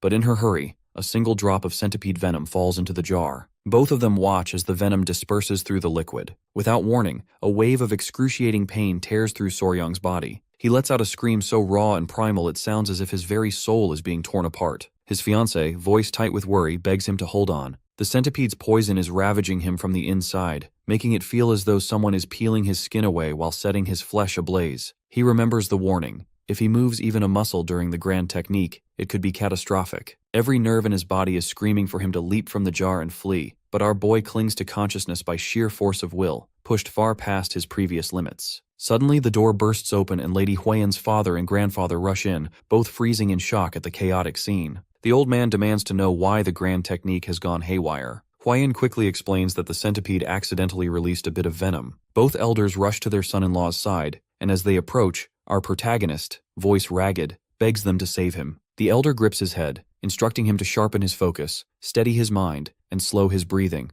Whatever happens, he must not lose consciousness. Soryang tries desperately, but within seconds his vision blurs and darkness closes in around him. For a moment, there is nothing but blackness. It feels as if he is sinking into a bottomless ocean, plunging deeper and deeper into the void. In that darkness, he catches sight of Noah, his baby centipede, drifting in the empty space. Suddenly, Huiyan's voice pierces the void, shouting to her grandfather that Soryang seems to be waking up. He blinks his eyes open, finding the old man and his fiancée leaning anxiously over him. She instantly asks if he's okay. Grandfather explains that our protagonist managed to channel his chi directly through his core, which pulled him through the worst of the ordeal. He adds that the grand technique was completed safely, with no fatal mishaps. Although it wasn't Yova's poison as intended, our protagonist ended up absorbing the centipede's venom instead. A weary smile crosses his face as he realizes Noah must have truly wanted her dad to master the 5 poisons body. Immediately, he asks about Noah, concerned for the little centipede after her antenna touched the potent mixture. His fiancée reassures him that she rinsed Noah off right away, though she confesses she had no idea if he himself would survive. Now, looking back, he realizes that right after their engagement ceremony, he should have checked on her first, but his instincts drove him straight to the centipedes. No wonder Huiyan is upset. Suddenly, a sharp pain stabs through his head, and he clutches it, gasping that it hurts. She wonders if the agony is returning. He looks at her with sudden clarity and asks again if Noah is really all right. Huiyan stares at him before shouting that he clearly hasn't fully recovered yet. The old man immediately orders someone to call the physician. Soryang manages a shaky smile. 2 days pass before every last drop of medicine in the jar has dried up, and the grand technique finally concludes. Grandfather looks at him, asking if he is truly all right, or if they should perform a deeper examination. He assures him he's fine.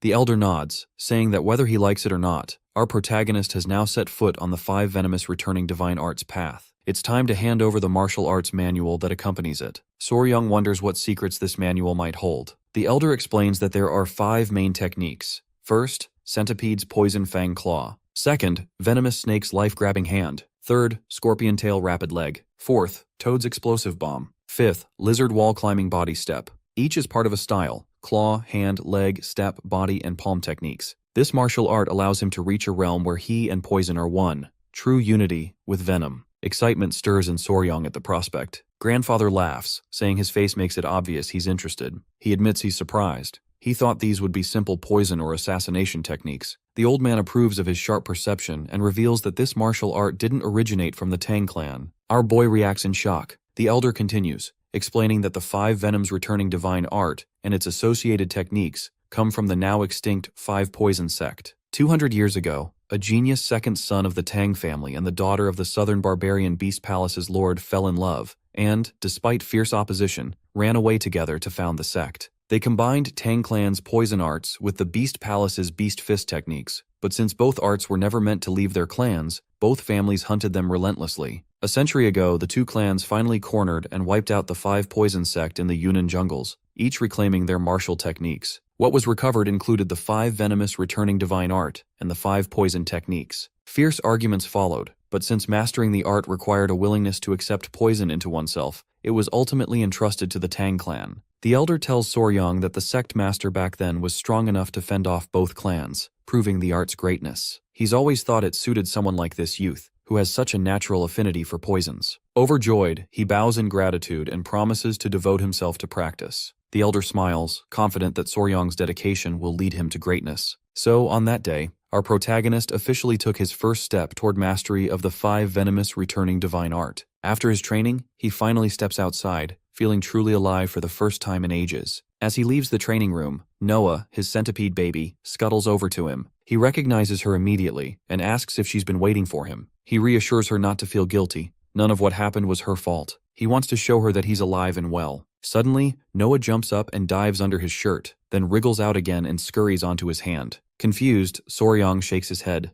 dismissing the moment as a random quirk. He remembers that people say odd moments like these sometimes happen when you spend enough time with a pet. He laughs softly to himself. There's no way Noah, a simple weapon, just a venomous creature, could truly understand him. But the moment he entertains that thought, she glares up at him, almost as if offended. He wonders if she really gets what he's thinking. Testing the idea, he tells her to climb onto his head, and instantly, she hops right onto his hair. Amused and curious, Soryang decides to consult the secret record of the world's venomous creatures to see if he can make sense of this deepening bond. Somewhere else, Huiyin is out here losing her mind, calling for Cho because the centipede has straight up vanished. She runs into a few other centipedes and tries to get some info, but out of nowhere, Soryang comes sprinting toward her with Cho chilling on his shoulders. But the guy looks absolutely cooked, like he just ran a marathon in record time. She immediately goes into mom mode, asking if he's dying while simultaneously scolding Cho for wandering off after she specifically told the bug to stay put. Our boy finally catches his breath and drops a massive bomb that Cho can literally understand human speech now. She freezes, trying to argue that Cho was always a good listener,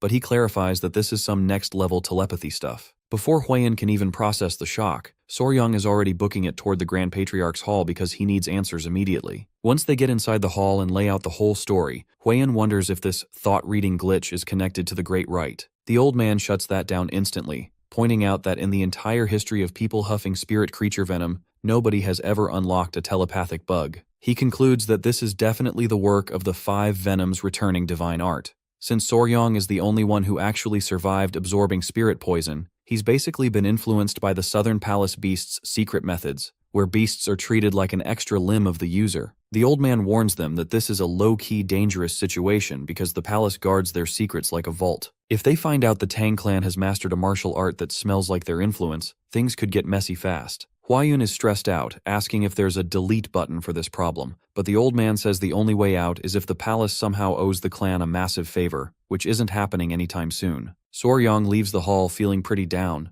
reminiscing about his old dream of making a bug version of the Bremen town musicians, until Commander Pei kills the mood with a, "Hey, can you help me with something?" Pei is acting way too cheerful, which immediately makes our guy suspicious, but he agrees to check out an issue in the poison garden since he's been ghosting the place since he got back. With that, Pai also asks him to take care of someone, and to his complete surprise, the little girl Yang comes charging toward him, excited to see her favorite bug expert. On their way towards the garden, Pei explains she's staying at the clan for medical treatment and refused to let go of him. Yang calls Soryang out for not visiting her, and he notices she's rocking a fresh gap in her teeth where a tooth used to be. She shows off her new best friend, a click beetle, which he recognizes instantly. He remembers raising those same little click beetles in his past life, and realizes Yang is basically a mini version of himself. She's obsessed with her jewel beetle and her beetle, so Soryang decides right then and there to take her under his wing and teach her the ways of the venomous lifestyle. Yang is all in, but Pai is already sweating, wondering how on earth he's going to explain to Patriarch Pang that Soryang just recruited a toddler into the poison squad. Later that day, the squad is hanging out in the poison garden.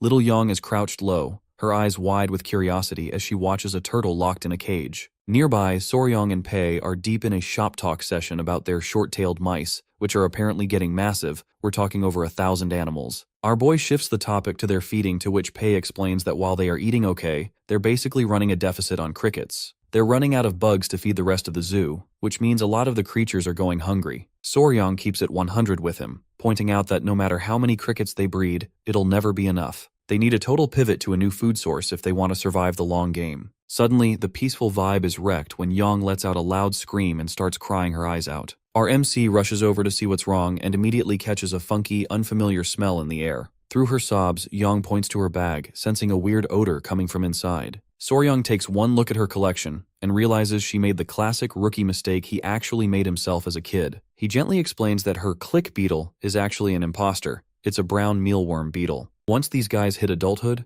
they activate their special glands and release a nasty stank, which is exactly what's clearing out the room. They look almost identical to click beetles, but Soryang points out that the real click beetles do that signature snap with their abdomen, while these stinky ones are silent. Even though she's crying, he actually hypes Yang up, telling her she did an amazing job because he's been looking for these exact beetles. Pei is standing there looking totally confused, wondering why anyone would want a bag of stinky bugs. But Soryang's eyes are literally glowing with excitement. He explains that these beetles are actually the goat of feeder insects for lizards and other bugs. If they can swap the crickets for these beetles, their food shortage is officially over. Thanks to Yang's accidental find, they might have just secured the W for the entire garden. Next, they head over to the cricket breeding facility to see why the current stock is crashing. At first, everything looks normal, but when Soryang pops a container open, he sees that some crickets are missing their legs because they've been chewing them off each other. Pei is shocked since they've been feeding them properly, but the boy explains that sometimes crickets just choose violence, regardless of the food supply. He saw the same thing back on Hainan Island and admits it's frustrating because he hasn't fully mastered cricket psychology yet. Just then,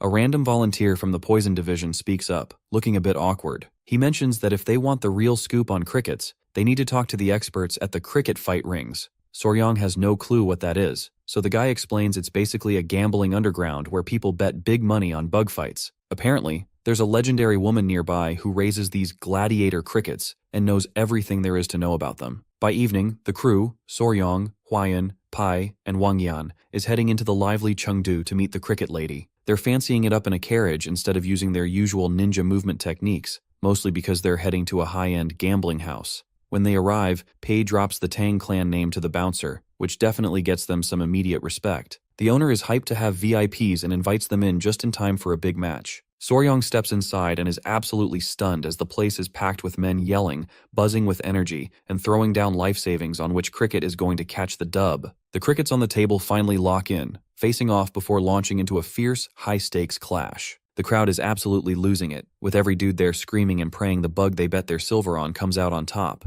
Our boy is watching the whole thing with genuine amazement, having never expected to see a literal gladiator arena for bugs. Wang Yan, who's clearly a fan of the sport, leans over to explain the rules that the second a cricket turns its back, it's a wrap. Sure enough, one of the bugs takes a hit and retreats, ending the round. Wang Yan adds that winning general crickets can be auctioned off for as much as 30 coins of silver, which has Soryang's brain briefly wandering into the cricket mogul business. But before he can start a side hustle, Huayan cuts him off to go meet the breeder. They find the breeder working in a back area, where the owner is being a total jerk. He dismisses her as nothing special, and claims he's useless except for feeding and cleaning, barking at her to stand up and greet the VIPs. When she finally looks up, Soryang is caught off guard as she's a grown woman. He introduces the squad as members of the Sichuan Tang family, and asks for some pro tips on why his crickets are eating each other. She doesn't waste any words, dropping that they're craving meat. It turns out crickets are omnivores, and if you only feed them grass, they'll start looking at their roommates as a protein snack. The boy is stunned, realizing he totally missed the protein deficiency angle. He immediately clocks that this woman is the real deal, a high-tier cricket expert, and decides they need her on the team. He gives Huayan the look, and she catches the vibe instantly, asking the owner if they can buy her a contract. The owner is confused why anyone would want his useless worker,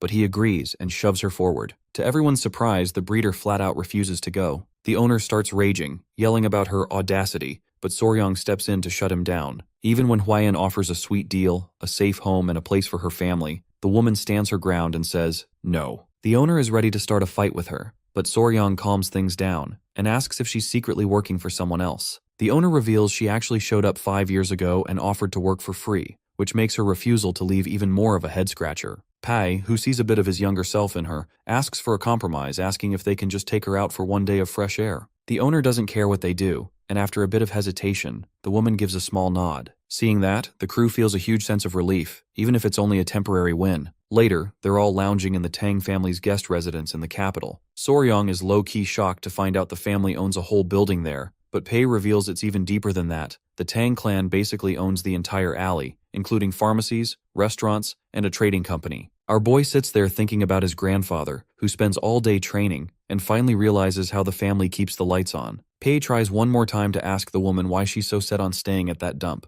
but she stays silent, not even touching the food or tea. As they push a bit more, finally the tension snaps. She drops to her knees, bowing so low her head almost hits the floor, and introduces herself as Song Naok. When she pulls her hair back, the whole room goes silent in total shock as her face is covered in severe burn scars. Soryong is fuming with silent rage at the cruelty of it, while Pai asks who did this to her. She doesn't name names yet, but with tears streaming down her face, she vows she's going to get her revenge no matter the cost, and she isn't leaving that betting house until she settles the score. The vibe in the room gets incredibly heavy as Song Naok's memory drifts back to her old life in Song Village. Back then, things were peaceful, and she was busy raising her younger sister Naeun after their parents passed away. Both sisters were famous in the village for being absolute knockouts, but Naok was the one grinding to make sure they stayed afloat. On Naeun's birthday, Naok had to head to a neighboring village for work, even though Naeun was low-key begging her to stay home because she didn't want to be lonely. Naok promised she'd never let Naeun suffer and even gave her an expensive incense pouch she'd earned as a reward, suggesting she just chill with her crickets until she got back. Work ended up running way later than expected because the festival was packed,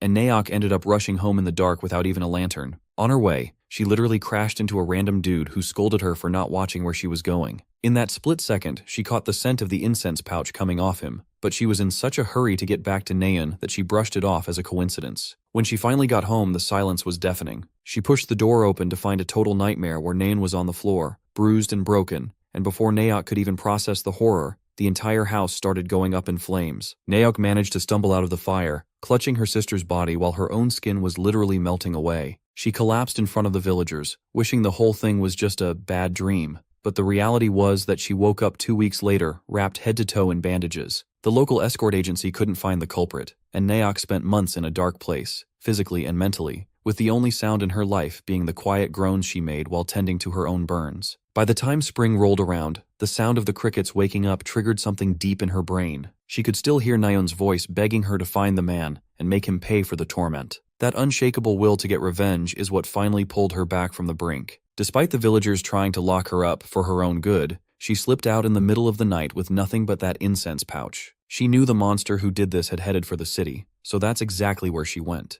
For 2 years, she wandered the streets, her burn-scarred face causing people to dodge her like she was a glitch in the game. She didn't know the guy's face, but his voice was burned into her soul. One rainy day, she ducked into a cricket fighting pit for shelter, only for a guy to shove her back out into the rain, calling her bad for business. In that moment, her whole body went cold as she caught that same incense scent and recognized that specific voice. After years of searching, she had finally found the owner of that voice. Back in the present, Hwaeun is absolutely stunned, and Soryong asks what happened next. Naok explains that a beggar tipped her off that the man was a regular at the gambling house, which is why she took the low-tier job of cleaning cricket cages just to stay close. Her original plan was to just go full assassin and stab him, but she was warned he was a martial artist, which meant a direct fight was a loss for her. She even tried to poison his drinks, but the stuff she bought was fake and did absolutely nothing. Now she's stuck in a loop of trauma, with the sound of the crickets constantly reminding her of Naeun's screams, and she swears she's never leaving until that man is deleted. Soryong is really feeling for Naok right now. It's a brutal cycle. She has to raise crickets just to survive, but their chirping is basically a 24/7 trigger for her trauma. Hwaeun points out that her grudge is the only thing keeping her battery charged, and once she gets her revenge, she'll finally find some peace. Pai chimes in by mentioning how he used to talk to himself in the rain before the Tang family helped him settle his own parents' debt. Seeing that shared spark, Soryong makes a massive offer that if they settle this for her, she's officially invited to join the clan. Naok is totally overwhelmed, swearing her loyalty to her last breath, which is when Soryong drops the big question asking who is the target. The name she drops is Jin Daesung, the third son of the Taiwa Gate, which completely changes the energy in the room. Soryong is ready to crash out and deal with him immediately, but Hwaeun looks like she just saw a ghost. See, the Taiwa Gate is high-tier Orthodox royalty in Sichuan, second only to the big hitters like the Tang and Ime sects. But the real skill issue here is a historical debt. The Tang family once promised to overlook one major crime from the Taiwa Gate in exchange for a past favor.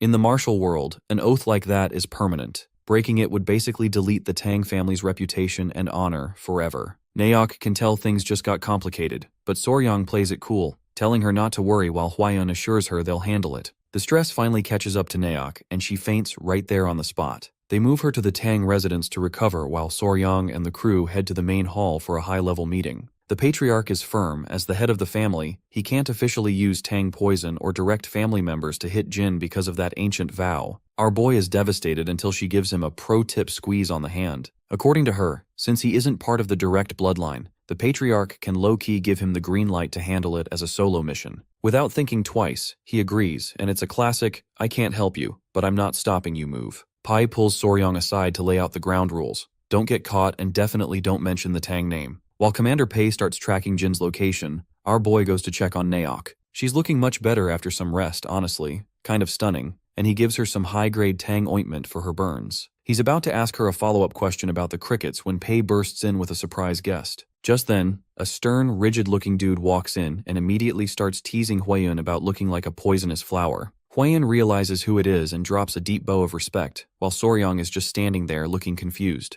It turns out this guy is the Beggar Emperor, one of the 3 strongest people in the martial world and the boss of the entire martial alliance. Naok is dying of embarrassment because she realized this is the same random beggar she met in Chengdu. Hwaeun is worried the Emperor is there to narc on them, but he clarifies he's actually there to help from the shadows. When Soryang asks how he can help without getting his hands dirty, the Emperor just taps his forehead. In this game, information is the most broken power-up there is. According to him, he was curious how the Fist Emperor's successor would handle this, so he had his people dig through the past several years ago. He describes Jin as a vile piece of work, who hides behind his family name while being linked to the deaths of at least 5 others. Soryang realizes Jin is even more of a trash-tier human than he first thought. The Emperor explains that since the Song Village incident, Jin has been playing it safe, only really popping out to visit the local gambling house. This is actually why the Emperor suggested poison to Naok in the first place, and the boy agrees that the gambling hall is the perfect place for a stealth mission. Hwaeun reminds everyone that Tang-branded poisons are strictly off the table, so Soryang starts brainstorming a new build. He asks Naok how she even tracked Jin's orders in such a crowded kitchen,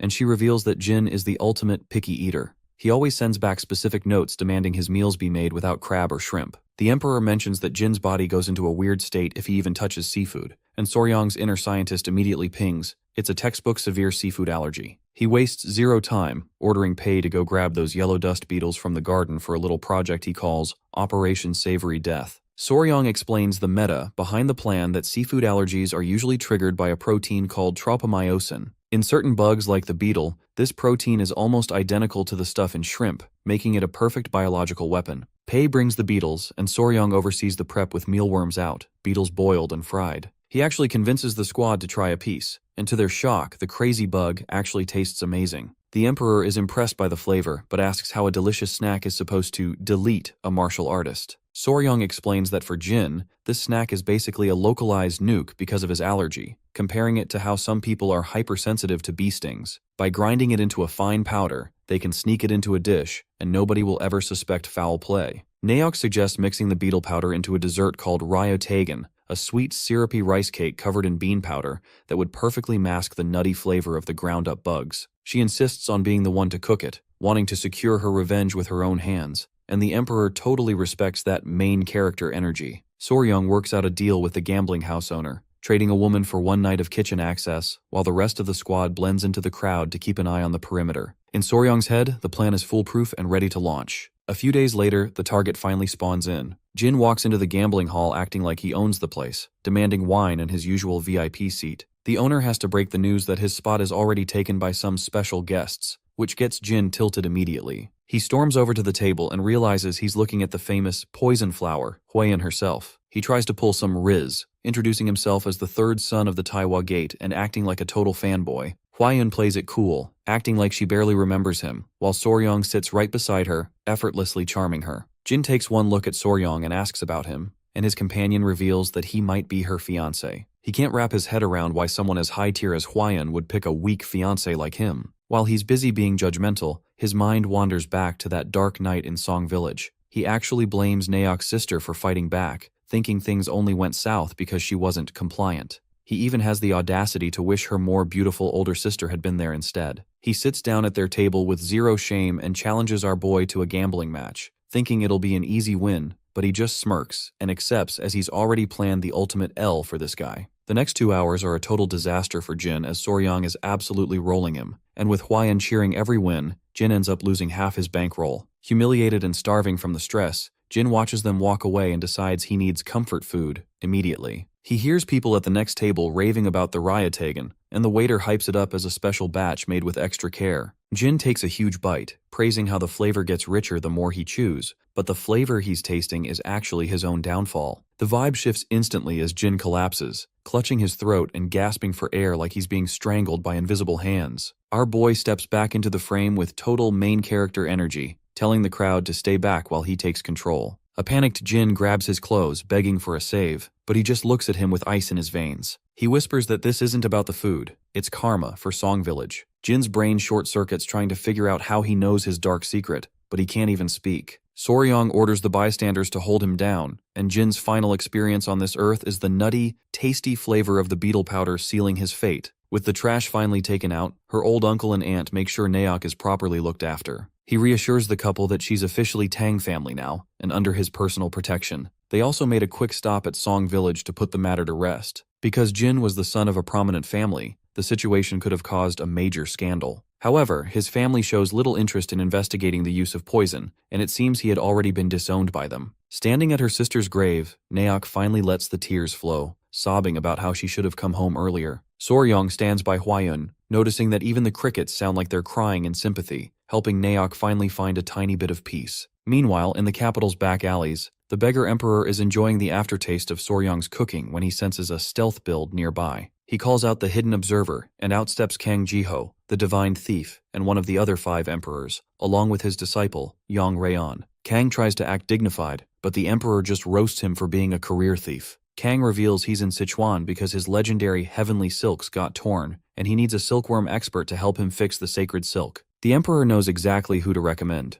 the kid who just used beetles to delete a martial artist. Back at the poison garden at dawn, our boy is catching strays for his training. Wang Jian is going ham with a whip, helping him level up his iron coffer art. The idea is that every time the whip cracks, Soryang's chi hardens his muscles, making him tankier with every hit. Hwayun is watching from the sidelines with her centipedes, giving him moral support, but one of the bugs gets a bit too curious. It tries to pounce on Pei's whip, forcing Soryang to dive in and catch it. He takes a brutal lash to the back for his trouble, dropping to his knees, but he just laughs it off and tells the centipede to stay out of the splash zone. Hwayun lets out a long sigh, noting that this centipede is basically a ball of chaotic energy who can never sit still. Every time she blinks, the little crawler is already getting into some kind of mess, like the time she chased a butterfly and wrecked the whole vibe. Soryang totally agrees. Even though they're all centipedes, they've each got their own main character traits. Hyang is the spoiled, curious troublemaker of the group, while Cho is the mature big brother type who keeps everyone in line. Then you've got Bin, the quiet sweetheart who just wants to cuddle Soryang and nap all day. Even though they look the same to a casual observer, our boy sees them as individuals and hopes they grow up to be as boss as their mother. Just then, Pei and Naok pull up, with Naok carrying a sealed jar. Soryang is low-key impressed by how hard they have been grinding since the early morning.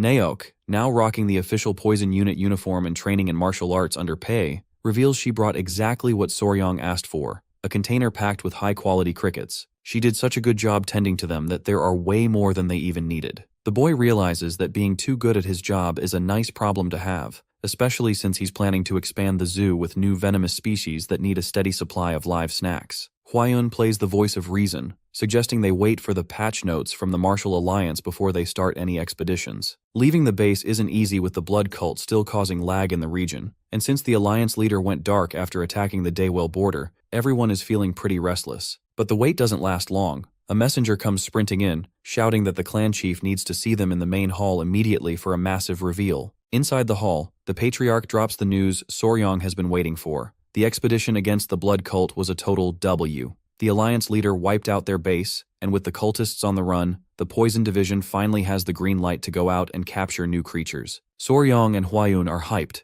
though Soryang has a tiny foreshadowing moment where he realizes he probably should have prepped a bit harder for what's coming. The patriarch recommends Yunnan, which is the ultimate destination for their first trip. Yunnan is basically a paradise for anyone obsessed with venomous beasts. It's a vast tropical jungle south of Sichuan, where the air is filled with the sounds of wild animals, and the roads are crawling with golden phoenix-class monsters. Deep in the mountains lies the Ravine of Poison, a place full of jagged rocks and hidden final boss creatures. That night, Soryong can barely sleep, picturing Yunnan as a literal heaven on earth. He holds one of his centipedes and promises her that he's going to bring back a whole squad of new friends. A few days later, the expedition party is set. Naok gets a major promotion to vice captain of the Poison Division to hold down the fort while they're gone. But when it's time to actually leave, Soryong's pets aren't having it. The centipedes, lizards, and the great spider literally latch onto him like they're glued. He tries to talk them down, promising he's just going on a shopping trip for more friends and that Naok will keep them fed. But the centipedes are being extra stubborn. They climb right onto his face in a full-on protest, making it clear they'd rather join the party than stay behind in the garden.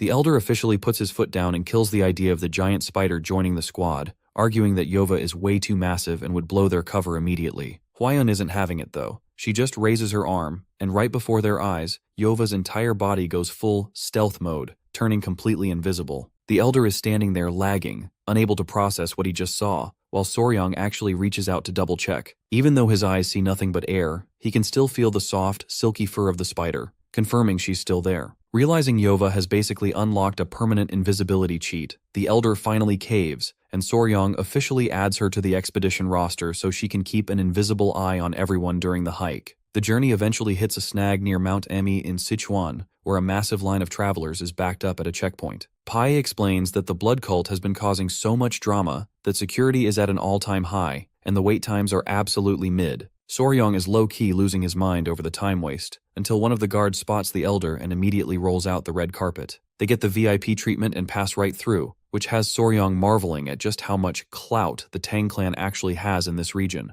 Things get a little awkward though, when the guard looks toward Hwaeun. Since Yova is still invisible, it looks like Hwaeun is literally floating in midair like she's glitching through the map. Instead of calling for backup, the guard is actually starstruck, assuming she's witnessing a legendary sky leap technique from one of the martial world's 3 flowers. Hwaeun quickly brings Yova back to reality and drags her out of there, but she's still stressed about the close call. Soryong tells her to stay chill, reminding her that she's currently incognito in men's clothes and a veil to avoid those weird Central Plains superstitions that link twins to demons. After grinding through the miles, they finally reach the Ailao Mountain in Yunnan, and the view is absolutely top tier. But as they get closer to the Poison Ravine, Soryong notices the vibes are completely off. The place is eerily silent. No birds, no bugs, zero signs of life. The elder recognizes this dead zone energy from back in the day when he hunted the sovereign of the blue venom, a beast so scary that every other creature either flees the server or gets eaten. He tells the group to retreat to the river where things still look normal, while he goes on a solo scouting mission to see what's lurking ahead. While they wait by the river, Soryong starts theory crafting. He realizes that for a beast to claim a territory this massive, it has to be a literal raid boss on the level of the blue venom sovereign.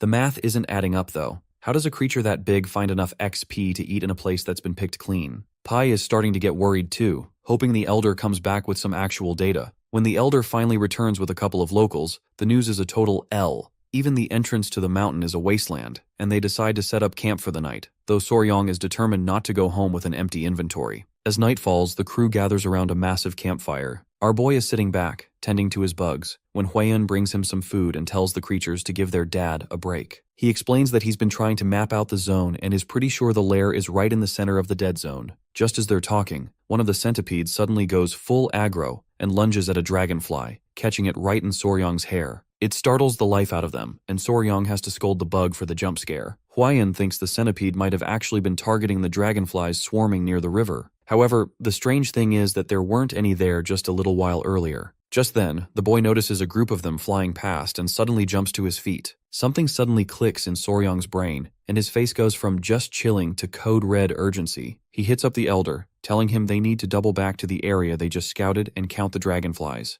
The elder is a bit lost, but Soryong breaks down the logic that ground creatures can stay hidden, but dragonflies are the snitches of the sky. If there's a threat, they bail, and once the coast is clear, they respawn in the area. This means the territory wasn't actually empty. Something had just recently done a full clear of the zone and moved on right before the squad arrived. The weight of that big brain play hits everyone, and they immediately start sprinting back. The elder warns them that they're heading into a dense jungle and needs everyone to stay sharp for any poisonous surprises. Soryong is pushing his cardio to the limit, thinking that if he's right, he needs to snag this creature before it leaves the server entirely. The elder even asks if he's gassed from all the running, and while Soryong claims he's fine, he secretly admits to himself that a younger version of him would have been complaining about the lag by now. Suddenly, Soryong stops dead. His ears catch a weird sound, like bamboo swaying, which is a total red flag because there shouldn't be any bamboo nearby. The elder scouts ahead to a cliff and warns everyone that something cursed is happening at the bottom. When the boy and Pei look down, they see a massive, moving carpet of insects. The elder wonders if they're just demonic ants, but Pei points out that these things are way too big to be standard mobs. Soryong stares them down and realizes they're army ants. The second our guy drops that name, the elder goes stiff. He's heard of these legendary raiders from Africa and the Americas, nomadic, hyper-aggressive swarms that move like a disciplined army, eating everything in their path. Getting close without a plan is a one-way ticket to a game over screen.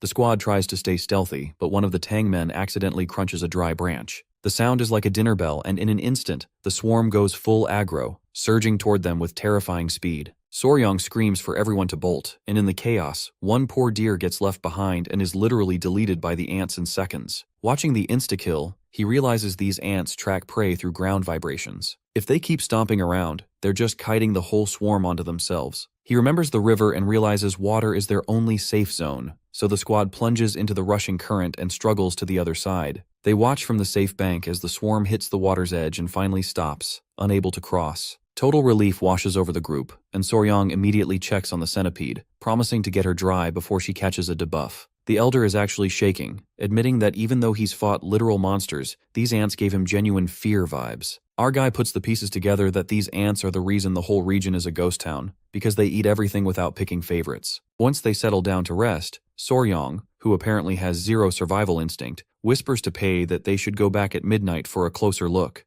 Pei thinks he's lost his mind, but Soryong isn't trying to catch the whole swarm, he just wants a few samples. The midnight abduction is peak chaos, but somehow the reckless plan actually works. Every single person makes it back to camp carrying a live ant, though Pei is visibly traumatized and swears he's never doing side quests like this again. He's shocked that the ants were wide awake and active at night, while Soryong and the elder discuss the logistics of raising them. Soryong admits it's going to be a hard-mode task as these ants have a memory span of like 2 days, and without a queen, training them or controlling the swarm is basically impossible. Pei's jaw is basically on the floor, and he's starting to wonder if this entire mission was just a massive waste of energy. But Soryong isn't having any of that negativity today. He pushes back, insisting that every creature is valuable and that there's no such thing as a waste in his book. The elder starts looking at the map, suggesting they head toward Sichuan for a terrifying plan. He wants to use the ant swarm as a literal beatdown squad. Instead of fighting the ants, they're going to run alongside the edge of the swarm and catch all the panicking venomous creatures that are fleeing for their lives. Pai is over there thinking their survival rate is currently 0%, but Soryong is all smiles, confident that this strategy will let them vacuum up every rare beast the jungle has to offer. As they make their plans, Huayan is understandably stressed, remembering how close things got with the Golden Phoenix. However, Soryong reminds her that, according to it, things went well last time. She recalls that, according to her grandfather, he absorbed most of the energy from the Blue Venom Sovereign's inner core by running alongside the Phoenix swarm non-stop. Hearing this, Soryong reveals that the centipedes have already shed their skins and no longer need the core's energy. Realizing this, he sees it as the perfect opportunity to absorb that power-up for himself. The elder even laughs at him and suggests that he should be running with them too. Hearing this, the girl gets excited,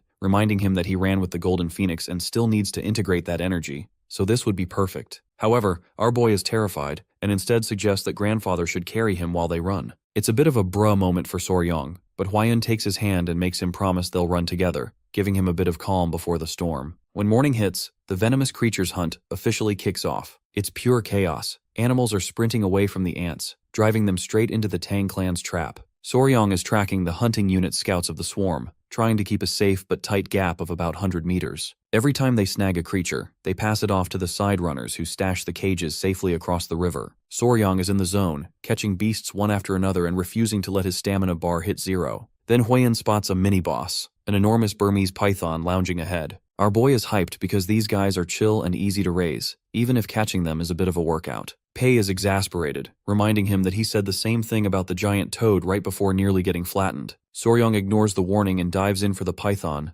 but with the ants breathing down his neck, he trips on a hidden branch and eats dirt. The python slips away, and for a second it looks like a game over screen is loading as the ants swarm toward him. Just as the ants are about to delete him, Yova the spider pulls a total clutch move, snatching him up and carrying him to safety. Hwayoon is beyond relieved, praising Yova while simultaneously grounding Soryong for life. She's not letting him anywhere near the forbidden floor of the swarm again. But as Soryong gets dropped back on the ground, he realizes he's literally being restrained. Yova has strapped him down tight. He's pretty salty about it, ordering the spider to let him go, but it looks like the team has decided he's had enough adventure for one day. Pei comes sprinting toward the couple, gasping for air, and lets them know that by some insane stroke of luck, the ant swarm has stalled out on the other side of a nearby hill. Since the sun is setting and the vibes are getting spooky, he suggests they finally take a breather. Hwayoon agrees, deciding to wait right there for the rest of the main group to catch up and regroup. But the peaceful moment is cut short when Yova the spider's danger sense goes off. Out of nowhere, a sharp projectile whistles through the air and thuds into the dirt right between them. A group of tough-looking warriors with blades drawn step out of the shadows, basically telling them to freeze. They claim this land belongs to the Palace of Beasts and demand to know who these intruders are. Hwayoon tries to de-escalate, dropping the Tang clan name, but the warriors are super skeptical. They can't figure out how people from Sichuan made it this deep into the Yunnan jungle. While they're arguing, a wolf starts creeping toward Soryong, who is still hilariously tied up on the ground, but the lead warrior shuts down any explanation with pure fury. The guy named Hu Krang explains that he was patrolling the Palace of Beasts, sacred ground for his people, when he heard the commotion. He tells Soryong in no uncertain terms that he's hit a dead end and needs to turn back. But Soryong's instincts are screaming that something is wrong. He asks Hu Krang to trust him for a second and climb a nearby hill to see the big picture.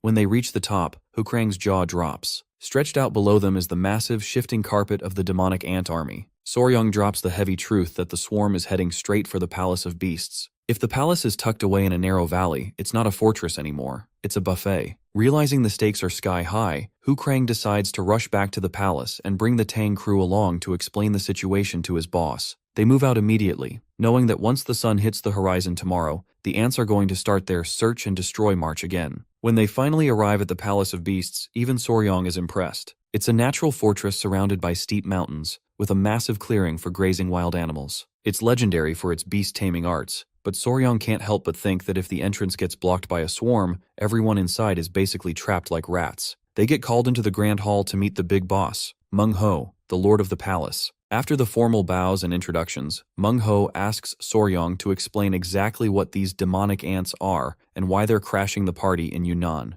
Our boy gives them the full rundown on how destructive these things are and tells them they need to evacuate immediately. But the reaction he gets is a total L. Meng-ho isn't about to abandon a 300-year-old home over some bugs, and a female warrior there even mocks him, suggesting they just send 500 wolves to clean up the insects. She basically calls Soryong a drama queen from the Central Plains. The guy doesn't back down for a second. He warns her that if she sends those wolves, they won't be hunters, they'll be snacks, torn apart in seconds. This triggers her big time, and she accuses him of not understanding the bond they have with animals, even insulting his people by saying they only see animals as food. That comment is the final straw. A dark, intense energy starts swirling around Soryong like a storm. He tells everyone in the room to clear the floor and decides it's time for a show and tell session by summoning his own venomous companions to prove he's not playing games. Centipedes, the giant spider, and stone lizards all spawn into the hall, sending the palace warriors into a total panic. While everyone else is reaching for their weapons, Soryong is just standing there vibing, holding his creatures gently like they're regular house pets. When the lord of the palace asks what's going on, our boy calls them his companions, which actually stops the room cold. These people live for animals, but even they've never seen someone treat a centipede like a best friend. Lord Meng-ho is actually low-key moved by the bond he has with his bugs. He even cracks a joke about how he originally thought Soryong was just a weirdo with a lady in a collar, referring to the invisible Yova, but now he realizes it's a partnership built on pure trust. One of the warriors even points out that a man who loves his beasts this much is someone worth listening to. Realizing the danger is legit, Meng-ho officially calls for a server-wide evacuation. As the palace goes into high-gear prep, Meng-ho gives Soryong a heartfelt thank you, and even Pyo, the daughter who was roasting him earlier, comes over to apologize. She admits she was wrong and even gives one of the centipedes a cheek pinch, which is a huge character development moment. But the wholesome energy is shattered by a low, rumbling sound. In the distance, the demonic ant swarm is absolutely deleting a massive beast, turning a powerful creature into a skeleton in record time. Soryong realizes the lag is over. The ants are already at the gates, and the main exit is officially blocked. The palace is hit with a wave of despair, with people muttering that if a giant beast elephant couldn't survive, they're all basically cooked. Hwa-Yun is worried about the rest of the Venom squad, but Soryong stays cool, figuring they've already retreated to the river. The real problem is the people stuck in the valley with him. Just when things look totally bleak, Yova the spider pulls another clutch move, spinning a massive silvery web that stretches across the mountain peaks like a natural bridge. Hwa-Yun thinks this is their get-out-of-jail-free card, but Soryong hesitates. The web can save his small squad, but it's not enough to move an entire palace and their animals. Mengho tells him to just save himself, saying that in the wild, the weak get eaten, but Soryong isn't about that life. He respects these people too much to leave them behind. He starts big-braining every detail he knows about the ants, their pathing, their senses, and their weaknesses. Suddenly, a light bulb goes off. He tells Mengho he has a plan that could save everyone, but it's going to require some serious effort and a bit of a sacrifice to pull off. By the next morning, the demonic swarm has finished snacking on yesterday's leftover beast and starts reorganizing for a move toward the Valley of Beasts. Everyone takes their positions in total silence, forming a long line across the field while Hwa-Yun sends up a quiet prayer that nobody gets hurt. The Lord of the Palace stands tall, hyped up and calling on his disciples to defend their home with their lives. As the thunderous sound of millions of tiny legs gets louder,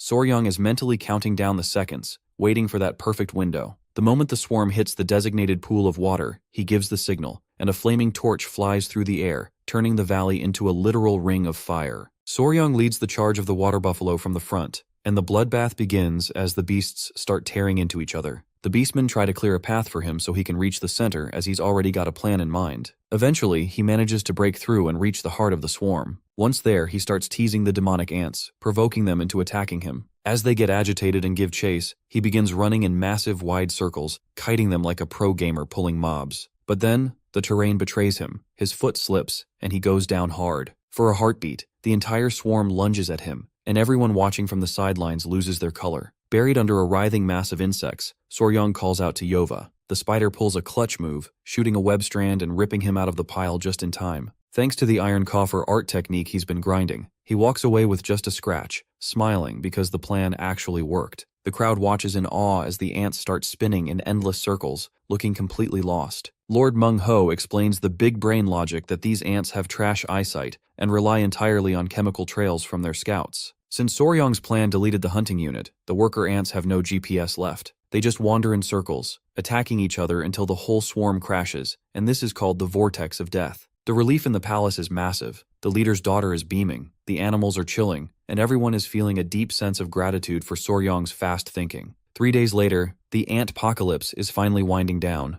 leaving the survivors exhausted. Mengho is hesitant, but Soryong insists on a loot run to find the queen. He tells Hukrang to look for a thick ant with a massive abdomen, and eventually, they find a colossal queen sitting in a pile of corpses. But the vibe is super cursed as she's actually eating her own living workers. Soryong knows this is a total glitch in nature. While queens might eat a few eggs early on, a fully established queen devouring her own developed offspring is unheard of. Hwa-Yun spots a faint glimmer on the creature's head, a tiny golden light flickering in the mess. Soryong ignores the stay-back warnings and pulls out a long golden needle buried deep in the queen's brain. The second it's out, a dark, nasty fluid oozes out, and the queen stops breathing for good. Hwa-Yun notices that while the Tang clan uses needles, they never use ones this long. There's a weird residue on it, basically a specialized poison that drove the queen into a berserker state and caused all that unnatural behavior. It looks like this wasn't just a natural disaster. Someone actually hacked the swarm to cause this chaos. The squad doesn't even have time to catch their breath before the elder comes sprinting onto the scene. He's already heard about the ant-pocalypse from a palace warrior, and is visibly relieved to see Soryong isn't in pieces. Soryong plays it cool, giving a shout-out to his iron coffer technique for the save. Once the Lord of the Southern Palace realizes he's talking to a high-ranking Tang elder,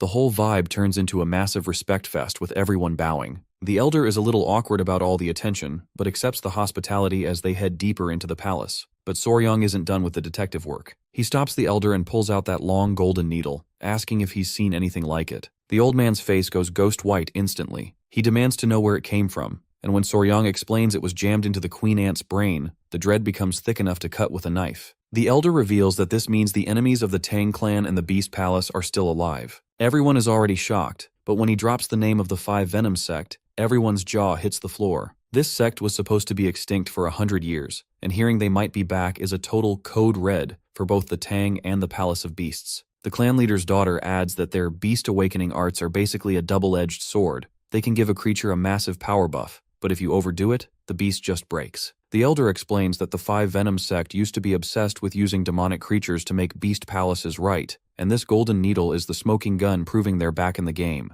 As they're stressing out, the Tang elder pats our boy on the head, praising him. Thanks to his efforts, the demonic ants have calmed down, and they now know that the Venom sect is behind it. Seeing the threat is real, the Tang Patriarch and Lord Meng-ho renew an ancient alliance right there on the spot. Meng-ho is so impressed by Soryong's main character performance that he offers him any reward he wants. Following a sneaky whisper from the elder, Soryong asks about the returning divine art for his centipedes. This takes them to the Beast Palace's Lord Hall, where our boy shows them that he can control his centipede just with his thoughts. According to him, he learned a martial art left behind by the Five Venoms, and ever since then, he's been able to command the centipede mentally. Now he wants to understand why it happened, and whether he can do the same with other creatures. Hearing this, the Lord's daughter points out that it might not be that simple. According to her, their palace shares most martial arts freely, but the beast heart art is different. It's what allows them to control beasts with their minds. Still, she's stuck on one question. How does a son-in-law of the Tang clan know a technique like that? Thinking about it, Lord Meng-ho gets real serious and starts asking Soryong about his bloodline and his biological parents. Our boy, totally unfazed, just admits he's an orphan with zero family ties. For some reason, this news hits the room like a bombshell. Meng-ho looks at him with genuine warmth, explaining that someone who raises venomous creatures with that much pure heart is rarer than any elite warrior. Then, out of nowhere, Meng-ho asks Soryong to officially become his son. He is completely blindsided by the offer, wondering if the old man is actually for real. Meng-ho doesn't blink, confirming that he wants him as his adopted son and a full-patch member of the Palace of Beasts. The deal is pretty sweet.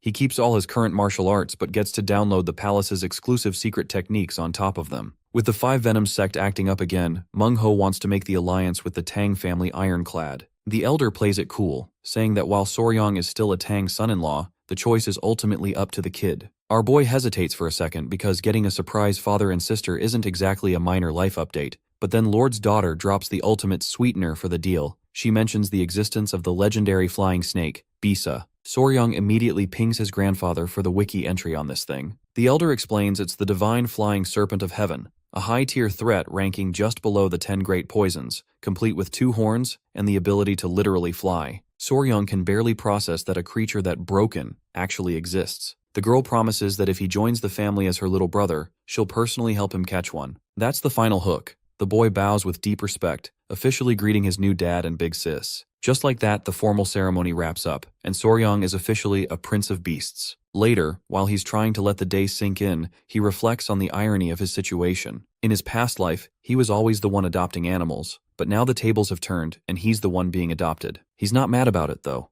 The people here have that same pure energy as the Tang clan. The chill vibe is ruined when his new sister and Huiyun barge into his room, with her announcing she wants a sibling sleepover. Soryong is majorly confused until Huiyun nervously explains that in the Palace of Beasts, engaged couples and family just share the same sleeping space. It's way too much for Soryong's proper mindset to handle, and he spends the entire night wide awake and flustered while they talk about bugs. When morning finally rolls around, Meng-ho gathers everyone to explain the Ongong and check out Soryong's internal energy stats. He places a hand on the boy's head, and the air gets heavy as he analyzes the boy's circulation. He realizes he has been low-key masking his spiritual essence this whole time. He notes that while Soryong's current beast bonding skill is okay, it's basically a light version of the real beast heart technique. His sister jumps in to explain that the true version is a deep, living bond where the master and the beast grow together, with the animals essentially becoming a mirror of the master's soul. To show him how the pro version looks, she summons a massive pack of wolves that spawn in instantly. She tells her furry squad that Soryong is family now, and then gives a sharp command.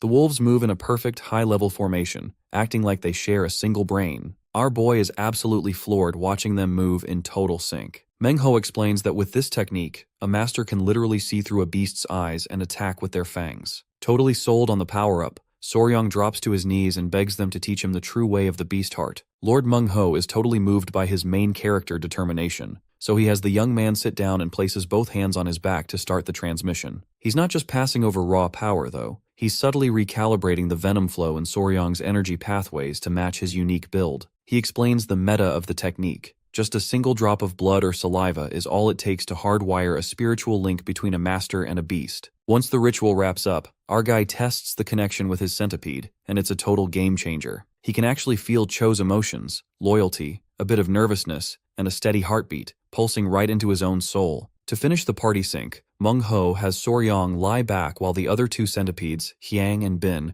drop a bit of saliva onto him, sealing the bond in a way that feels way more mysterious than any standard martial art. Fast forward to a training session in the palace garden, and Soryang is putting his new Bluetooth connection to the test. He's got his 3 centipedes moving in a tight formation, striking targets with the kind of coordination that would make a drill sergeant jealous. Hwayan and his sister are on the sidelines giving him all the hype, but Soryang is secretly feeling like a fraud. He's frustrated because trying to mix his own martial arts moves with the centipede's attack still feels clunky and awkward, like playing a game with high ping. He tries to switch up the rotation for a more fluid combo, but the centipedes look a bit sad when he corrects them. He immediately goes into best dad mode, petting them and reminding himself that leveling up this kind of harmony takes time. It's been 15 days of grinding the wild beast heart technique, and the results are actually cracked. Since the foundation is similar to the Tang clan's 5 poisons method, the centipedes are learning at 2x speed, and the bond is getting deeper by the day. Our boy also registers everyone using his blood instead of that weird spitting method.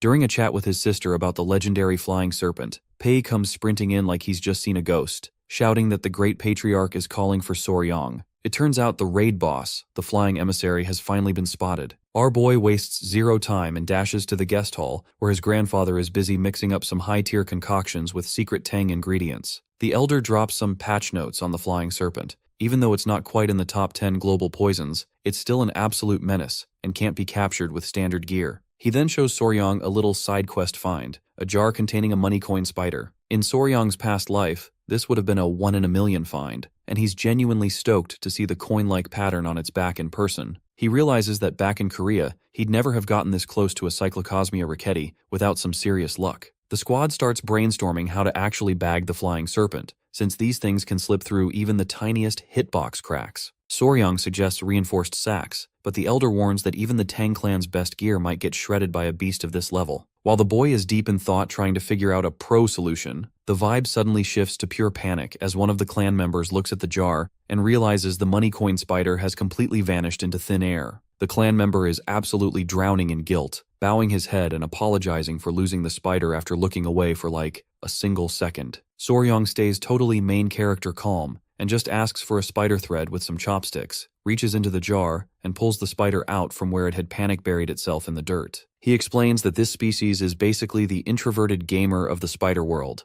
They love digging tunnels and hiding underground the second they feel a threat. Watching it work gives Soryang a big brain idea. If these spiders can build tunnels that handle that much pressure, maybe their silk can make a top-tier containment bag. He heads off to find Yova to see if she can handle the commission. Yova takes one look at a regular bag to get the specs and then gets to work. Soryang is over there geeked out on spider silk facts, remembering that the stuff is 20 times stronger than steel and even tougher than bulletproof vest fibers, and since Yova is a high-tier spiritual beast, her silk is basically admin-level gear. Pai tries to poke a hole in the finished product and realizes it's completely impenetrable. The elder is also hyped, declaring they move out at dawn since they finally have the right equipment to bag the boss. Soryang gives Yova a heartfelt thanks, promising her she'll have plenty of new friends to keep her company soon. When morning hits, the squad treks out to the valley where the serpent was last seen. The elder gets a bit nostalgic on the road, mentioning he's only seen one of the 24 poison branches once in his life. He explains that just like a day is divided into 12 zodiac hours, the clan divides their cycle into 24, with a unique venomous beast ruling each one. They hit the edge of a steep cliff and finally spot the heavenly flying snake, suspended in the wind currents. It's got twin horns that glow like literal blades and glides through the ravine like it owns the sky. It's officially the ruler of the first hour of the day, the very beginning of heaven and earth, black and yellow called Cheon. In his past life, Soryang actually used to present real-life flying snakes, the Chrysopelea, to audiences who thought he was capping. He'd have to explain that they don't fly like birds. They flatten their bodies and expand their ribs to glide through the air for up to 250 meters. Even in this world, he knows that while the magic is real, physics still has a say in how things move. Seeing this divine version soaring for real still has him shook, though. Hwayun tries to keep the mood up, telling the centipedes they'll be that cool one day, but the serpent suddenly thrashes and dips into the distance. The elder decides to set up camp and send out scouts rather than chasing it blindly. Soryang is over there overcomplicating the strategy until his sister walks up and gives him a reality check. She reminds him that even a divine snake has to eat and sleep eventually. It has to touch the ground at some point, and that's when they strike. Soryang realizes he was totally overthinking the boss fight and thanks her, while she promises to put that snake right in his hands. But the wait-and-see plan goes sideways fast. At night, when they attack, warriors start dropping like flies all around the camp. Soryong looks up and finally gets why this thing is the #1 ranked venomous beast. The serpent is just hovering there, watching them with glowing eyes, looking completely unbothered and 100% in control of the situation. Hwaeun rushes over to make sure Soryong hasn't been tagged yet, but the vibe just went from hunting trip to survival horror real quick. After 3 days of intensive stakeout, the squad finally had the serpent's schedule down. According to the info they gathered, it's a literal fire koi enjoyer, eating once every 3 days, and its flight time is capped at about 2 hours before it needs to recharge. But knowing the schedule doesn't make the boss fight any easier. The thing is a 6-meter-tall tank with unbreakable scales, and every time it lands, it creates a shockwave that sends rocks flying like shrapnel. Even though its venom isn't top tier, its physical power is absolutely cracked. After way too many warriors get sent to the medbay with injuries, the Elder finally calls for a tactical retreat. Their first attempt is a total L, and the mood back at camp is basically at rock bottom. While Hwaeun patches herself up and the Elder stabilizes the wounded, Soryong starts big-braining a new strategy. He realizes his old-school monster hunting knowledge is hit or miss here because a direct head-on fight is just suicide. He jokingly says things would be a lot easier if they could just stop that thing from flying, which prompts the Elder to drop some lore. The serpent isn't actually flapping its wings, it's using a high-level chi propulsion technique. Hearing that, our boy turns to Hwaeun for answers, and she explains that it's a type of qigong technique. According to her, the chi propulsion technique uses internal chi alone to lift the body and can't be performed without tremendous internal power. The Elder adds that the creature has that much power because of the internal elixir it possesses. This is a massive revelation because a core means the creature is essentially a living battery of concentrated energy. Pai and our boy's sister are immediately tempted to just delete the serpent and loot the core, since consuming it would give anyone a massive permanent stat boost. But Soryong isn't about that murder hobo life. He puts his foot down, insisting they capture the serpent alive without hurting it. This shocks everyone, especially his sister, who reminds him that this isn't just any elixir they're talking about. Still, our boy sticks to his stance, arguing that killing it for a one-time power-up would be a waste when they could have a living divine ally instead. Hearing that, the Elder is impressed by his thinking and asks for the next step. Soryong then looks at his centipedes and reveals that there's actually a solid method to capture the beast without leaving a single scratch on it. He starts drafting a plan that relies more on biology than brute force, keeping the spicy details to himself for now. Soryong's new no-hit run strategy is based on the fact that snakes perceive the world through a specific UI. They've got their auditory system for vibrations, their vomeronasal organ, Jacobson's organ, for tasting the air with their tongue, and specialized heat-sensing pits to track infrared radiation. Soryong realizes that if the squad can mask their scent and their body heat, they basically become invisible to the serpent's radar. To pull this off, the squad has to wear these weird, specialized outfits made from Yova's silk. The Elder feels a bit silly wearing a ghillie suit instead of his usual intimidating robes, but Soryong insists it's the only way to stay off the serpent's thermal map. The plan is pure psychological warfare. They're going to follow the serpent for days, and every single time it tries to take a nap or grab a snack, they're going to chuck stones at it from the shadows. Since it can't see or smell them, it'll just be confused and stressed. Soryong knows this is going to be a grind for the group too, but he's betting that the serpent will eventually hit 0 stamina and collapse from sheer exhaustion. 6 days of pure psychological warfare later, the no-sleep strategy finally pays off. The serpent is completely gassed from the constant stone throwing every time it tries to drink or nap, and it eventually just passes out from sheer exhaustion. Our boy dubs the mission the relentless pursuit of the heaven's net, Earth's web, and it's a total win as they bagged a god-tier beast without a single scratch on the crew or the snake. The squad gathers around the silk-wrapped prize, and the Elder confirms the loot is legendary. The serpent's inner core packs the equivalent of 120 years of cultivation. Hwaeun and Soryong's sister are practically jumping, telling him he'd be crazy not to absorb it and essentially patch his physical limits forever. Soryong is caught in a bit of a dilemma though. While jumping to admin levels of power is tempting, he's still got a soft spot for the rare creature. Just as the debate heats up, the silk sack starts glitching out and moving. Everyone thinks the boss is waking up for round 2 with how much it's moving. The warriors trying to hold it down are struggling, realizing it still has that much strength left. Seeing them struggle, the Elder realizes this doesn't look like a beast that's been starved for days, and now that it's awake, it's definitely going to resist. He explains that the younger ones are easier to raise, but this first one is different. Even if they take it to the Tang clan, they're not sure where they'd even keep it. Saying that, he turns serious and warns that if it keeps struggling, they might have to delete it and take the core by force. But when the sack falls away, the 6-meter-tall monster has shrunk into a tiny, frail version of itself. It turns out the serpent is offering its core willingly, basically surrendering its power to survive. Soryong feels a wave of regret, but since the snake is now pocket-sized, the immediate danger is gone, and the group heads back to the palace. The next morning, Lord Meng-ho gets a look at the core and is floored by the energy density. However, there's a bit of a compatibility issue. The energy is heaven in nature, while Soryong's builds are all about that earthly venom energy. The elder breaks the news that the boy might only be able to absorb about half of the power because of the mismatched stats. Still, 60 years of free cultivation is a massive W, and Hwayun is already celebrating his upcoming power-up. But then, things get messy. Soryong's 3 centipedes suddenly crawl out of his clothes, acting totally aggro and unsettled. Before anyone can react, they lunge toward the core and knock it to the floor. Usually these 3 are a solid team, but now they're showing a weird hostility toward each other that's never happened before. Soryong tries to play peacemaker, holding 2 of them back, but he can't figure out why they're suddenly fighting over the loot. Then, the 3rd centipede, Cho, starts glowing with an intense, blinding light. The realization hits everyone at once that Cho just ninja-looted the core and swallowed it whole. The light coming off the little guy is so bright the whole hall has to shield their eyes. Soryong is standing there completely stunned because this scene is a literal one-to-one match for a dream he had a while back. As he's trying to process the déjà vu, his own brain starts feeling fuzzy.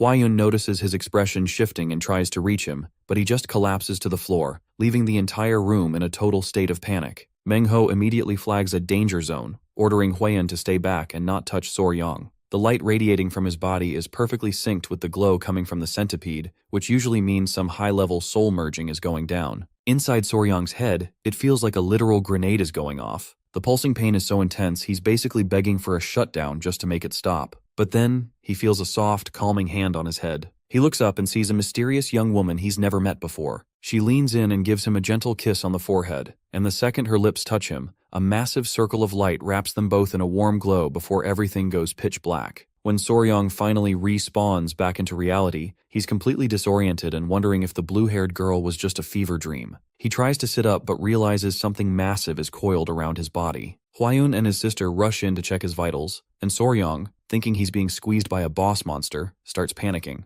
They quickly calm him down, explaining that the giant creature is actually Cho. Soryong is floored that the tiny centipede he used to carry in his pocket has undergone a massive evolution into a legendary flying centipede. Hwayun breaks down the new stats that Cho can now fly, summon thick mists, and even call down deadly rain. She's officially entered the 10 deadly venoms tier. While Soryong is geeking out over how beautiful and imposing Cho looks now, Hwayun drops the bad news that the other 2 centipedes, Hyang and Bin, are absolutely salty. Soryong realizes he accidentally griefed them. By holding them back during the chaos, he gave Cho a free path to ninja loot the core. He spends the next while giving them a sincere apology until the roommate tension finally settles down. The next morning, the docs, Meng-ho and the elder, run a full diagnostic on our boy. The elder notes that Soryong's internal poison levels have spiked significantly, likely because of his link to Cho's new power. Meanwhile, Meng-ho agrees, explaining that the beast art allows both the beast and its master to grow stronger together over time. At the same time, the elder feels relieved knowing that the core is gone. However, he also points out that it's a good thing Soryong absorbed all the energy from it. With that in mind, he asks him to confirm all the details once they return to the clan. Just then, Meng-ho asks if he saw any hallucinations, warning that a beast this powerful can sometimes overwrite a human's consciousness. Soryong secretly wonders if that blue-haired girl was actually Cho's human personification. But there's no time for a deep dive into philosophy, because the elder shifts the conversation back to the main quest, tracking down the 5 Venoms sect. They plan to locate their stronghold, but hearing this, our boy is a bit shocked and starts sweating. The elder reveals that the ruins where the 5 Venoms sect was wiped out a century ago aren't far from here, and they've recently discovered traces of them again, so they can't just sit idle. He fears the sect might be hiding and rebuilding, and if they attack the Beast Palace, they could be next on the target list. So he suggests that instead of waiting for them to strike, they should hit first. Down at the guest hall, Pei confirms the last of the captured venomous crates are ready to be shipped back to the Tang family. Soryong asks about the serpent, and Pei admits the little guy is in rough shape, it hasn't eaten in days, and is probably depressed about losing 120 years of cultivation to a bug. Soryong goes to check on it with Cho in tow, but the serpent is still acting aggro.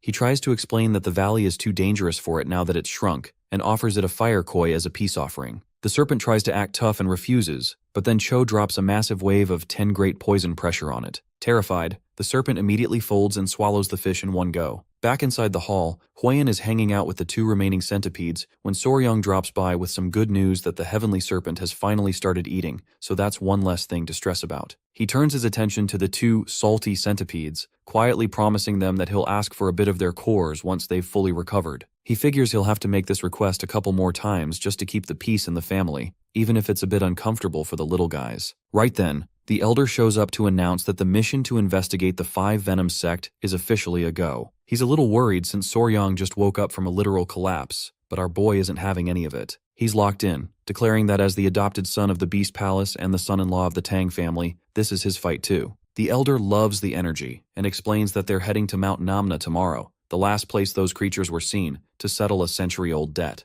A few days later, Soryang is literally flexing his new perks by flying through the sky on Cho's back. Searching for a 100-year-old crime scene is proving to be a total grind though, because the records are super vague about where the extermination actually went down. They cross the entire mountain and find basically nothing until Cho suddenly slams on the brakes in midair. Soryang realizes his giant centipede just got jump-scared by a massive swarm of bats. It's her first time seeing them after all. Since the sun is dipping low, Soryang decides to call it for the day and heads back down to the ground. When he meets up with the squad, Meng-ho asks for a status report. Our boy admits he didn't find any secret portals, just a bunch of bats flying from the north. That tiny detail is actually a massive ping for Meng-ho, who explains that a swarm that big usually heads for a giant cavern, which could be the exact spot where the 5 Venom sect was sealed. He tells Soryang to lead the way while the rest of the warriors follow his lead. They push through the dense jungle along the northern ridge until they hit a mountain that blends right into a massive cave system. The elder notices an ancient handprint carved into the stone, and Meng-ho reads the message out loud which says, "This is the place where the sect was sealed forever." The elder even recognizes the marks of the Crimson Dragon Palm, a legendary ancestral technique that must have been used to lock the place down. The main entrance is blocked by massive boulders that look like a nightmare to move, so Meng-ho suggests finding a back door. Right on cue, more bats burst out from a hole high above them. The elder figures 100 years is plenty of time for a natural vent to form, so Soryang volunteers to scout it out. He's got Cho and Yova the spider for backup, and with Pei tagging along too, the group starts the slow, careful climb up the mountain, one cautious step at a time. When the squad finally steps into the cavern, it's basically a nightmare of bat droppings, creepy echoes, and total darkness. Luckily, our boy has the cat's dark night technique he learned from his sister at the Palace of Beasts, which is basically like having night vision goggles permanently switched on. Even with the clear sight though, there's a massive wall of bats blocking the path. Soryang admits that even though he's a total animal lover, bats give him the major creeps for some reason. He's wondering how to get past the furry curtain when Cho decides to flex. She lets out a sharp, piercing sound that rings through the cave,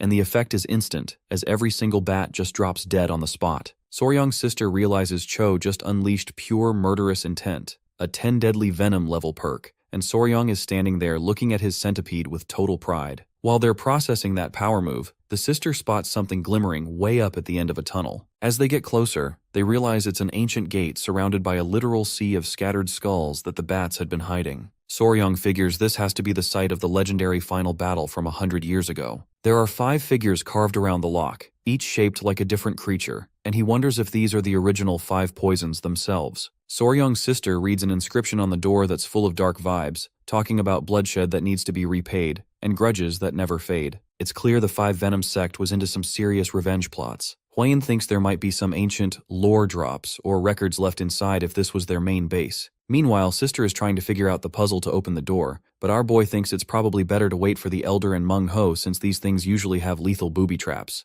They sit down to wait, but the awkward silence is a bit much, so our boy starts theorizing about the mechanism. He mentions that usually you just have to press a sphere or find the right button, kind of like an escape room game. Hearing that the girls get excited and decide to give it a shot, thinking maybe they need to push some internal energy into the lock or say a secret phrase. However, as our boy touches the sphere, an intense light flashes from his palm and the door actually starts grinding open. Everyone is floored because it looked like he was just guessing, but he actually cracked the code. A strong wind starts blowing from the dark passage ahead, showing just how deep this place goes. Huiyan is totally fascinated by the Tang-style construction and wants to keep exploring, so the group decides to push forward into the unknown. Before they disappear into the tunnel, our boy leaves a quick, "We were here" message for the Elder and Meng-ho so they don't get lost when they arrive. With this, the crew steps through the ancient gate with lanterns high, feeling like they've just started a high-stakes treasure hunt. The second they're all inside, the heavy door slams shut automatically, which definitely jump scares everyone for a moment. Huayun shakes off the trapped vibes by reminding herself that the backup team knows where they entered. Our boy figures this was the same escape route the 5 Venom sect used a century ago, and as they walk deeper, they find walls lined with tons of tiny cave openings that look like primitive bunk rooms. Just then, Sister spots some cringe graffiti on the walls, and when Huayun shines her light on it, she realizes it's a manual for some seriously messed up animal cruelty techniques. Disgusted by the edgy ancient cult vibes, Soryang pulls a delete move and burns the inscriptions off the stone, telling the girls they need to scrub every inch of this place to make sure no more of that dark lore remains. After spending a few hours playing underground janitor and checking every single tiny room, they gathered again to discuss an even deeper passage that they found. Most of the bigger rooms Huayun checked were totally trashed, broken furniture and burn marks everywhere, leading Sister to conclude the place was purged right after the big war. Soryang is over there, big-braining the architecture, thinking back to his past life trip to the escape room game he played in Cu Chai tunnels in Vietnam. He remembers how clay and limestone can be carved easily when wet, but turn into a hard-mode fortress once they dry. He's weighing the risks of this infinite tunnel, knowing that pushing forward is a gamble, but the rest of the squad is looking at him to make the call. Since they've already committed to the bit, Soryang decides they're going all the way. They walk for what feels like forever, and the tunnel just doesn't end. It's a total backrooms vibe where the destination never shows up. Sister starts venting about how their ancestors were right. The 5 Venom sect were absolutely out of their minds to build something this long. By their estimate, they've been wandering for nearly 2 full days, and everyone is hitting that 0 stamina wall. Huayun admits she's starving, and Sister is low-key spiraling, worried they might actually be stuck here for good. Huayun tries to keep the mood up by dreaming about a post-mission feast, when suddenly, a savory smell drifts through the air. The sniff test is 100% positive. It's roasted rabbit. Soryang immediately hits combat mode because a campfire usually means 5 Venom sect cultists are nearby, but Sister is thinking with her stomach. She figures they can just clear the room and loot the snacks. She almost sprints ahead, but Soryang holds her back, telling her to stay chill. They find a hole in the ground where the delicious aroma is rising from, and Sister is ready to dive in. However, Soryang is getting a glitch in the matrix feeling as the vibe coming from the hole is familiar, but totally unsettling. As they peek into the opening, Soryang's heart drops into his stomach as he recognizes the people down there, leaving Huayun totally confused by his sudden system crash reaction. Inside the hole, the squad sees a group of people just chilling and eating roasted meat like they don't have a care in the world. It turns out this wasn't some random camping trip. These guys had been through a literal war zone a few days prior. The backstory is actually pretty intense. A specialized pursuit group had launched a raid on a blood sect base in the forest. The Alliance had used a paralyzing poison to nerf the sect members, leading to a total victory for them. But the win didn't last long. The captured enemies somehow pulled a disappearing act. The leader discovered a secret tunnel hidden inside a well and chased them across the border into a whole different kingdom named Daewol. Exhausted from the marathon chase, the leader Chang Ryong and his crew decided to set up camp in this cave. Chang is low-key annoyed because he's been doing all the carry work, hunting, cooking, and tracking, while his teammates basically just offer moral support because they were raised as spoiled martial arts elites. The yapping stops instantly when Chang looks up and sees Cho, the absolute unit of a centipede, staring him down. Soryang and his group step out of the shadows to introduce themselves, and pretty soon, both squads are vibing around the campfire. Gu Xiong, the brat boy of the group, is surprisingly wholesome. Since the boy saved his sister Yang in the past, he basically treats him like a little brother. He keeps trying to force-feed Soryang some of the roasted meat, and the atmosphere is actually pretty relaxed for a second. But the chill ends when Huayun points out a major plot hole that the Elder and Meng Ho still haven't shown up, even though Soryang left a literal GPS trail of spider silk for them. Our boy checks with Yova to see if her webs detected any movement, but it's total silence. That's when the big brain realization hits him. The door they entered through wasn't just a regular lock, it was a biometric scanner for internal energy. It only opened because Soryang has the specific 5 Venom's energy signature. Even though the Elder is a master, his energy isn't pure 5 Venom's energy like Soryang's is. This means the main army is likely stuck outside the door, unable to follow them into the deep tunnels. With the main group stuck behind a biometric energy door, the sister has to make an executive decision on whether to head back to Mount Namna or push toward the Palace of Beasts. Since standing around doing nothing isn't ideal, our boy decides the squad should tag along with Chang's group. It's a smart play. Wandering the forest alone with blood sect remnants lurking is a recipe for disaster, and following Chang lets them hunt for clues about the 5 Venoms while having some serious backup. Chang's group, especially Peng Yu, is totally down with the plan, giving Soryang a big brother guarantee that he'll get everyone back to the Central Plains in one piece. The next morning, our guy finally gets a look at the sky after what feels like a lifetime underground. As they trek, Chang pulls Soryang aside, low-key venting about how his two elite teammates are basically useless at survival and asking if his crew can actually hunt or find water. Soryong reassures him they've got it covered. To prove the point, he sends Yova the spider on a quick grocery run, and she returns almost instantly with fresh prey. Sister jumps right in, explaining the best way to field dress and cure the meat for the road. Chang is visibly impressed. He realized that while the girl might not be a frontline brawler, her survival IQ is off the charts. Soryong feels a bit proud of his new sister, but things get weird when Chang starts catching feelings. He goes all over the place praising her beauty, and while he's gooning, he suddenly gets chest pain and clutches it hard. Seeing this, Soryong is confused at first, then gets annoyed when he realizes this guy is just one of those love-at-first-sight types. By the time they hit the official meeting point, the sister starts using sound waves to ping any nearby creatures, which absolutely blows Chang's mind. However, his crewmate Jeonbong can't help but drop a bit of sarcasm, pointing out how fast Chang forgot his sparring the moment a new girl showed up. Soryong finds the whole love triangle hilarious. He pulls his sister aside to get her take on Chang's obvious crush, but she deadpans that she finds guys like him totally insufferable. In a big-brain relationship analysis, the sister and Hwaeun both agree that Chang is actually the oblivious one, as Jeonbong has been crushing on him this whole time, and he's been completely blind to it. Soryong is genuinely shocked because he didn't catch those romance subplot vibes at all. The sister doubles down, admitting her actual type is a guy with a tank-like build but a soft panda bear face, specifically naming Gyu as her ideal. Our boy and Hwaeun are caught totally off guard by that specific preference, but there's no time to gossip further. As they push through a weirdly pink-tinted wind in the Yunnan forest, Gyu announces they've finally made it. He points toward an abandoned cave perched on a hill, the official rendezvous point for the Martial Alliance. Soryong gives the meeting point a serious vibe check, and realizes something is off as he can't sense a single soul nearby. Chang is quick to explain that this ghost town energy is actually a tactical play to stay off the blood cult's radar. The sister pulls Soryong aside and tells him to keep Cho the centipede on standby and out of sight.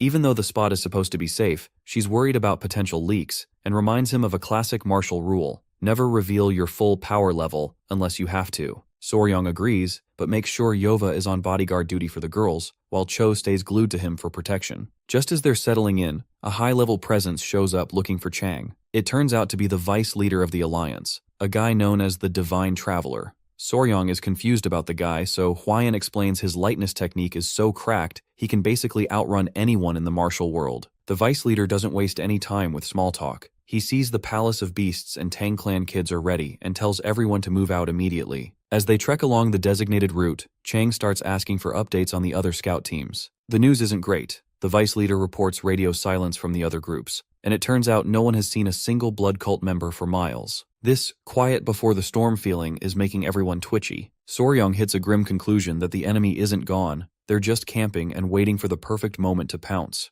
Right on cue, the vice leader's body shifts into a high-tier combat stance. He locks eyes on the horizon and announces that the ambush has officially begun. Suddenly, the blood cult reveals itself, completely surrounding the squad in a move that Soryong didn't even see coming. Realizing they've been walked into a trap, the vice leader pulls a mentor move. He hands the girl a map detailing every hidden blood cult base, and tells her the future of the martial world is in her hands. He's planning to pull a solo stand to buy the kids time to escape. Chang catches the vibe immediately and orders a full-speed retreat, promising they'll all regroup at the main headquarters. With the vice leader preparing to go berserker to hold the line, the rest of the group heads south, pulling a pro-gamer move by running in the opposite direction the enemy would expect them to go. Just when the squad thinks they've pulled a pro-gamer flank by heading south, a figure blocks the path. It turns out the northern exit was a total bait, and they've walked right into a kill box set up by Grandmaster Gu Pengso, the heavy hitter leading the Blood Demon unit. He's standing there with a max-level ego, dropping the grim news that no one is coming to save them because the rest of the Martial Alliance groups are already rotting in prison. Before anyone can even process the terror, Pengso gives the delete order to his goons, telling them to wipe out the men and bag the women. The cult members surge forward, looking ready to end the series right then and there. Seeing them charging, Soryong decides it's time to stop playing around. He steps forward, ignoring his friend's frantic warnings about being reckless, because he knows he's got a cheat code in his back pocket. The second he calls for Cho, the air gets heavy with an overwhelming wave of power that leaves the Blood Demon unit glitching in place. Soryong isn't just summoning a pet, he's activating the Wild Beast Heart technique, essentially merging his own essence with Cho's to create a combined power level that shouldn't even exist.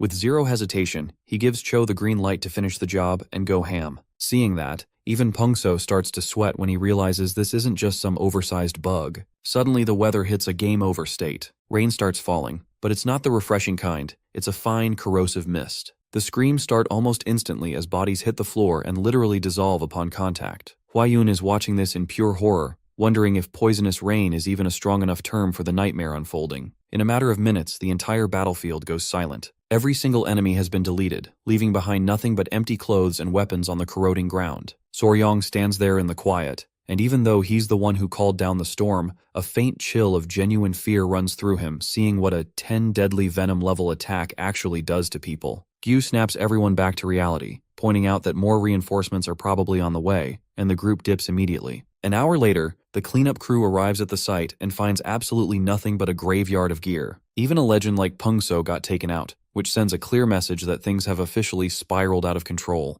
The new guy on the scene is Chogui, known as the Blood-Wind Flying Snake, and he's visibly shaken. Pungso was one of the 8 great masters of the cult, so losing him to a bunch of kids is a massive hit to their reputation. Chogui starts questioning if their promised reinforcements flaked on them, but before he can finish the thought, a mysterious presence spawns right behind him and catches him totally off guard. A woman's voice floats through the air, telling him there's zero reason to stress because she always keeps her word. This newcomer is the same lady of the 5 venoms who caused chaos at the Daywhale Nation, and while she used to be an op, she's now loosely allied with the Blood Cult because they both share a massive grudge against the Central Plains. She also got this huge army of mutant frogs with her, and they claim to be descendants of the 5 Venom sect. She hands over an antidote Chogui was waiting for, but she can't help but roast his martial arts skills, calling his techniques full of skill issues and weak points. She's already analyzed the poison used in the area as quicksand snake tear, but the real shock comes when she inspects the battlefield herself. She touches a bit of the poisonous residue to her tongue, and her eyes practically pop out of her head. She realizes instantly that this isn't just some random toxin, it's the signature poison of the first Venom Lord. Sensing a massive opportunity from the heavens, she flashes a creepy smile, summons her specialized squad of toads, and starts a high-speed pursuit to catch Soryong before he can vanish. Meanwhile, Soryong's squad is hauling it toward the Lankang River, which is the final checkpoint before they hit the safety of the Central Plains. Our boy is actually handling the cardio better than expected because Cho's evolution gave his internal energy a massive buff. Chang decides they need to floor it and cross the open flats before dawn,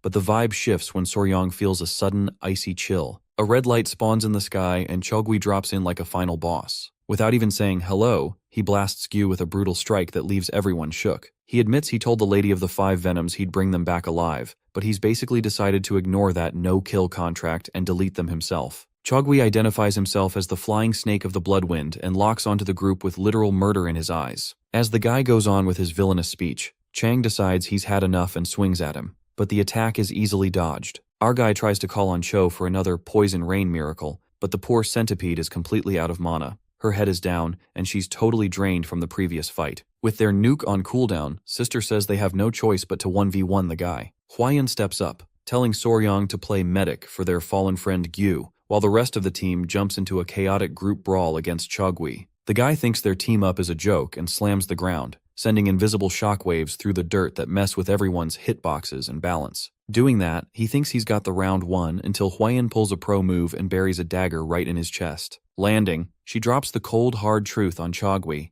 telling him that the poison on her blade is already moving to brick his internal energy. Chogui isn't having it, though. He pulls the tough guy act and rips the dagger straight out of his chest like it's nothing. He mocks her, claiming he's already popped an antidote and that her top-tier poison is basically just sparkling water to him now. Hua-yun gets visibly tense at the mention of a cure, and Soryong starts overthinking the situation in the background, while Chogui starts yapping about how he's going to make them all beg for the end. But then, his invincibility starts lagging. He realizes his blood isn't circulating right and his internal energy is ghosting him. He's confused because he definitely took the antidote for the snake venom, but Soryong just stands up with a calm, "I told you so" vibe. He points out that Chogui probably should have double-checked the patch notes on the poison he was fighting. It turns out the squad ran out of their standard venom stash ages ago during the earlier raids, so our boy had to homebrew a replacement. Gyu was totally blindsided by this, but Hua-yun confirmed that Soryong has been the secret chemist behind their recent wins. The boy called Yova over to deliver the secret ingredient he'd been stashing on his skin. With this, he revealed it's a dew bee hive, known as the tiger-headed bee or yellow bee,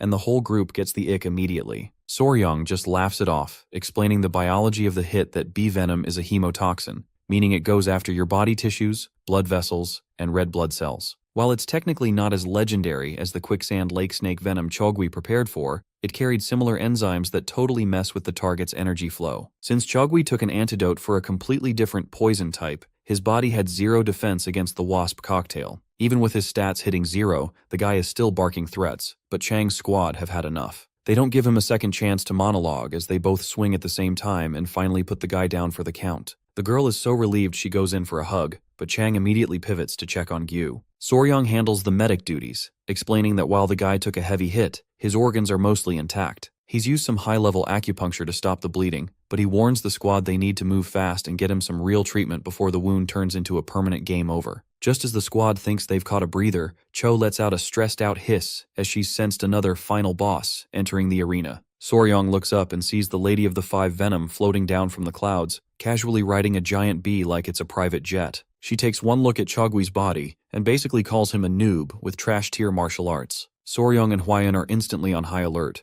trying to figure out her deal while she slowly descends, weighing whether she even needs the blood cult anymore. Without breaking a sweat, she orders her massive bee to bag the whole group, and the creature lets out a sonic scream so loud it feels like your brain is melting. Hwaeun screams for everyone to buff their ears with internal energy immediately, because it's the strange cry Tiger Wasp, one of the 10 deadly venoms, a sonic attack that can literally make your blood collapse. From her high-up perch, the Lady of the Five Venoms starts hyper-focusing on Soryong. She realizes he's the big brain behind Cho's evolution and the homebrewed poison that deleted Chogui's team. She decides right then and there that Soryong belongs to her now, treating him more like a rare loot drop than a person. Hwaeun whispers a frantic warning that this woman's power level is dangerously close to Soryong's grandfather, which only makes the lady more amused. She orders the bee to restrain everyone, and our boy sends Cho in for the clutch play. The bee grabs Cho, but he's still running on an empty tank from earlier, and the giant wasp is basically a heavyweight champion. For a moment, it looks like game over, until Soryong calls in Yova. The spider clutch saves the day by web-shotting the bee's wings, forcing it to drop Cho. The lady is visibly shook that the boy has a human-faced spider in his party too. Chang tries to pull a hero move, telling Soryong's crew to run while he and the girl hold the line. The lady treats them like annoying NPCs though. She pulls a teleport move, vanishes from their sight, and spawns right behind Chang. The girl throws herself into the line of fire to save him, taking a brutal hit that leaves her crumpled on the ground. Chang freezes in total shock, and the lady doesn't miss the opening. She drops him from behind, coldly reminding him to never look away from an opponent. Meanwhile, from the side, Soryong is watching his teammates fall like dominoes, and the dread is starting to feel real. The lady turns her main character energy back to our boy, telling him to stop resisting and just come with her quietly. Soryong is paralyzed with fear for a second, but Hwaeun and his sister step up, refusing to let anyone touch their brother. The lady is officially done with the backtalk though. She unleashes a high-range blast that sends both girls crashing to the dirt. Hwaeun is still on the ground, totally reeling from the shock as the Lady of the Five Venoms starts taunting her about her fiancé basically being snatched away. Just as the lady moves in to finish the job, the lizard duo suddenly pops up out of nowhere to block the strike, playing the ultimate bodyguard role. The lady instantly recognizes the fourth Venom Lord presence and starts looking at Soryong. She's over there listing his collection like a superfan, the first Venom Lord, a human-faced spider, and now the Lizard Lords. She demands to know who he actually is, and Soryong doesn't blink, proudly claiming his titles as the son of the Palace of Beasts and the Tang clan's only son-in-law. She just scoffs at the names, basically telling him he's just repeating history from a century ago, which is when it clicks for Soryong. This woman is a literal living relic of the Five Venom sect. She decides right then that she's rescuing him for herself, which honestly just makes his blood boil with pure indignation. The two lizards don't wait for a signal and charge her at once, but then things get glitchy. They pass straight through her like she's made of thin air and slam into the dirt. Our boy realizes this isn't magic. It's the lizard step, a high-tier evasive technique from the Five Venoms manual. Feeling herself, the lady decides she's done playing games and blasts Hwaeun away, dragging her across the ground before snatching Soryong by the arm. She thinks she's finally won the round, but our boy isn't going out like that. He sends both of his smaller centipedes in for a counterattack. The lady is caught off guard by the movement and has to let go to dodge, but Soryong can feel that his creatures are hesitating.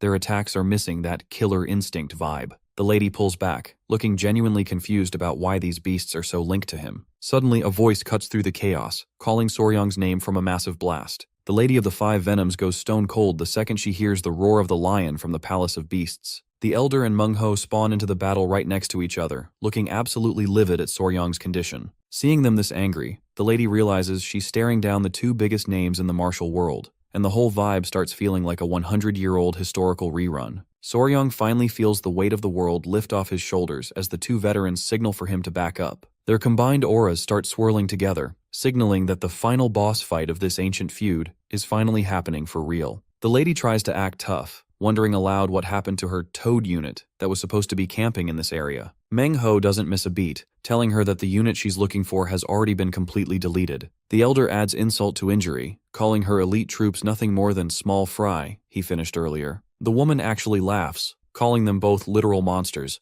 and admits that even she isn't main character enough to 1v2 both of them at the same time. She calls her giant bee back over for an emergency extraction, promising that this isn't a GG and that she'll definitely be back for a rematch. Meng Ho is ready to crash the party and lunges forward to stop the escape, but the elder holds him back because the squad is in rough shape and needs immediate medical attention. Before she dips, the lady makes sure everyone knows her name, Cheong Yu. She flies off on her giant bee, shouting back that Soryong is basically her future property. Our boy just stands there, repeating her name and trying to process the absolute chaos that just went down. As she's retreating, he spots something wild, a golden needle stuck in the bee's head and another one buried in Cheong Yu's neck. It hits him like a bucket of ice water that this was his first real high-stakes encounter with her, and she definitely left a mark. Once they get everyone back to the palace, the healer takes over because the team took some serious L's. The Chang squad lady is in critical condition. Gyu has a hole straight through his body, and both Sister and Hwaeun are dealing with internal injuries and nasty bruises. Soryong is the only one still walking, but he's laser-focused on Cho. The centipede lost 2 legs to that wasp's scream,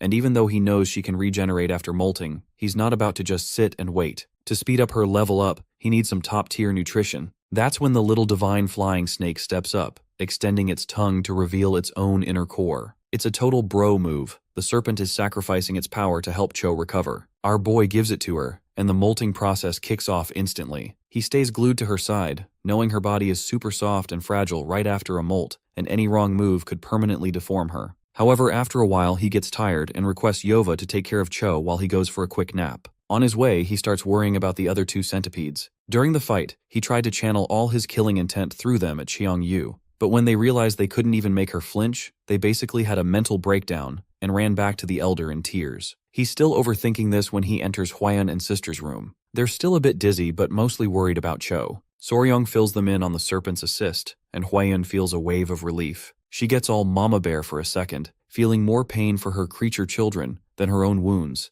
and she vamps up her determination to get stronger so this never happens again. Soryong tries to get her to chill and asks the sister how to win back the 2 crying centipedes. Sister's advice is simple. Just get them some high-quality meat and they'll be fine. Suddenly a visitor pops up at the door, and it's a very pale, weakened Chang. Hwaeun immediately goes on the offensive, thinking he's trying to simp on Sister again by walking into her quarters without a heads up. She shuts him down fast, telling him he needs to respect her space regardless of his feelings. Poor Chang has to awkwardly clear the air, explaining that he wasn't actually there for a date, he was just looking for Soryong. Before he can even get another word out, he literally drops to his knees in front of our boy like he's pleading for his life. Soryong is visibly cringed out by the whole display and tries to get the man to stand up, especially since he's still nursing some nasty injuries. That's when the tea spills when Chang reveals that Jeonbong just confessed her feelings to him, and he's so completely lost that he's basically begging for a manual on how to handle it. Soryong, Sister, and Hwaeun just stand there in a frozen, awkward silence, collectively wondering how a high-tier warrior can be such a noob at basic romance. Meanwhile, back in the medical wing, Jeonbong is absolutely fuming. She's staring at the ceiling,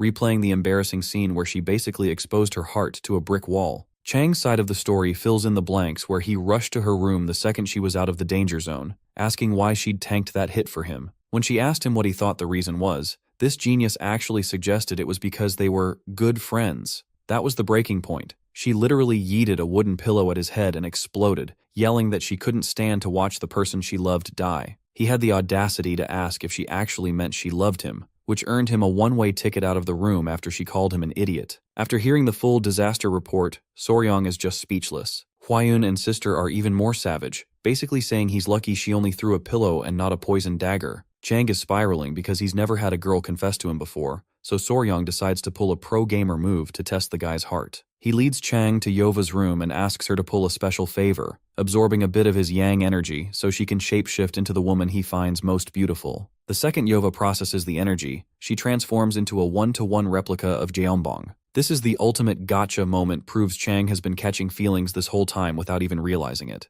Hyped up and finally seeing the light, the guy sprints out of the room screaming her name, leaving Soryong feeling like he just earned a Cupid title. With the romance drama finally sorted, Soryong pivots back to his monster trainer duties. He checks on Cho and sees her molt went perfectly, but it's the size of the shed skin that really blows him away. It's absolutely massive. He remembers Sister mentioning that happy centipedes love high-quality snacks, and he realizes he's holding a goldmine of nutrients. Usually, a centipede would eat its own shell for the proteins and minerals, but since Cho was power-leveled by a divine core, she's already full. This means the empty husk is the perfect premium supplement for the other two centipedes who are still sulking. Soryang orders the skin to be chopped up into bite-sized pieces, ready to turn a bad day into a major feast for his smaller companions. Over at the elder's crib, the two small centipedes are absolutely losing it. They're running wild, knocking over expensive vases and basically treating the place like a mosh pit. The elder is stressed to the max, threatening to yeet them back to Soryang's house if they don't stop the chaos. When the MC finally shows up, he can tell the old man is suffering way more than he's letting on.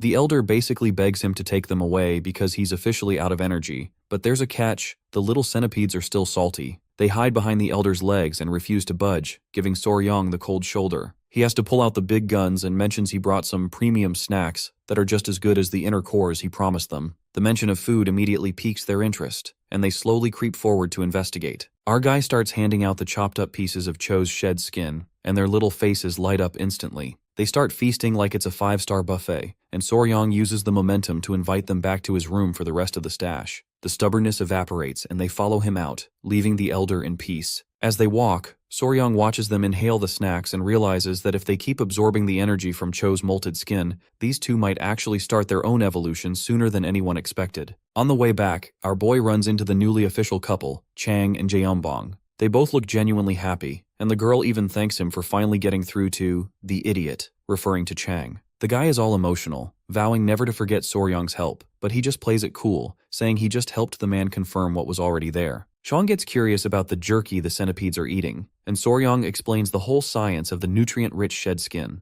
One of the centipedes gets super hyped for more, but the other one suddenly goes completely silent. Soryang gets a bad vibe, and looks back to see Bin glowing with an intense red aura. Before anyone can figure out what's happening, the little centipede just bursts into tears, catching the whole squad off guard. Soryang is standing there totally confused, but Jaeyombong steps in with a reality check. She calls out our boy for having zero sensitivity, explaining that from a girl's perspective, being given your older sister's leftovers feels like being forced to wear hand-me-down clothes. She relates it back to her own childhood of wearing her sister's old gear, and explains that Bin probably feels like Cho is the favorite child. While the other centipede is chill enough to just enjoy the food, Bin is taking it personally and feels like she isn't getting any of Soryang's actual attention. Our boy crouches down in front of her, trying his best to explain that the shed skin is actually high-tier loot packed with energy, but the centipede isn't hearing it. Her little face is a cloud of pure frustration. His attempts to comfort her just make things worse, and the poor centipede eventually hits her limit, bursting into tears and bolting down the hall. Our boy is left standing there totally stunned, watching his little sister disappear while he has zero clue how to fix the vibe.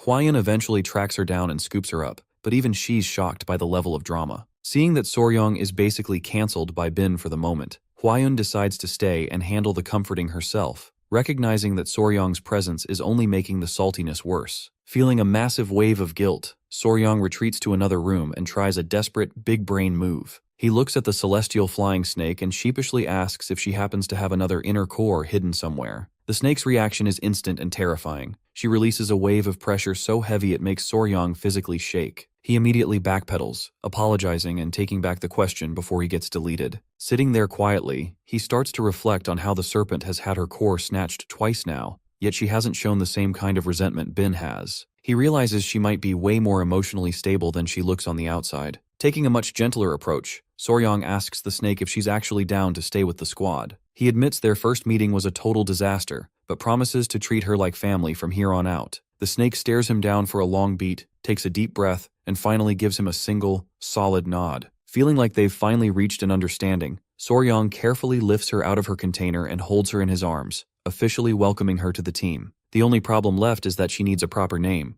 Calling her the Flying Snake all the time is way too formal. He's trying to figure out if she's a boy or a girl, but when he lifts her tail to check, he accidentally triggers her boss mode. She whips him with her tail and sends him flying to the ground, surrounded by literal flames. A dazed Soryang concludes she's definitely a girl, and apologizes while she looks at him with pure irritation. He decides she needs an elegant name to match her emerald mane and settles on Yondu. She gives him a slow nod of approval, looking a bit shy but not rejecting it. Then, remembering that fancy names usually lead to long lives, he adds a little extra heavenly flair to finish it off, officially naming her Cheon Yondu. The next day at the Palace of Beasts, Gyu officially drops his report and apologizes for dumping so many responsibilities on the palace. Since Chang's squad is basically stuck in a high-intensity recovering arc and can't leave yet, Soryong Group takes it upon themselves to pass along the intel left by the Divine Traveler. The stakes are getting pretty high since the Blood Sect and the 5 Venom Sect have officially teamed up, and the Martial Alliance needs to know about that antidote ASAP.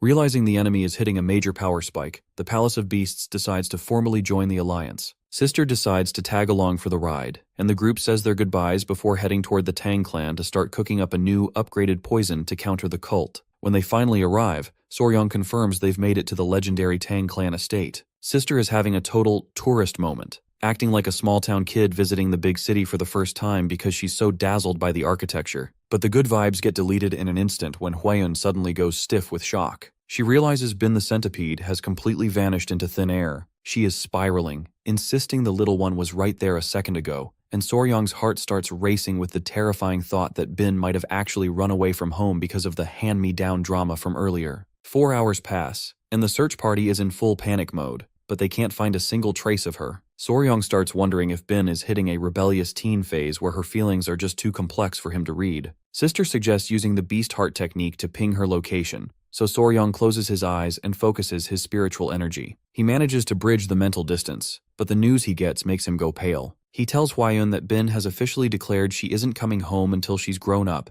and become more beautiful than her big sister Cho. The whole squad is stunned by the little sister rivalry, and even Cho and the remaining ones seem to feel the weight of those heavy words. Meanwhile, way up near the summit of the Tang clan's mountain, Bina is trying to pull off a solo survival mission. She's being surprisingly clever for a tiny creature, but the loneliness eventually hits her like a truck. Memories of Soryong and Huayun come flooding back, and she starts crying so hard she loses her grip on a rock. Her small body plunges down the mountainside, landing right in a pit filled with snakes. Bin is trembling and terrified, but strangely, the snakes start backing away as if she's the one they should be afraid of. Just as she's processing that, a creepy dark purple shape starts twisting in the air in front of her. Bin is too scared to even scream as the mysterious mass moves in, looking like it's about to wrap her up completely. The next morning, the squad drags themselves back to the Tang estate after pulling an all-nighter on the mountain, but they've got zero leads on where Bin went. Sister tries to be the supportive friend, reminding Soryong that even though Bin is tiny, she's actually a low-key tank and can handle herself. Just as they're catching their breath, she spots something weird in the sky. A swarm of golden bees is buzzing around. Soryong gets a major jolt of alarm when he recognizes the golden-haired queen bee. He has no clue why she's flexing her presence here. One bee flies straight at his face like it's trying to land a kiss, and he instinctively swats it away, totally startled by the lack of personal space. After a second to think, Soryong realizes this might be a case of trophallaxis,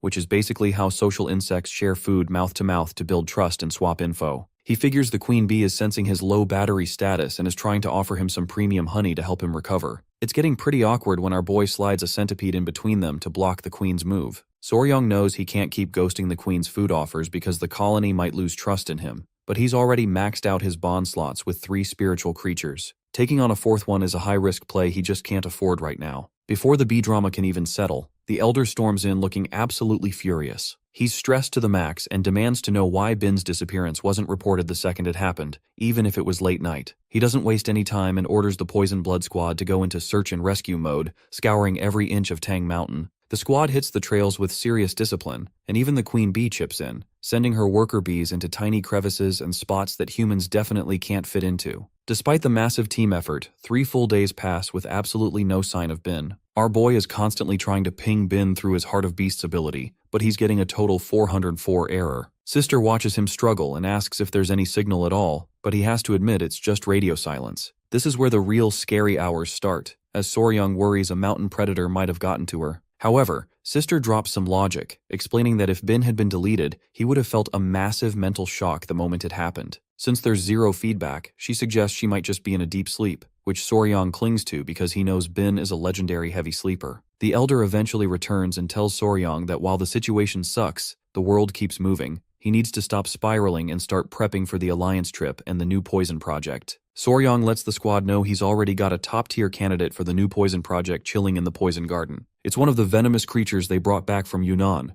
and the extraction team is already on the clock. While yellow bee poison is definitely a heavy hitter, but it's also way more chaotic and harder to keep in check. leaving Soryong low-key nervous about whether the process is actually going smoothly. Over in the garden, a group of Tang clan members is huddled around a large jar, looking pretty sketched out as thick smoke starts curling out of it like it has a mind of its own. Everyone's eyes are wide as the substance starts taking a creepy face shape. The elder shows up just in time to see the show. Soryong confirms this is the beast they caught in Yunnan, and the elder locks in with a sharp gaze. Inside that jar is a mountain viper, one of the most blacklisted snakes on the planet. This thing is responsible for a massive amount of casualties across Southeast Asia because it's aggressive, unpredictable, and can lunge at you without a single warning frame. Pai walks in with the chicken blood Soryong asked for, and they prep a little science experiment. Following Soryong's lead, they add just one tiny drop of the viper's venom to the bowl, and the result is an instant system crash. The blood clots into a solid, thick lump right before their eyes. Our boy breaks down that while lakeside snake's poison acts as a blood thinner that wrecks the body's energy by melting vessels, the viper does the literal opposite. It thickens the blood until everything is blocked, stopping the target's internal energy from flowing at all. Plus, since these snakes give birth to live babies instead of laying eggs, they're way easier to farm, which convinces the elder to send a team back to Yunnan to catch as many as possible. Our boy is just starting to think about how this will wreck his enemies when Huayan comes sprinting in, looking like she's seen a ghost. She reports a total friendly fire situation where one lizard is mid-attack on the other. Soryong and Huayan sprint to the pavilion, where she explains that Binga suddenly went aggro and started biting the other's neck. Soryong takes one look at the situation and immediately de-escalates the panic. He explains to a very confused Huayan that this isn't a death match, it's actually the lizards mating. Even though it looks rough and violent, it's just how nature handles things, and it actually means the lizards are vibing and adjusting well to their new home. Huayan gets all hyped up at the thought of becoming a grandma to a bunch of baby lizards, and Soryong is supportive at first. But then, he goes totally quiet as a big brain realization hits him. Huayan asks what's up, and Soryong hits her with the bad news that because of this sudden lizard romance, he won't be able to leave for the Alliance mission after all. Over at the Elder's place, the vibe gets pretty tense when Soryong drops the news that he's skipping the mission. The old man is low-key fuming, questioning why he is flaking on such a high-stakes task, especially since the clan warriors are already handling the search for Bin. Soryong takes a breather and lays out the facts that his lizards finally mated, and the eggs are due in about 2 weeks to a month. If they hit the road now and the lizards lay their eggs in some random ditch, the whole batch could rot. He is basically choosing lizard dad duties over the mission, and for a second, he's worried he overstepped. Surprisingly, the patriarch's anger completely evaporates and turns into total satisfaction. He's actually impressed because having the poison garden breeding spiritual creatures so quickly is a massive W for the Tang clan's prestige. Even Sister catches the hype, practically begging Soryong for one of the babies like it's a limited edition drop. But the celebration gets cut short when a whistling sound slices through the room and an arrow thuds into the table right in front of Soryong.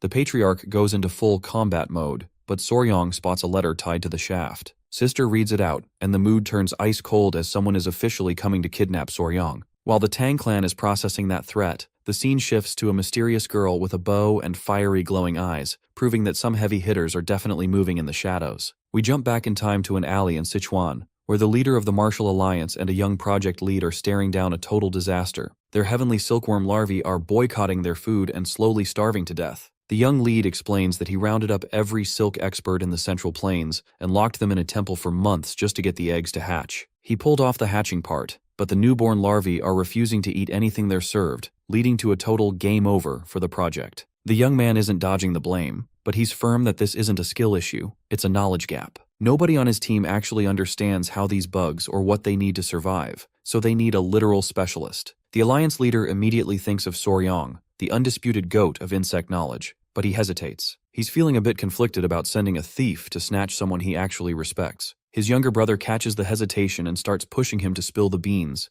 but a girl nearby suddenly pulls their focus away before they can finish the debate. When the conversation picks back up, the leader of the Martial Alliance brings up the silkworm technique and asks if his student is good at it. The young man totally agrees and admits he was a bit skeptical at first just because she was a woman, but those doubts got deleted the second he saw her in action. She's fast, flexible, and has ridiculous talent, so much so that he's convinced she'll eventually surpass him. As the next in line for the Theft Emperor title, she's basically cruising through her training without breaking a sweat. With that settled, the Alliance leader officially gives him the mission to go out and recruit Soryong, the insect goat. He does voice one concern though. If Soryong is tight with one of the 9 great sects or the 7 great families, is this actually a mission she can pull off? The young man is a bit surprised that his brother is overthinking it, but he just brushes it off as good practice for her. The leader isn't as chill about it though, since he knows the ban hammer from those powerful groups can be absolutely brutal if you're caught stealing. Still, the young man stays 100% confident that as a student of the Theft Emperor, there's no way she's getting caught. Seeing that level of confidence, the leader finally stands up and spills the tea on who the insect specialist actually is. He's already imagining how this heist is going to go down,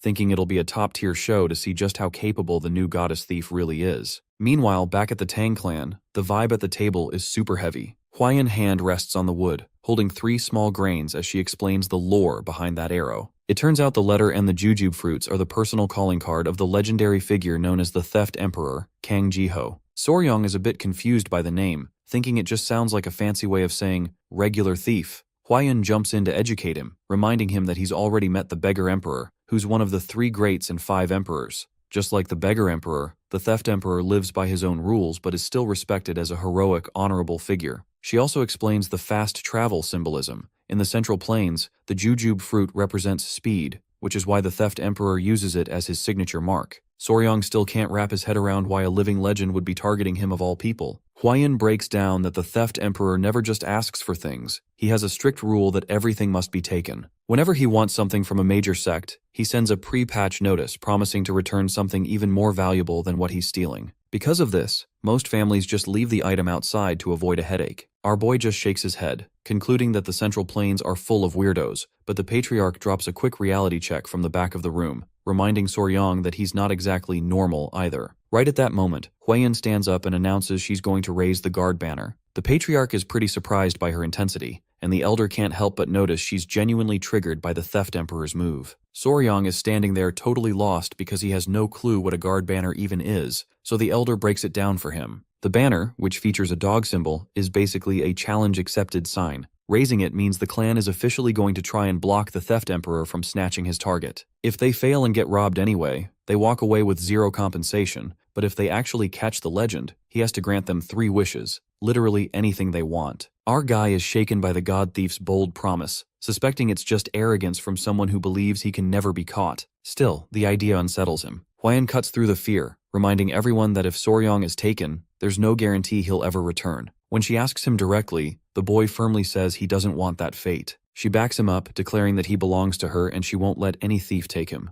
When Soryong questions whether anyone has ever stopped the thief, the elder bluntly replies that if someone had, he wouldn't be a legend. To ease the tension, Huayan suggests they rely on their hidden advantage, venomous spiritual creatures that can't be fooled by trickery. The elder supports the plan, revealing a personal grudge that he once lost to the Theft Emperor and missed his chance to become the Poison Emperor. Determined to settle the score, he raises a guard banner, signaling their intent to confront the thief. Soon, the Tang clan mountain is heavily guarded. Watching from above, the disciple is surprised by their readiness. Recognizing the challenge, she accepts it as her final test. Moving swiftly through the defenses, she sets her sights on the clan, ready to begin her rise as the next Theft Emperor. The girl is feeling herself, thinking she's about to pull off the ultimate heist, when the universe serves her a massive reality check. She suddenly feels her feet snagged by something nearly invisible, and looking down, she sees thin threads wrapped tight around her ankles. It's a web. She slowly looks up and finds herself face to face with a massive centipede that's just sitting there. The shock hits her like a truck, and she's internally screaming at her master for not mentioning that the Tang clan has actual guard monsters on the payroll. In the next blink, the girl is absolutely hauling it through the forest, pushing her cardio to the absolute limit. The Tang clan members are right on her heels, and their voices echoing through the trees make it clear that letting her escape is not an option.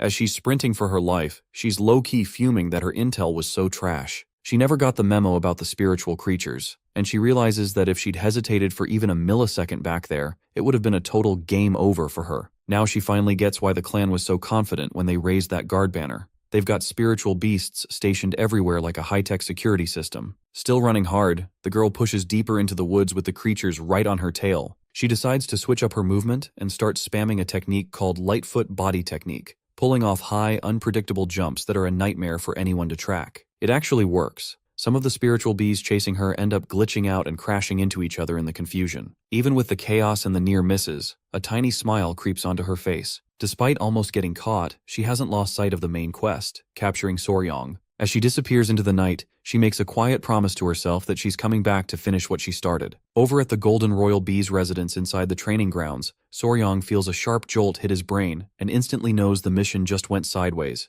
The intruder successfully ghosted them. Huayun is standing there, totally shocked that their top-tier spiritual creatures lost the trail so fast. Our boy explains that based on the intel from Cho, the thief actually spotted the spider silk and used it to realize the entire area was bugged with spiritual guards. Huiyan points out that a pro like this isn't going to just rage quit. She's likely camping nearby waiting for another opening. To keep Soryang safe, she suggests he hide inside the beehive for a bit. Soryang thinks it's a solid plan, gives a polite apology to the bees for the intrusion, and steps into his new buzzing safe house. Once he's inside, Soryang reminds himself of the theft emperor back off once the sun comes up, so he just needs to wait out the clock. With the Tang clan and a whole army of venomous creatures watching his back, he feels pretty confident he's untouchable. The bees start huddling around him in a protective circle, and it's surprisingly cozy. So cozy, in fact, that his young body starts losing the battle against sleep. Before he even realizes it, he drifts off into a deep nap, even drooling a little, while his tiny bee bodyboards stay on high alert. A while later, he jolts awake and tries to act like he wasn't just passed out. Right then, someone shows up at the entrance calling his name, and the bees go into full aggro mode. It turns out to be his sister, who says she finally tracked him down.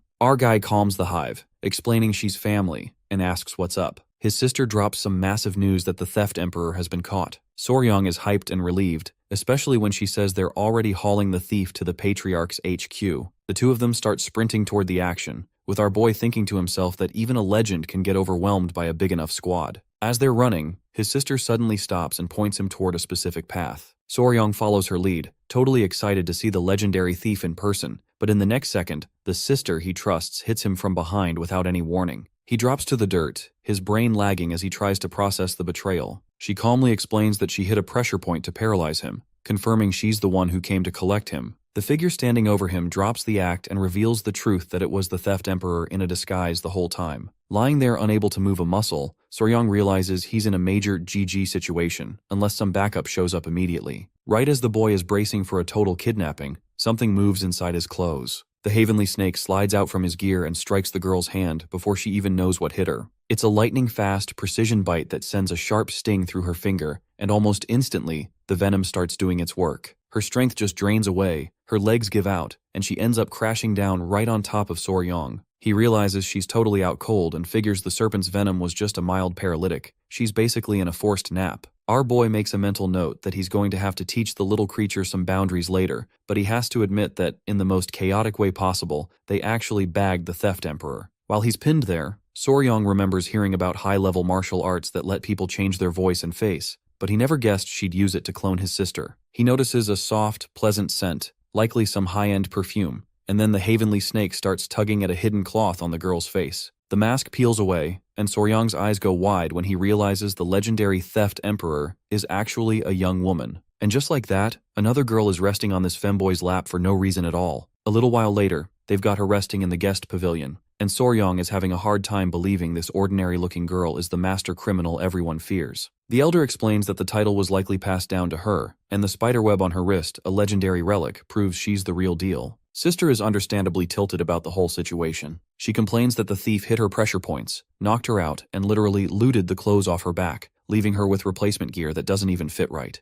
Huayun is curious why the thief picked her outfit specifically, but before they can solve that mystery, Commander Pei bursts in with some news. An unexpected visitor has just spawned at the main gate, and the whole room is wondering who would show up at this hour. Our boy and Huayun hurry to the entrance and find a very familiar face waiting for them, the beggar emperor himself. He's acting super chill, greeting them like old friends and asking how life's been. Soryang asks what brought him all this way, and the emperor explains he moved as soon as he heard the theft emperor's disciple got captured. Then, he looks up into the trees and calls out a lurker, asking how long they plan on staying hidden. A young man named Gal Jihong, the current theft emperor, drops down from the branches, looking a bit awkward as he explains he was just scouting because he felt out of place. The beggar emperor clears up the family tree, explaining that Jihong is his younger brother and had come here with his disciple to handle a task. Instead, the Tang clan ended up catching her. The emperor mentions he was already planning to reward Soryang for a past favor and brought along 3 useful gifts as a thank you. Jihong is caught off guard because he didn't know anything about a reward,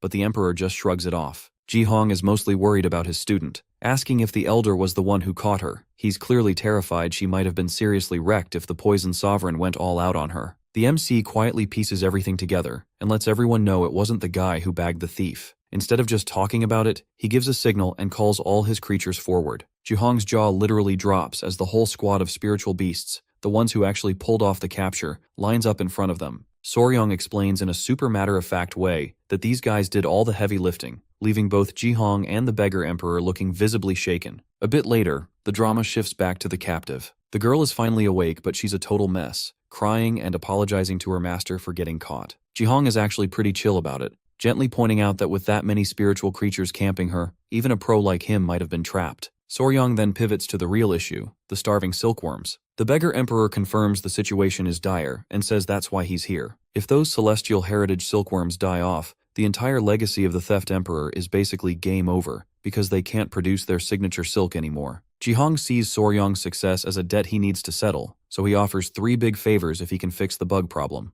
Our boy asks how many eggs are left, and he admits there are only about 3. The boy promises to do his best but drops a massive bomb that he wants to keep all the silk eggs for himself. This absolutely stuns the room. Jihong is immediately on the defensive, asking if Soryong is for real, while the beggar emperor just starts laughing. He's heard his is obsessed with poisonous creatures, but this is a whole new level of bold. Jihong doesn't see the joke, explaining that without those eggs, the whole theft emperor lineage is cooked. Soryong stays dead serious and tells him he's missing a huge piece of the puzzle. He explains that the standard way of getting silk, called sericulture, is pretty brutal. When a silkworm spins its cocoon from the glands under its mouth, the only way to get that high-quality thread out is to drop the cocoon into boiling water. It's a one-and-done deal that kills the creature inside every single time. Jihong says he already knows the boil and stir method, but he's still confused about what he is getting at. Soryong points out the obvious math problem that with only 3 eggs left, trying to harvest silk right now is a total dead end. Even if they get the larvae to eat, they won't get enough silk to matter, and the lineage will still die out.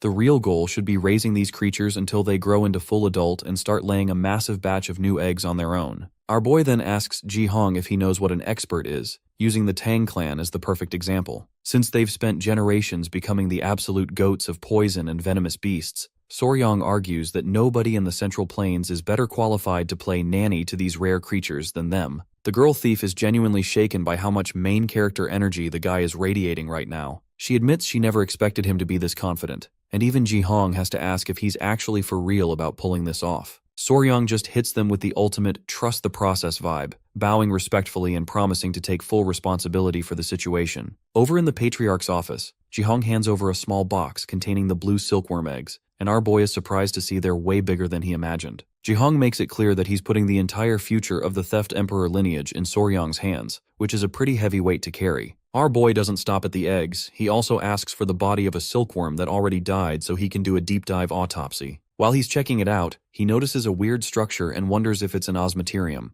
In the bug world, that's a specialized organ some larvae have that pops out to release a nasty smell and scare off predators. While Soryong is nerding out over anatomy, the elder cuts in to whisper that since the theft emperor's letter caused this whole mess, the girl needs to take responsibility and help the squad get to the Martial Alliance headquarters. Jihong is getting a bit impatient and grumbles when Soryong says he still needs more time to study the eggs before promising a miracle. He reminds him that he's the one who got delayed from an important trip to Yunnan because of their heist plans. Once the beggar emperor hears the full story of what went down in Yunnan, he realizes the situation is serious and tells everyone they need to quit stalling and move. Jihong sighs but agrees to get the whole squad to Wuhan in just 3 days, though he hits a snag when Soryong mentions his sister and Huayun are coming along too. Jihong protests that he can't carry 2 extra people at once, especially since his disciple is still too weak to help with the heavy lifting. The argument starts heating up, with his sister making it very clear she has zero interest in being carried by the thief girl anyway. Jihong mentions that if they had some other way to transport people, they'd be golden, and that's when Soryong has a big brain moment. He asks the theft emperor if he knows how to fly a kite, leading to one of the wildest sights the Tang clan has ever seen. The plan is to tie sister to a rope and have Cho, the giant centipede, take her into the air like a human kite. Our MC casually dubs it the giant centipede kite technique. Jihong just stares at the setup, realizing that somehow, against all logic, the transportation problem is solved. Huayun is worried about the creatures back home, but Soryong promises they'll be back before any eggs are laid, and the Havenly snake seems perfectly chill with the temporary long-distance relationship. The real drama before the trip isn't the mission, it's the Yova spider having a total meltdown because it doesn't want to be left behind. Soryong tries to play the cool big brother and promises he'll be back before the spider even realizes he's gone, but the spider isn't buying it. Jihong watches the scene and realizes this clingy bug is going to be a major roadblock. That's when the thief girl steps in with a pro-gamer move. She takes a piece of the string used for the kite and asks Soryong and the spider to reach out. She ties the thread of fate around both their wrists, referencing the legend that two beings connected this way are never truly apart. The spider is low-key charmed by the sentiment and finally stops resisting, letting Soryong head out. 3 days of travel later, the squad finally pulls up to the Martial Alliance. They head straight to the Senior Martial Emperor to drop the patch notes on everything that went down, handing over the letter from the Pavilion Lord. After hearing the full report, the Emperor sums up the damage that almost everyone involved is deleted, and the few survivors are going to need a 3-month cooldown just to recover. One of the guys in the room tries to take the blame for not sending higher-level fighters, but the leader shuts down the finger-pointing. He points out the silver lining that the Tang clan's new poison is a success, and the Beast Palace is back in the game. The main quest now is stopping the enemy's blood path from awakening, and he tells Soryong and Hwayun to go grab some food since they're probably running on empty. Just as they're leaving the hall, someone calls out to Hwayun, catching her totally off guard. It's Jiryong, one of the legendary 5 dragons and 3 phoenixes of Martial. Hwayun introduces Soryong as her fiancé and a member of the Beast Palace. The guy explains he just showed up because he was worried about her team, but Hwayun keeps the details on need-to-know status, while reassuring him they're safe. As Jiryong walks away, our boy feels a weird lag in the vibe, like something is off with the guy, though he can't quite put his finger on what's wrong. Later, during the meal, Ji-hung is trying to get Soryong to try some 10-year-aged wine, but the vibe check is interrupted by a panicked general. The man is completely out of breath and begs Soryong for immediate help, revealing that his nephew Jiryong just collapsed out of nowhere. The news hits the room like a flashbang, and everyone is instantly on high alert. The general isn't 100% sure what happened, but he's convinced that someone just tried to poison tap him.